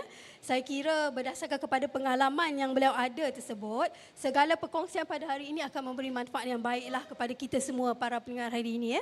Okay, Assalamualaikum warahmatullahi wabarakatuh. Salam Datuk. Terima kasih Datuk kerana dapat meluangkan masa Datuk. Saya kira Datuk amat sibuk pada hari ini untuk berkongsi pengalaman dalam seminar kita pada hari ini, iaitu From Boardroom to Social Room. Bila polisi turun ke tanah, mari bersama laksanakan inovasi sosial Datuk. Okey, sebelum Datuk membuat pembentangan, saya yakin para hadirin dan hadirat menunggu pembentangan Datuk. Mungkin saya bagi sedikit gist boleh Datuk? Gist pembentangan Datuk ni adalah untuk kita mengetahui bagaimana dasar kerajaan boleh diterjemahkan kepada tindakan di lapangan yang memberi manfaat kepada rakyat, peranan teknologi dan inovasi tempatan dalam menyelesaikan isu komuniti, cabaran sebenar pelaksanaan dasar di peringkat umbi dan mendengar pengalaman langsunglah daripada Yang Bagi Datuk, iaitu berkenaan dengan sistem smart desa Datuk. Okey, mungkin tanpa melengahkan masa, saya menjemput Yang Berbahagia Datuk Johari bin Anwar untuk memberi pembentangan beliau. Dipersilakan.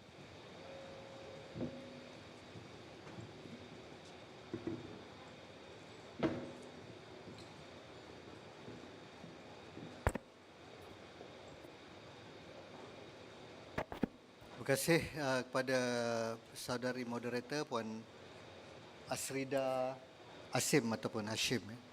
Bismillahirrahmanirrahim. Alhamdulillahirabbil wassalatu wassalamu ala asyrafil anbiya wal mursalin wa ala alihi washabbihi ajmain. Assalamualaikum warahmatullahi wabarakatuh. Salam sejahtera dan selamat petang. Mencabar sikit petang-petang ni. Boleh dibilang dengan jari Kalau kita bilang, maklumlah dah petang-petang ni, waktu pun dah hampir, orang kata habis waktu pejabat kan. Masing-masing pun di Kuala Lumpur ni memang mengejar lah, kalau jalan raya tu akan sikit lagi ni akan jam lah.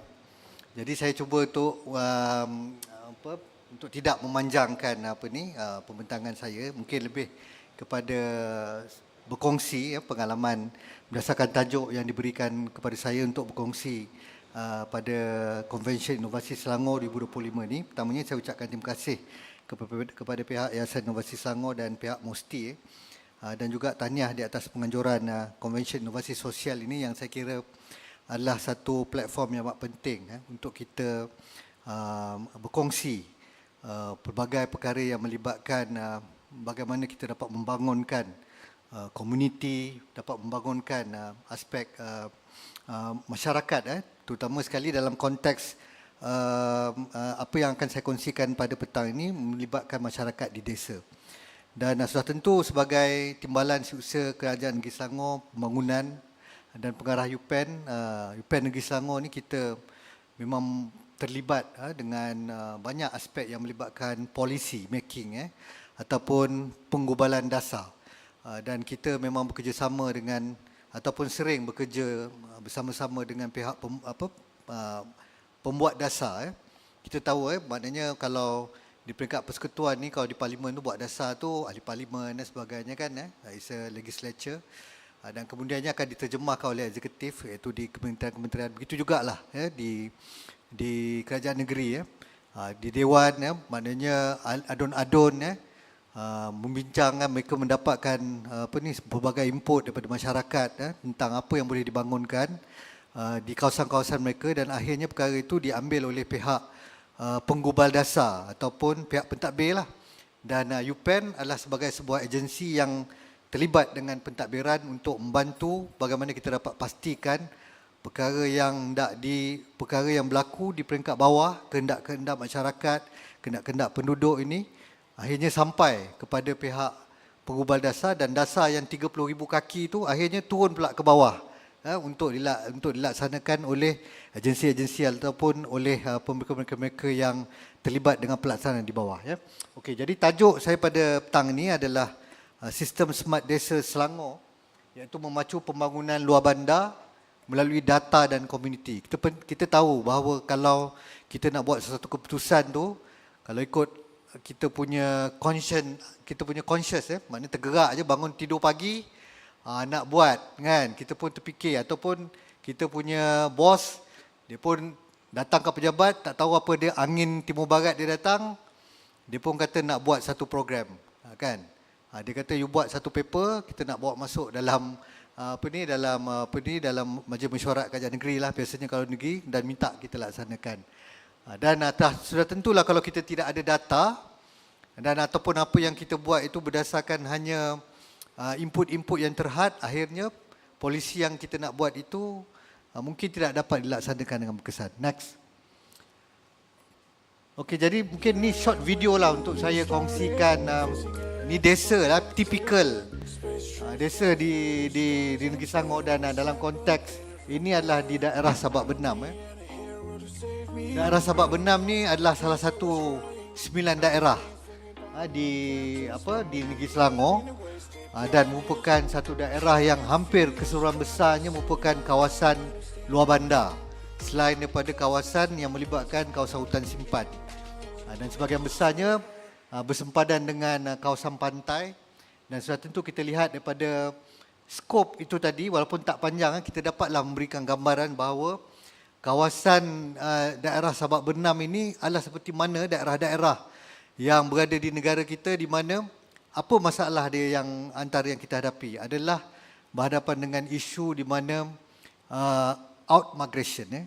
Out migration maknanya penduduk berhijrah keluar daripada kawasan itu. Next. Okey, jadi apakah cabaran yang kita dapati pada hari ini? Di Negeri Selangor kita dapati bahawa antara dia lah melibatkan aspek daripada segi ekonomi, aspek sosial, dan jugalah antara dia bagaimana kita dapat memastikan jurang digital ini dapat dirapatkan ataupun dapat ditutup di antara kawasan bandar dan luar bandar. Dan bagaimana kita dapat pastikan apa yang kita buat, apa yang kita lakukan, dasar yang kita buat itu akan ada impak kepada komuniti desa ni tadi.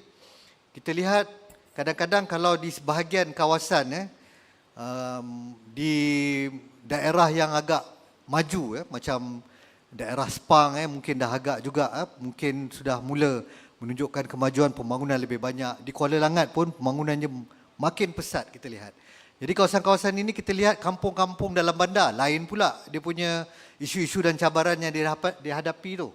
Dan apakah visi dan masa depan bagi desa moden Negeri Selangor? Adakah kita nak kekal sebagai sebuah desa yang berciri-cirikan tradisional semata-mata, atau kita nak lihat desa kita ini mempunyai ciri-ciri di mana masyarakatnya itu mungkin bekerja di bandar tapi tinggal di desa. Inilah kalau kita di Negeri Selangor ni antara yang kita sedang rancang ni, kita nak buatkan jajaran rel Selangor. Kita nak buat rel daripada Sabak Benam ke Sepang. Kalau ada Kementerian Mesti boleh tolong dapatkan peruntukan untuk kerajaan negeri, amat kita alu-alukan. Ini untuk orang Negeri Selangor akan mendapat manfaat yang besar. Kita boleh duduk kat kampung, kita boleh kerja dekat bandar. Macam kalau kita tengok orang dekat dekat Jepun kan, duduk dekat Osaka, kerja kat Tokyo. Dia commute 2 jam, 3 jam, lepas habis kerja dia balik kan. Mungkin satu hari kita akan lihat perkara itu berlaku di Negeri Selangor. Jadi inilah antara perkara-perkara yang kita lihat, visi yang perlu kita berikan perhatian. Next. Okey, jadi secara umumnya yang boleh saya kongsikan dengan tuan-tuan dan puan-puan pada petang ini adalah kita lihat di Negeri Selangor kita mempunyai jumlah keseluruhannya sebanyak 524 kampung. Mungkin kalau negeri Kedah mungkin lebih banyak lah kan, atau negeri Sembilan kan mungkin lebih banyak kampung lah. Tapi di Negeri Selangor ni mungkin jumlah kampung ni makin lama makin berkurangan. Sebab kita lihat tahap urbanisasi semakin lama semakin besar. Mungkin di Negeri Selangor ni mungkin dah mencapai mungkin lebih daripada 85% dah urbanization kan. Jadi ruralization dah tak ada dah. Tapi mungkin satu hari nanti terbalik, orang mungkin dah jemu tinggal di bandar, mungkin orang nak balik duduk ke kampung kan. Jadi kalau dah tak ada kampung susah juga kan.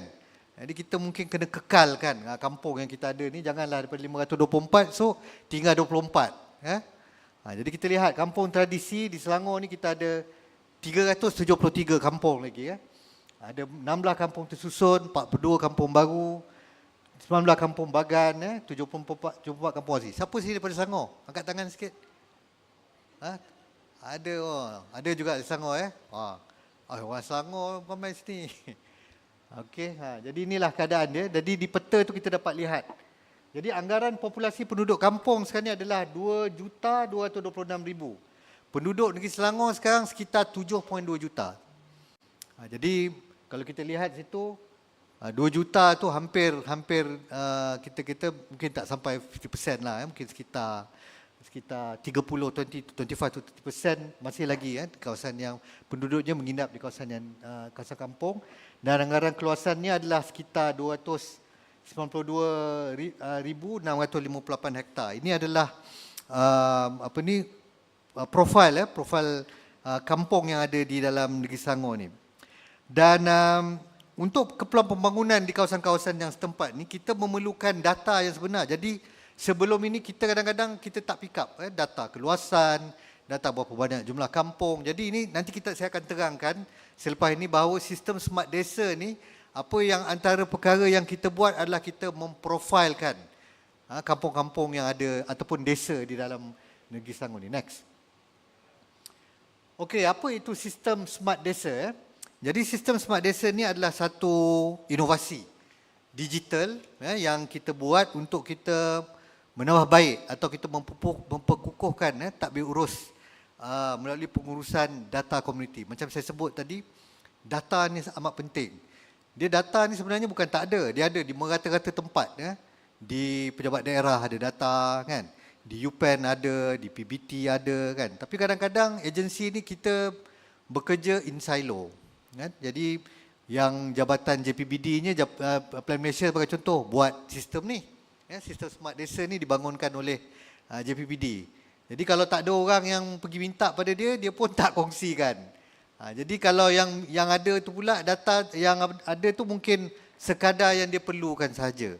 Jadi ini antara cabaran-cabaran di mana kita lihat bahawa satu inovasi digital supaya adanya sistem yang membolehkan kita with one click kita boleh akses data-data ni, boleh share among the agency. Dan tujuannya adalah untuk kita memacu pembangunan lah, untuk kita memastikan pembangunan desa ni dapatlah maju sikit melalui data dan komuniti. Saya kira di sini mungkin di peringkat pegawai-pegawai mungkin biasa pergi luar negara kan. Kita pergi ke negara seperti Jepun ataupun negara di Korea Selatan ataupun di Eropah. Kalau kita keluar sikit daripada bandar tu ke kawasan yang desa, kita lihat tersusun dan rumah-rumahnya taklah nampak macam orang kampung tu nampak macam miskin kan. Nampak macam teruk sangat dia punya kan, macam rumah separuh nak roboh dan sebagainya kan. tak berjaga, rumput tak berpotong kan. Ini satu topik lain lagi ni kalau nak cerita ni kan. Ni jalan JKR ke kan? Jalan bawah apa ni, pejabat tanah ke? Jalan bawah PBT ke kan? Orang, tapi penduduk kalau dia tengok rumput-rumput lah, dia bukan peduli kan. Dia tak peduli rumput ni JKR punya ke, rumput ni PBT punya, yang dia nak tengok rumput tu di maintain potong kan. Jadi inilah kadang-kadang kita lihat apabila pembangunan tu semakin pesat, desa tertinggal di belakang. Jadi daripada segi penyelenggaraan dan sebagainya tertinggal kan. Tak di maintain, tak disenggara dengan baik. Kalau signage tu kita tengok tinggal tiang je. Signage pun dah tak ada, berkarat-karat tiang je kan. Tu macam common ya. Ini bukan kita kata pergi cakap dekat daerah di apa tu, yang di Sabah Sarawak yang kadang-kadang langsung tak ada signage. Kan? Ini kita cakap di negeri-negeri yang Negeri Selangor pun kadang-kadang kalau kita tengok, saya pun kadang malu nak cakap ni kan. Pun signboardnya pun kadang-kadang sengit dan sebagainya kan. Inilah antara dia, sebab dia kita tak ada, dia bermula dengan data lah. Bila kita tak ada data, kita pun tak tahu yang mana kita nak buat, yang mana nak didulukan, yang mana nak dikemudiankan kan.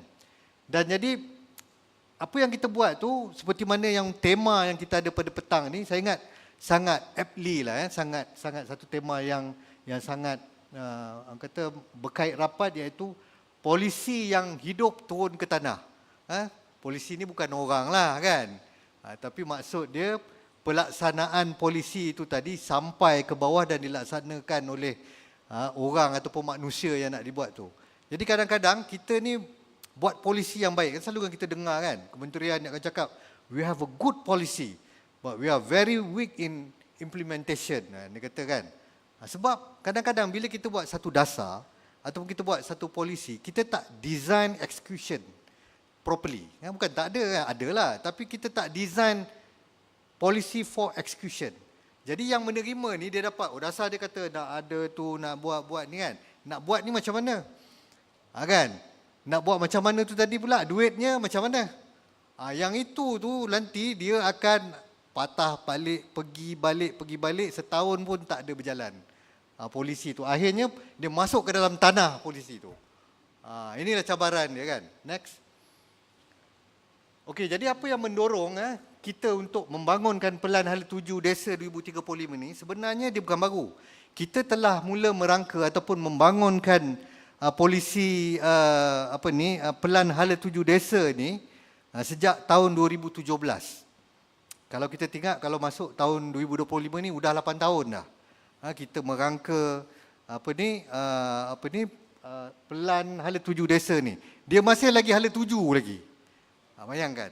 Buat 2017, nak sampai 2035, 2025 ni pun masih lagi kita menghala tuju lagi. Apa yang mengekang kita? Antara dia pandemik COVID. Bila 2020 tu, kan, 3 tahun tak jadi apalah kan. Tak buat apa, semua orang kena duduk dalam rumah kan. Work from home. Jadi polisi pun dekat rumah kan. Banyak benda-benda tak dapat nak dilaksanakan kan, tertangguh dan sebagainya. Bila kita nak start balik tu tahulah, enjin bila nak start balik, enjin diesel kan. Dia ngek tu, akhirnya 2025 lah baru kita dapat pastikan bahawa apa yang kita rangka ni tadi nampaknya mula bergerak ke nanti saya akan kongsikan, nampaknya mula bergerak ke arah apa yang kita rancangkan. Tapi apa yang saya nak sebutkan, kita dah rancang pada tahun 2017 iaitu melalui Pelan Hala Tuju Desa. Dan plan strategik ini adalah untuk sehingga tahun 2035. Antara dia ada 3 komponen utama iaitu Smart Desa Maju, Smart Desa Mampan dan juga Smart Desa Makmur. Saya saja nak try tengok nampak tak lagi petang-petang ni. Nampaknya masih lagi ada yang beri perhatian tu. Terima kasih. Jadi Smart Desa Maju ni biasalah apa yang kita nak adalah supaya apabila kita buat sistem ini tadi, sistem Smart Desa ni tadi, kita dapat memastikan kita mewujudkan desa yang bestari maknanya untuk tujuan kita meningkatkan tahap ekonomi desa melalui pelbagai aktiviti lah, terutama sekali kalau macam saya tunjuk tadi di daerah Sabak Benam. Sabak Benam ni untuk makluman tuan-tuan dan puan-puan, kita bangunkan satu regional economic plan di bawah rancangan Selangor pertama, iaitu SABDA, Sabak Benam Development Area. Jadi kita nak push supaya Sabak Benam ni tidak menjadi satu daerah yang tertinggal. Kalau tidak, dia punya majlis tu dia akan claim asyiklah dia majlis asnaf, kan? Jadi kalau dia asnaf je, stik gambar asyik nak kena keluar duit kat dia, jenuh kita, kan? Jadi kita terpaksa nak keluarkan dia daripada asnaf. Macam lembaga zakat jugalah. Apabila dia mula keluar daripada asnaf, baru dia boleh menyumbang. Kan? Jadi cabaran kita adalah untuk pastikan bahawa kita dapat keluarkan daerah-daerah yang dulunya mungkin bukan tak maju lah, kurang, kan? Apa aktiviti terbesar? Contoh kalau saya sebut macam daerah Sabak Benam tu adalah aktiviti pertanian padi, itulah terbesar di daerah Sabak Benam ni. Tapi untuk makluman, padi Sabak Benam ni, Aida Barat Laut ni adalah penghasilan padi terbesar, yield di negara kita, di Malaysia.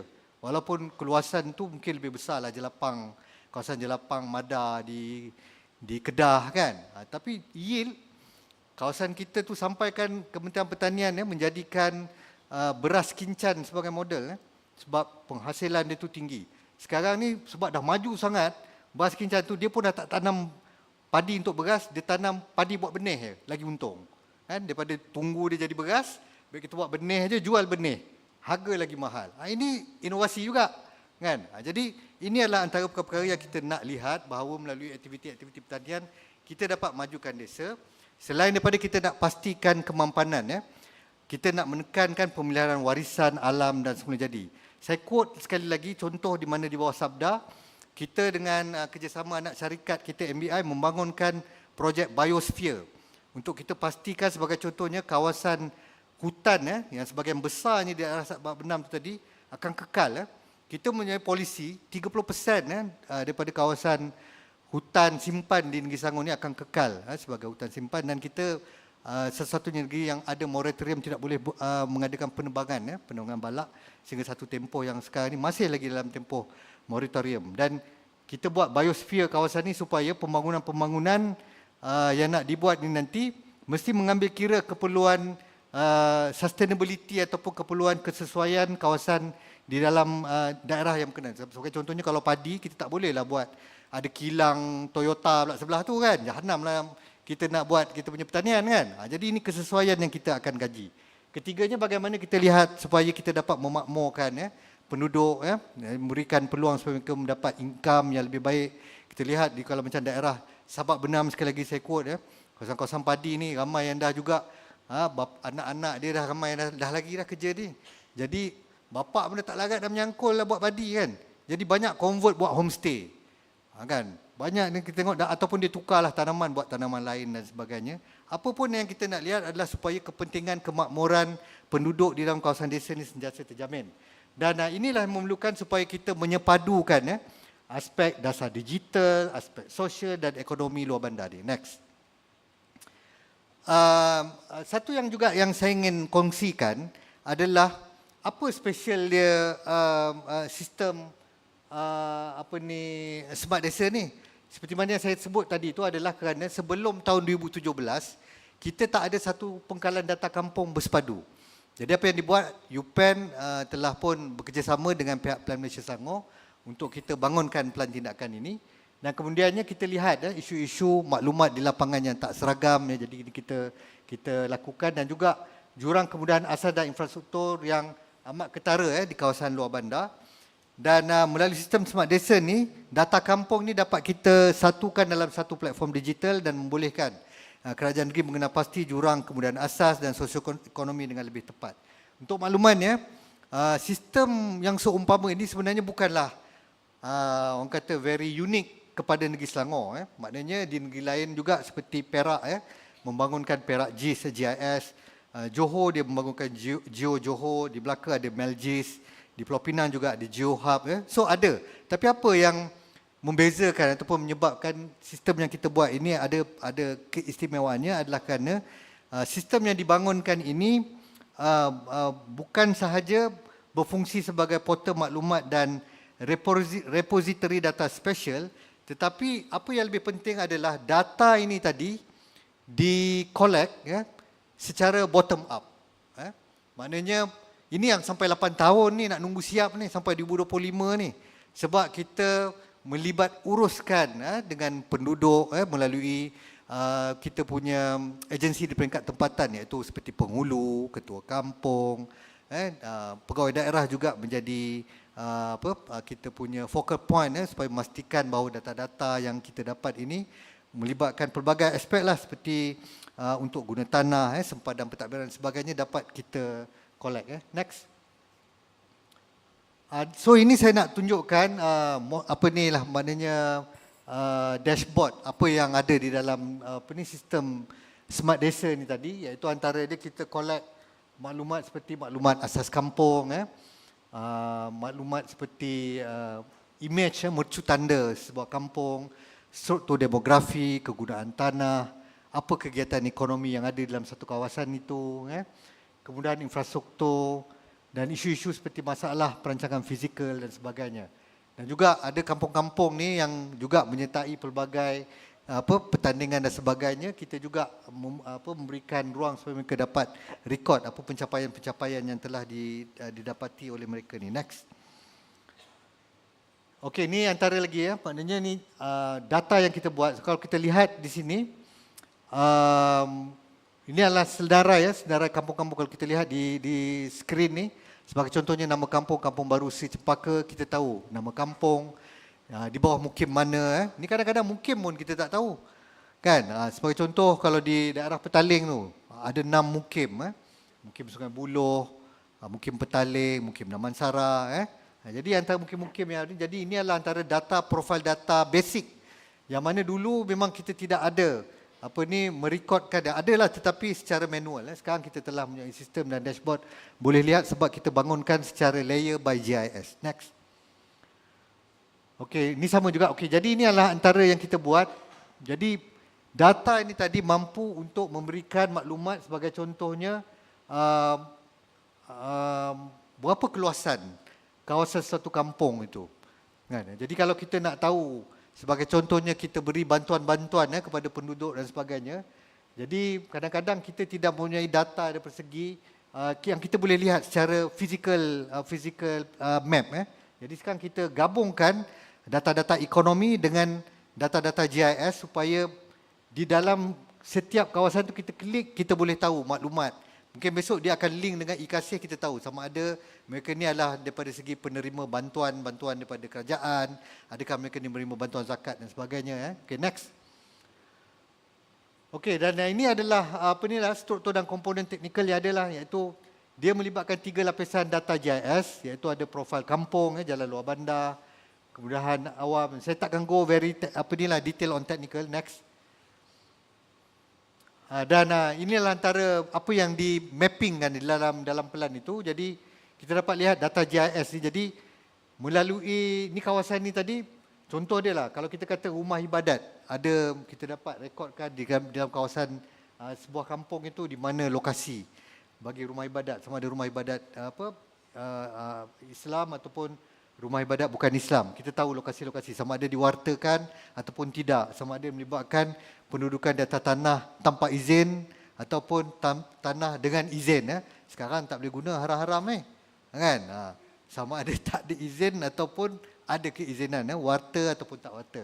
So ini adalah antara yang ni, dan kita rekodkan. Kalau ada sekolah, ada rekod. Kalau ada kemudahan-kemudahan awam seperti perpustakaan, kita masukkan di dalam data dalam itu, supaya bila kita nak rancang, kadang-kadang kita nak buat contoh kita nak buat library kan, perpustakaan awam, sedangkan kita lihat di dalam kawasan tu yang seumpamanya ada dah yang dekat, yang ada tu pun mungkin kapasiti pun tak ada diguna lagi sampai yang sepenuhnya, tapi kita dah nak buat pula yang baru. Jadi inilah antara kepentingan kita ada sistem-sistem ni di desa. Di bandar memang, tapi di desa ni ujung kalinya kita membangun atau merangkumkan sistem-sistem yang seumpama ni. Next.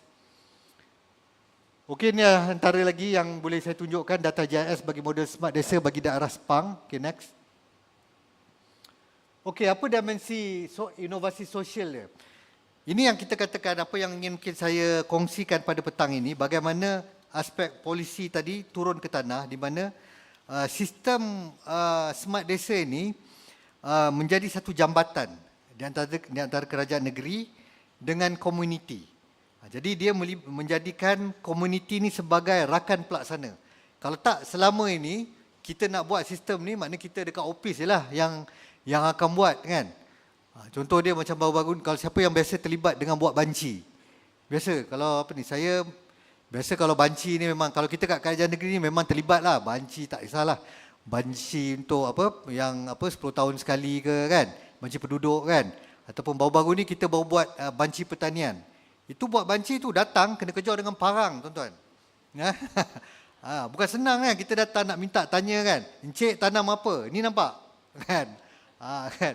Bukan senang tau nak collect data ni. Jadi kita kena fikirkan apa kaedah yang inovatif yang boleh menyebabkan orang ataupun penduduk ataupun rakyat tak ada rasa curiga dengan kenapa kita nak tahu ni kan.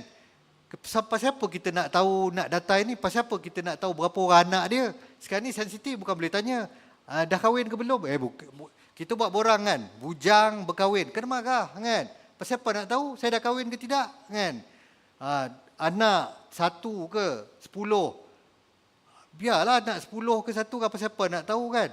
Ini kadang-kadang boleh menjadi sesuatu yang sensitif, betul kan? Jadi kalau siapa yang biasa terlibat di lapangan ni, collect data ni tahulah bukan senang. Padu apa cerita padu? Padu kan. Tu kan dah tak tahu dah kan. Dulu macam-macam tu. Saya kat kerajaan negeri tu datang buat kan, kongsi minta data pada kerajaan negeri semua. So apa yang saya nak sebut di sini adalah cabaran. Jadi bagaimana kita nak pastikan kita dapat data dengan kaedah yang orang kata kita boleh dapat daripada penduduk ataupun masyarakat, daripada rakyat dengan cara yang mereka willingly contribute data. Jadi kita minta biar dia lah yang buat. Jadi lamalah sikit. Tu saya kata sampai 8 tahun tu. Mana kita buat. Kita baru sudah minggu lepas satu libat urus. Terpaksa buat di doset. Kalau buat dekat itu tak dimaunya kan. Kena ada makan-makan sikit kan. Itu kena ada, kalau tidak dia susahlah sikit kan. Jadi ini yang kita kena apa. Jadi kena libatkan mereka. Penduduk ni, stakeholder tu perlu terlibat untuk mereka berikan data ni. Jadi barulah mereka yang menyumbang, dia yang semak. Jadi kita tak ada nak buat macam sekarang, nak buat apa ni. Walaupun dasar yang baik, sebagai contoh bagi kerajaan bagi subsidi minyak kan, nak bagi IC, tujuannya adalah supaya kita, supaya bersasarlah kan, bagi itu dapat pada orang yang layak, yang mungkin kurang layak tu dapatlah kurang sikit kan. Tapi di bawah tu macam-macam lah yang dia apa ni kan. Jadi kita cuba melalui kaedah, kalau kita nak lihat komuniti yang menjadi penyumbang ni bagaimana aspek yang respon ya. Jadi kita lihat dasar ini dia lebih responsif dan lebih orang kata lebih rapat dengan lapangan. Jadi bila dia tak nak tu kita tanyalah siapa tak nak bagi. Jadi kalau kita tu pujuk-pujuk minum kopi secawan 2 tu, akhirnya dia pun isi jugalah kan. So kena macam-macam teknik ni kan. Dan akhirnya apa yang paling penting adalah ketelusan dan accountability dalam meningkatkan sistem yang terbuka. Jadi inilah adalah dimensi inovasi sosial yang kita lakukan. Next. Dan apa kita gunakan data ni tadi? Jadi data ni tadi kita gunakan untuk kita lakukan pelbagai aspek untuk kita membangunkan masyarakat kita lah. Sebagai contohnya kalau kita tahu banyak kawasan-kawasan di desa ni berhadapan dengan tekanan untuk pembangunan. Kalau di daerah Sabak Benam tu ada kawasan-kawasan yang kawasan sawah ni yang mana mereka mohon untuk ditukar guna tanahnya. Daripada sawah minta tukar jadi kawasan perumahan, tukar jadi kawasan komersial, tukar kepada pelbagai lah kegunaan lain. Jadi kita lihat bahawa kalau kita tidak ada data yang kita kumpulkan dan menunjukkan bahawa kawasan-kawasan ini mungkin penting untuk sebagai contohnya keterjaminan makanan. Penting untuk kita pastikan alam sekitar kita terjaga. Jadi kita tak dapat memberikan satu justifikasi yang jelas kepada pembuat keputusan tentang kenapa kita nak tolak sesuatu permohonan untuk pembangunan itulah, ataupun kenapa kita nak luluskan suatu permohonan pembangunan itu. Jadi dalam masa sama juga kita bangunkan ini sebab kita lihat ini akan memudahkan untuk kita menilai kemudahan-kemudahan awam dan sebagainya, dan juga untuk kita memberikan keutamaan apa bentuk intervention yang kita nak berikan berdasarkan spatial planning yang kita wujudkan tu. Next. Okey, jadi itulah yang yang kita berdasarkan itu kita membangunkan apa yang kita panggilkan sebagai pusat smart desa, di mana pada ketika ini untuk makluman tuan-tuan dan puan-puan, kita telah bangunkan 4 pusat smart desa ni, yang mana kita berhasrat supaya di setiap daerah, di Selangor ni kita ada 9 daerah. Kampung memang lebih banyak sebagai contohlah, tapi maknanya sekurang-kurangnya kita akan dapat cover di setiap daerah satu pusat smart desa. Jadi setakat ini untuk tempoh 2023 hingga 2024 ada 4 yang telah kita bangunkan, iaitu di Kampung Endah, ni di Kuala Langat, di Sungai Air Tawar, di di Taman Baru dan juga di Bukit Raja. Dan fungsi utama dia pusat ini tadi adalah untuk membolehkan masyarakat ataupun penduduk tadi yang duduk di kampung tadi itu mendapatkan akses kepada capaian internet untuk mereka melakukan aktiviti-aktiviti yang bersifat pengajaran dan sebagainya. Jadi apa yang saya nak sebut sini, dasar smart desa ni dia mempunyai 2 komponen utama. Satu, kita bangunkan satu dashboard platform yang mengisi semua profil-profil maklumat berkaitan satu pertempatan di dalam kampung ataupun desa. Keduanya adalah kita bangunkan fasiliti pusat smart desa ini, di mana pusat smart desa ini membolehkan penduduk tadi mengakses sistem smart desa itu untuk mereka juga mengupdate ataupun mengisi data-data yang terkini. Dan daripada masa ke semasa kita akan buat libat urus yang saya sebutkan tadi, kita buat sesi-sesi engagement di tempat-tempat yang bersesuaian supaya kita buat semak silang maklumat-maklumat dengan penduduk tadi, supaya maklumat itu adalah maklumat yang tepat dan jelas. Dan apa yang kita dapati adalah impact dia adalah peningkatan 40% literasi digital community. Ini berdasarkan kajian yang telah dibuat oleh Plan Malaysia 2024 lah bagi negeri Selangor. Jadi kita lihat secara ringkasnya, apa yang ingin saya sentuh pada petang ini, bagaimana inovasi yang kita lakukan daripada polisi ke realiti, daripada boardroom to social room, daripada polisi itu tadi menjadi sesuatu yang lahir daripada secara bottom up, adalah bagaimana penggubalan daripada atas menjadikan kita menghasilkan satu platform digital sistem smart desa yang mengisi maklumat-maklumat data spesial dan data ekonomi. Dan akhirnya kita dapat juga bangunkan pusat smart desa yang mana ini adalah berdasarkan keperluan komuniti, dan komuniti sendiri yang akan menjadi penyumbang kepada pengisian ataupun pemberian maklumat-maklumat yang Dan ini gambar di skrin ini adalah sewaktu Yang Amat Berhormat Datuk Menteri Besar Selangor, Datuk Sri Amrin Syahri merasmikan salah satu pusat smart desa. Saya ingat ini di Kampung Endah pada tahun 2023 yang lepas.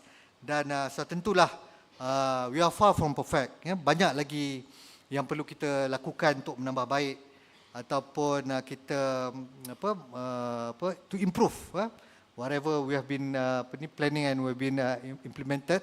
Tetapi ini tentulah akan memerlukan masa untuk kita memenuhi ataupun memastikan semua perancangan-perancangan itu dapat dilaksanakan, sebab tidak ada perkara yang dapat kita laksanakan dalam tempoh yang singkat.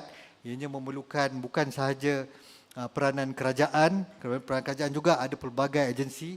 Apa yang paling penting adalah mereka yang menerima manfaat itu sendiri adalah perlu menjadi pihak yang orang kata terlibat ataupun secara langsung. Sebagai contoh saya nak berkongsi dengan tuan-tuan dan puan-puan hari ini, kita di negeri Selangor ni adalah antara dasar kita adalah dasar ISP, iaitu Inisiatif Selangor Penyayang, di mana kita memberikan banyak bantuan-bantuan sosial kepada masyarakat. Sebagai contohnya kita ada program bingkas. Program bingkas ni kita berikan bantuan isi rumah kepada ibu tunggal, kepada bapa tunggal pun kita bagi kepada mereka yang yang dalam golongan B40 ni sebanyak RM300 sebulan, seramai 30,000 orang sebulan. Jadi total yang kita bagi ni adalah RM108 juta setahun yang kita berikan untuk bantuan-bantuan sosial ini. Jadi kalau kita tidak ada satu sistem data yang lengkap ini kita pun tidak tahu yang ini kita dah bagi ke, tahun lepas kita dah bagi, tahun ni kita nak tambah lagi ke atau tidak, adakah orang lain tak pernah menerima bantuan dan sebagainya. Jadi kita dapati bahawa bila kita buat ini, data-data ataupun program-program pembasmian kemiskinan yang kita ada di peringkat Negeri Selangor dapat kita tambah baik melalui pembangunan sistem-sistem smart desa yang kita bangunkan ini. Jadi next, saya ingat pada petang ini secara ringkasnya itu yang ingin saya kongsikan, dan kalau ada soalan atau sebagainya lepas ini dalam Q&A mungkin saya boleh kongsikan beberapa inisiatif ataupun beberapa kaedah yang kita laksanakan di Selangor.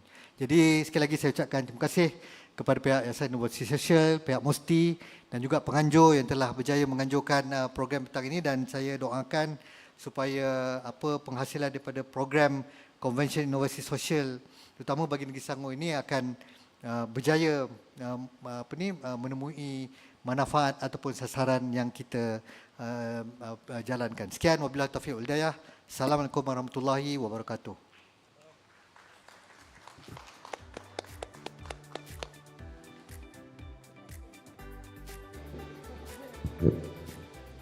Terima kasih Datuk di atas pembentangan yang serba saya rasa inklusif lah mengenai sistem smart desa tadi Datuk. Dalam pembentangan Datuk tadi mungkin saya boleh ringkaskanlah di mana peri pentingnya ya pengurusan data tu, di mana kalau kita ada data yang banyak tapi pengurusannya tidak tentu, dia akan menjadi cacah merbah. Dan dengan adanya pengurusan data yang efektif, kita boleh mengenal pasti keperluan pembangunan desa lah. Saya juga tertarik dengan inisiatif Kerajaan Negeri Selangor yang mengatakan bahawa untuk mengurangkan kadar asnaf di Selangor dengan melalui aktiviti ekonomi setempat ya, seperti yang Datuk bagi contoh tadi, iaitu beras sekincan. Daripada diorang menggunakan padi terus menjual benih. Mana salah satu bentuk inovasi sosial yang Datuk terangkan tadi. Dan saya juga ada dua soalan boleh nak tanya kepada Datuk lah mengenai smart desa tadi. Datuk kata sekiranya kita ada satu polisi yang memang betul-betul baik daripada boardroom turun ke tanah, saya nak tanya kepada Datuk bagaimanakah cara kita nak memantau polisi itu? Adakah dia secara berkala ataupun kita perlu banyakkan libat urus? Bagaimana itu Datuk? Terima kasih kepada Puan Asrida. Jadi seperti yang saya sentuh tadi sedikit dalam presentation ataupun pembentangan tadi, apabila kita melaksanakan satu dasar ataupun polisi, apa yang antara yang kita dapati lacking ataupun kita terlepas pandang adalah bagaimana kita mereka bentuk pelaksanaan polisi, designing policy execution. Jadi soalan tadi adalah bagaimana kita nak pastikan kita dapat memantau sesuatu perkara yang kita buat itu dapat dipastikan hasilnya dapat dijalankan seperti mana yang kita rancangkan ya. Jadi di Negeri Selangor ni ataupun secara khusus ni di UPEN ya, kita bergerak kalau saya ingat seperti mana di kebanyakan kerajaan negeri, kita bergerak melalui platform kita panggil jawatankuasa tetap ataupun standing committee ataupun kita ringkaskan sebagai STENCO. Jadi sebagai contohnya kalau aspek macam luar bandar ni, kalau di Selangor kita ada STENCO luar bandar ataupun jawatankuasa tetap luar bandar yang dipengungsikan oleh Berhormat Exco. Jadi ini adalah platform di peringkat di peringkat Exco yang macam menteri lah, yang memastikan bahawa dia sebagai seorang penggubal dasar tu ataupun pembuat dasar dapat memastikan pentadbir sebagai penggubal dasar ni menggubal kaedah pelaksanaan yang tepat ataupun yang berkesan ya, satu. Dan UPEN apabila kita nak melaksanakan ataupun menggubal dasar pelaksanaan ini, kita cuba seberapa boleh libatkan semua agensi yang bertanggungjawab kepada sesuatu perkara tu. Sebagai contoh kalau kita kata tadi dalam aspek pertanian ya, kita tak boleh hanya kita merujuk kepada Jabatan Pertanian, sebab hal-hal berkaitan tanah di bawah bidang kuasa pejabat tanah sebagai pentadbir tanah dia ada bidang kuasa. Kalau dia lambat sebagai contohnya untuk meluluskan aspek pewataan, dia lambat luluskan aspek pemberi milikan, ini menyebabkan projek-projek yang nak dibuat di atas tanah tu tadi akan terbantutlah ataupun tidak akan berjalan. Jadi Apa yang paling penting apabila kita design polisi itu adalah memastikan bahawa mereka yang nak laksanakan tadi dilibat uruskan. Mana kalau pejabat tanah kita panggil. Kalau kita perlukan PBT, kita panggil PBT. Dan kita perlu mengadakan beberapa siri mesyuarat pelaksanaan itu secara berkala supaya kita ada pemantauan kepada pelaksanaan kita. Di Selangor kita sekarang ni membangunkan dasar kita melalui ataupun kita menggerakkan pelan kita melalui rancangan Selangor pertama. Dan kita dah hampir tamat rancangan Selangor pertama untuk 2025 dan sedang membangunkan rancangan Selangor kedua. Jadi kita ada satu jawatankuasa yang dipanggil KOR yang dipengurusikan oleh Yang Berhormat Datuk Seri Kerajaan Negeri, yang mana Datuk SS sendiri yang memantau semua projek-projek ataupun semua program-program yang telah dirangka oleh agensi ini. Jadi maknanya kita dapati bahawa perlu adanya komitmen kita kata the top management kena ada. Kalau top management pun tak nak buat meeting, dia pun kata biarlah suruh KPP je lah kan. Lepaskan je lah. So jadi kita takkan rasa perkara itu serius lah kan. Jadi apa yang paling penting adalah top management merasakan ini adalah dia punya baby jugalah, dia punya projek. Kalau dia rasa yang ini macam contoh, ini UPEN punya projek, dia tak akan berjaya. Sebab itu apabila saya sebagai contohnya di UPEN kita bangunkan bangunkan rancangan Selangor, kita juga buat kaedah localizing ataupun the implementation part. Sebagai contohlah kalau kita tengok SDG kan, Sustainable Development Goal, dia ada localizing SDG. That is the implementation plan. Jadi apa pun saja plan yang kita buat tu, there has to be the implementation ataupun execution plan yang melibatkan komitmen oleh pihak pengurusan tertinggi sehinggalah pihak yang melaksana tu. Jadi sekiranya kita nak memastikan bahawa dasar tu berjalan, kita perlu pastikan setiap entiti di dalamnya bergerak seiringan, ya Datuk. Okey, baik. Saya rasa satu soalan sebelum kita buka kepada penonton, ya. Mesti Datuk mempunyai visi yang lebih jauh lagi mengenai sistem smart desa ni. Jadi saya nak tanya, apakah cabaran semasa yang menjadi kekangan untuk kita untuk sistem smart desa ni? Dia soalan yang saya ingat kalau kita bertanya tentang, biasa bila kita bentar mesti orang tanya cabaran lah kan. Apa yang paling mencabar. Jadi kalau kita lihat dalam konteks secara spesifiknya apabila kita membangunkan apa saja sistem ni, adalah bagaimana kita nak pastikan satunya bagaimana sistem tu di-own-kan ataupun dia merasakan bahawa sistem itu tadi milik semua.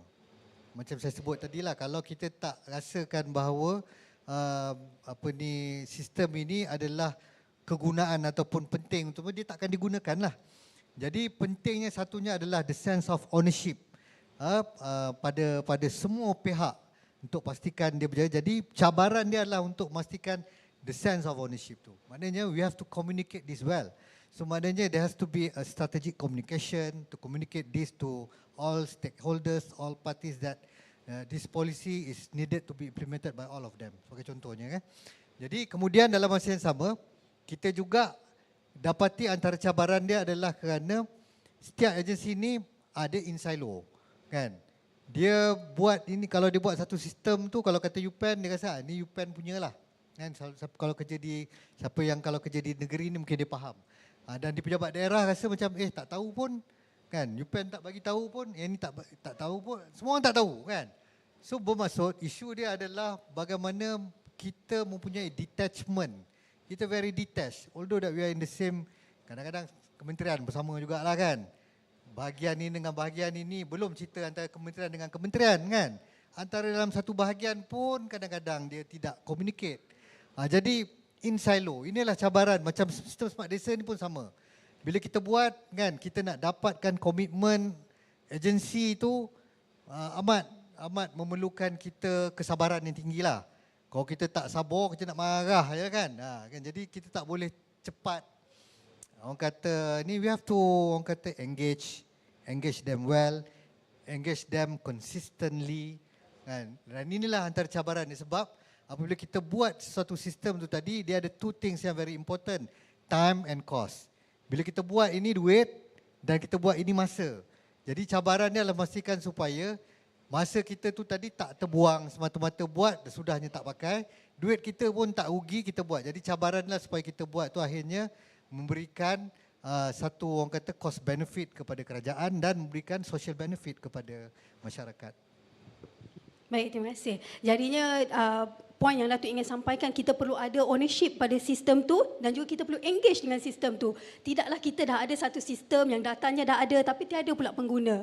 Itulah kepentingan sesi libat urus untuk menggunakan sistem smart desa.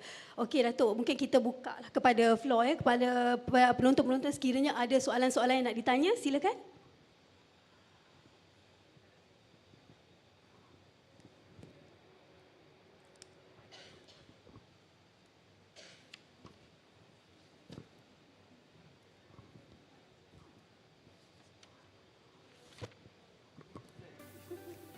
Assalamualaikum warahmatullahi wabarakatuh. Saya Dr. Ziman, seorang inovator YIM, khusus dalam inovasi sosial yang inklusif.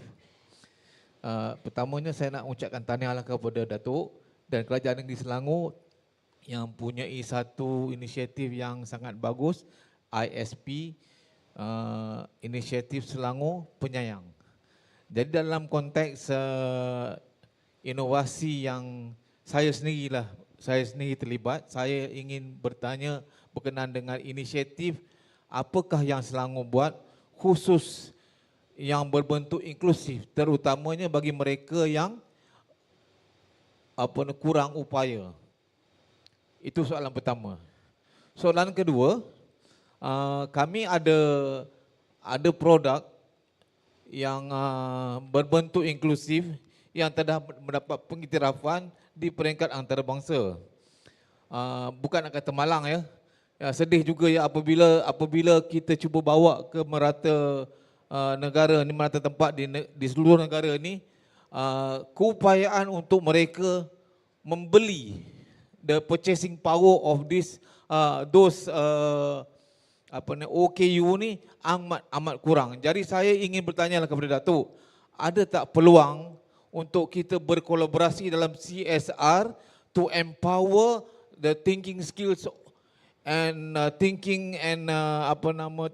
feeling skills of the underserved community, especially the blind in Selangor. Terima kasih. Terima kasih Dr. Ziman. Hebatlah. Bukan daripada Jerman. Ziman. Jerman ni syarikat daripada Jerman. Dulu teringat zaman belajar kat Jerman tu. Okey, saya ingat satu soalan yang baik. Terima kasih doktor di atas soalan tu petang-petang ni. Soalan ni tak expect soalan tu kan. Apakah dia inovasi yang inklusif ya? Betul ya?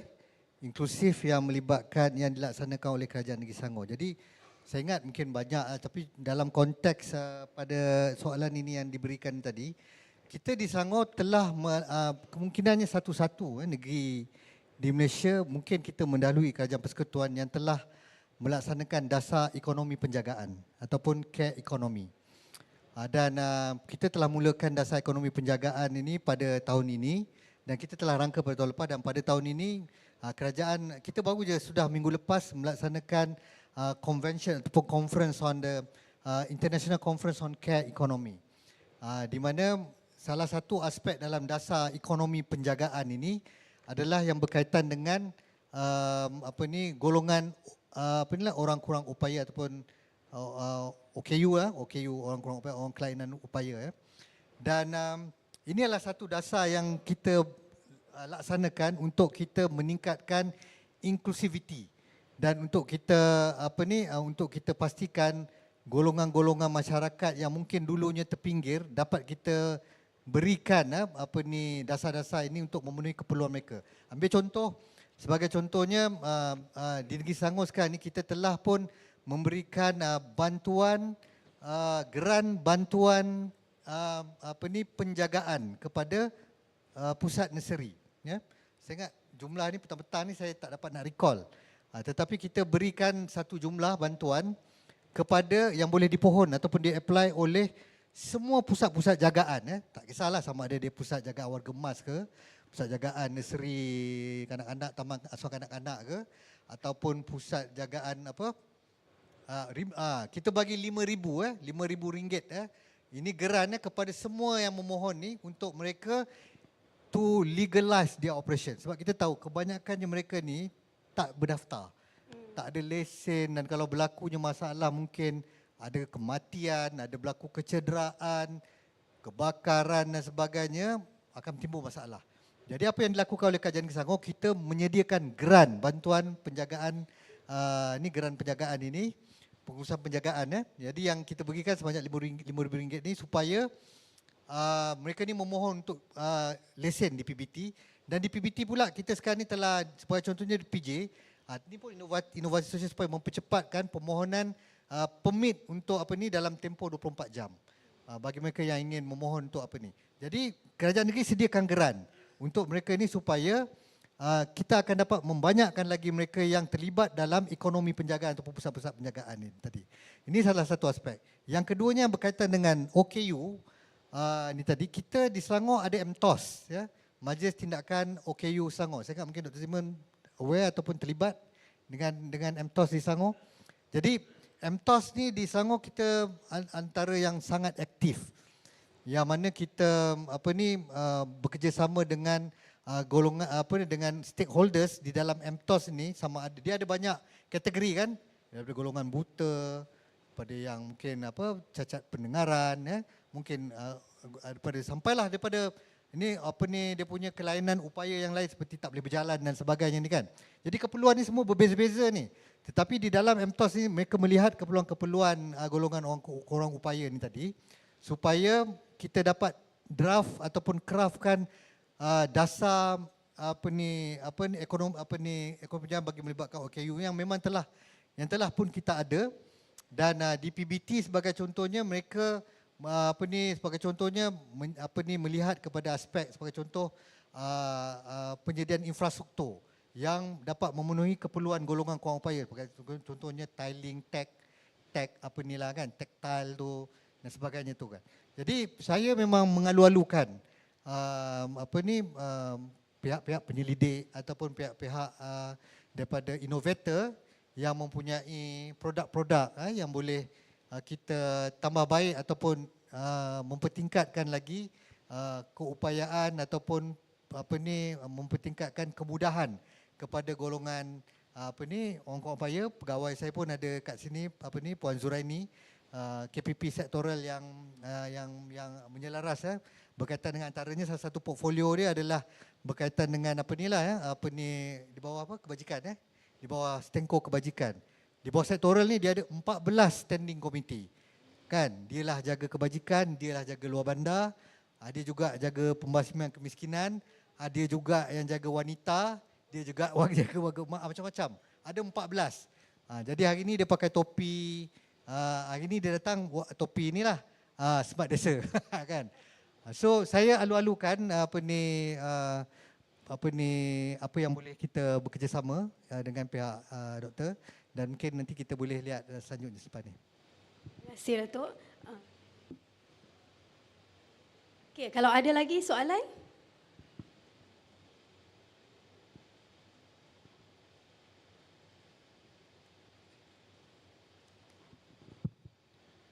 Assalamualaikum warahmatullahi wabarakatuh. Maaf Datuk, saya tahu Datuk nak balik, takut jam kan. Saya ada 2 soalan simple saja Datuk.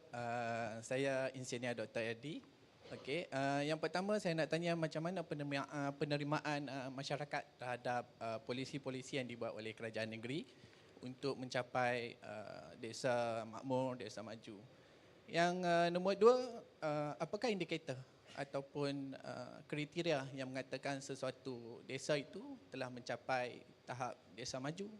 And then saya tertanya berkenaan pasal smart, sebab bila guna perkataan smart ni kita nak tengok indikator dia lah.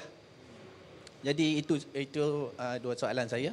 Sebab kalau boleh nak tengoklah indikator macam mana yang kita nak mengatakan bahawa smart desa maju tu macam mana dia mencapai kriteria ataupun indikator mana kita nak mengatakan dia dah mencapai smart desa maju.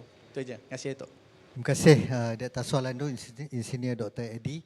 Dan sudah tentulah kita dapati bahawa salah satu cabaran yang kita hadapi untuk kita pastikan dasar ni tadi adalah penerimaan masyarakat lah. Jadi penerimaan itu memanglah pelbagai kan.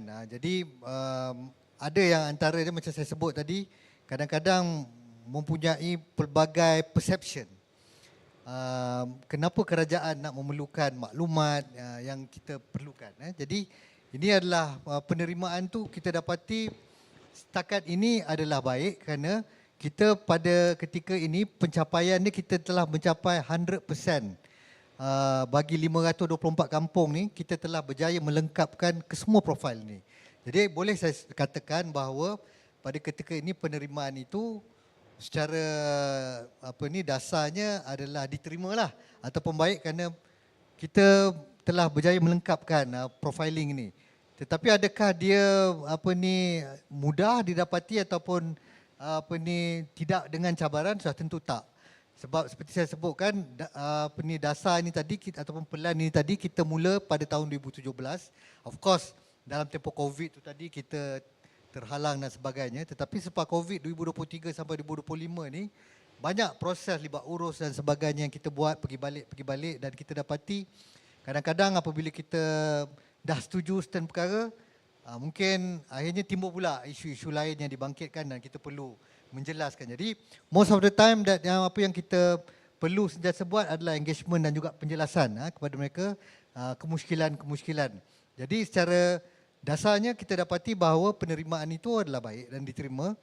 Tetapi bagaimana kita nak pastikan bahawa kesemua anggota masyarakat merasakan bahawa polisi itu bermanfaat. Tak cukup kalau kita kata bahawa mereka okeylah tak apalah bagilah maklumat ni. Tapi akhirnya dia rasa dia tak menerima pun apa-apa sebarang mana. Sebagai contoh saya sebut tadi kita bagi bingkas, kita bagi bantuan. Sebagai contoh kita ada sistem SADE skim air Darul Ihsan. Saya tak pasti singkat sini.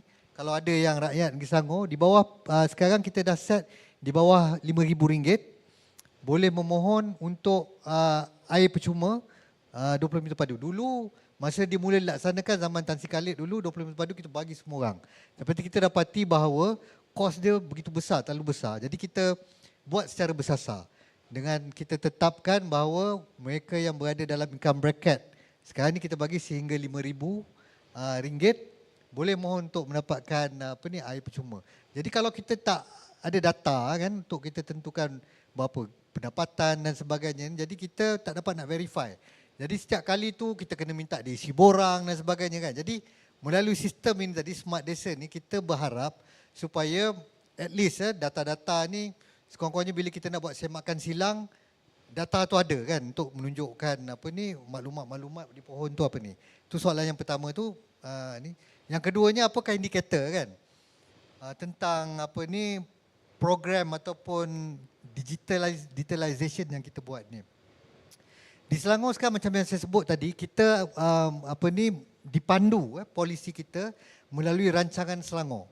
Dalam rancangan Selangor pertama ni kita ada beberapa indikator. Iaitu secara totalnya kita ada sebanyak 16 indikator. Saya petang-petang ni tak dapat nak recall lah each and every indicator yang ada. Tetapi seperti yang disebut oleh Tuan Engineer tadi, adakah ada satu indikator menunjukkan sama ada apa yang kita buat tu dicapai atau tidak? Ada. Memang kita ada. Tetapi indikator ni dalam RS1 ini kita tak adalah indikator pergi secara spesifik. Kan kalau kita nak tengok sama ada hari ni orang tu dulu dia bekerja, sekarang adakah dia dah tak bekerja lagi, kita belum lagi to the extent lah. Tetapi apa yang kita buat sebagai contohnya kita ada data KPI kita daripada segi kemiskinan tegar. Kita ada data indikator daripada segi kemiskinan relatif.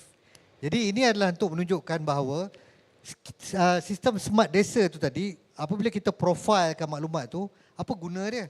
Takkan kita nak tengok dia punya itu kan, tapi akhirnya yang kita nak profiling ni adalah supaya kita dapat pastikan melalui bantuan-bantuan, melalui aspek-aspek kemudahan awam, infrastruktur ataupun kita bagi bantuan-bantuan sosial.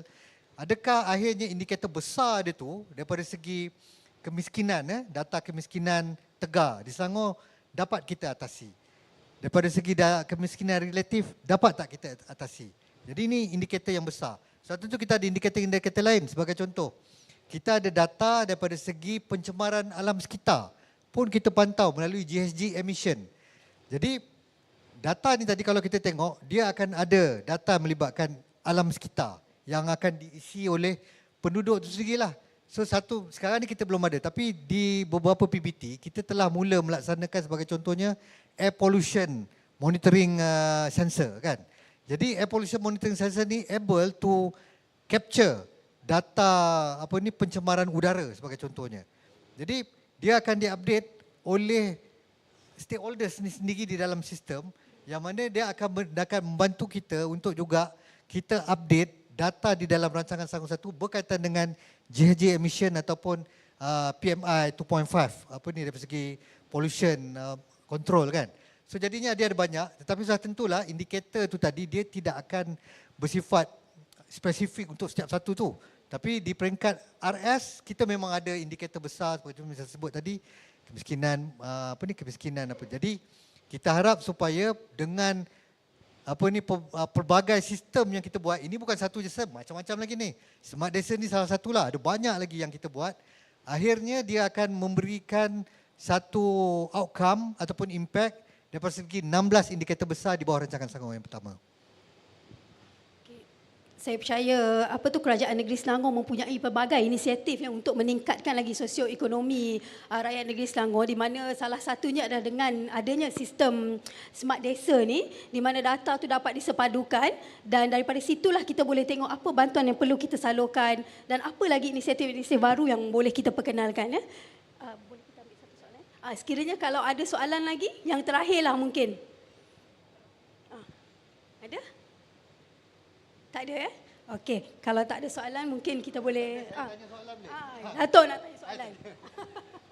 Pop quiz Datuk.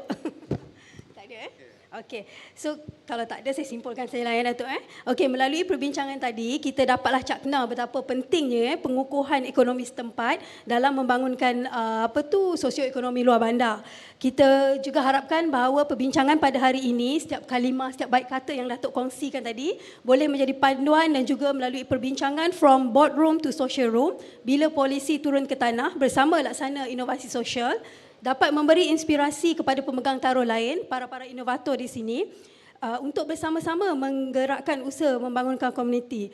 Sebelum kita berakhir, Datuk, mungkin adakah kata-kata terakhir yang Datuk nak kongsikan kepada para inovator kita untuk terus bersama-sama memajukan desa mereka? Satu je tadi, Dr. Ziman tadi just nak tambah, tadi saya terlupa nak apa ni. Kita kat Selangor juga, kita menghantar OKU kita dalam sukan apa tu?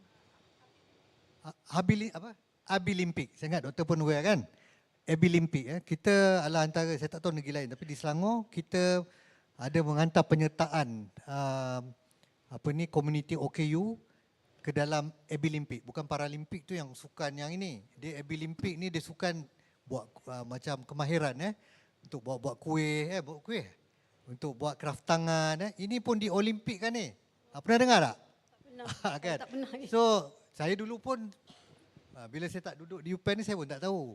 Jadi bila kita ni baru kita tahu rupanya bila saya terlibat dengan community MTOS OKU ni baru saya aware rupanya ada, dan saya sangat kita boleh alu-alukan mungkin banyak tu antara yang boleh kita tambah baik melalui mungkin Abilimpics dan sebagainya untuk golongan OKU nanti. So akhirnya saya harap supaya apa yang dikongsikan ini memberikan manfaat kepada tuan-tuan dan puan-puan yang masih lagi sanggup tunggu sampai lepas pukul 5 petang ni. Tak tahulah bos tak bagi balik ke apa kan. Jadi apa pun saya ucapkan terima kasih. Yang salah dan silap tu adalah daripada kelemahan saya sendirilah, dan yang baik tu datang daripada Allah Subhanahu Wa Taala. Dan saya harap kalau ada perkara-perkara yang boleh dikongsikan ditambah baik kepada negeri Selangor, UPenn Selangor, kita bersedia menerima apa-apa saja pandangan dan juga teguran boleh sampaikan kepada saya melalui email ke apa, dan kita akan ambil untuk kita tambah baik perkhidmatan kita negeri Selangor. Sekian, terima kasih.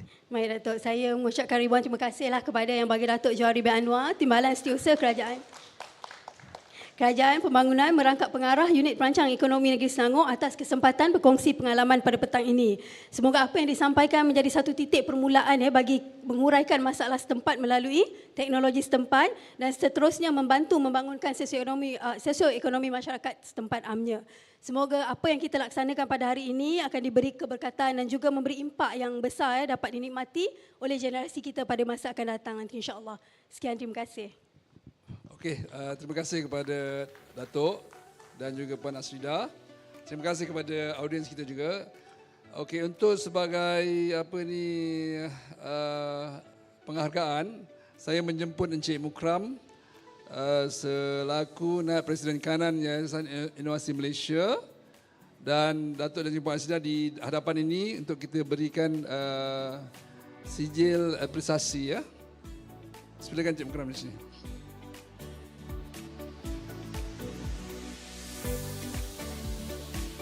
Okey, kepada Datuk dulu.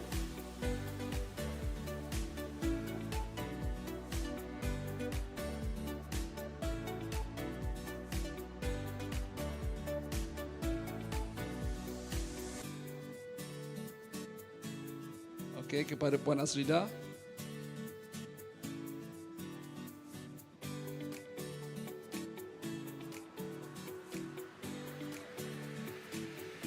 Okey, kita ambil gambar terlebih dahulu.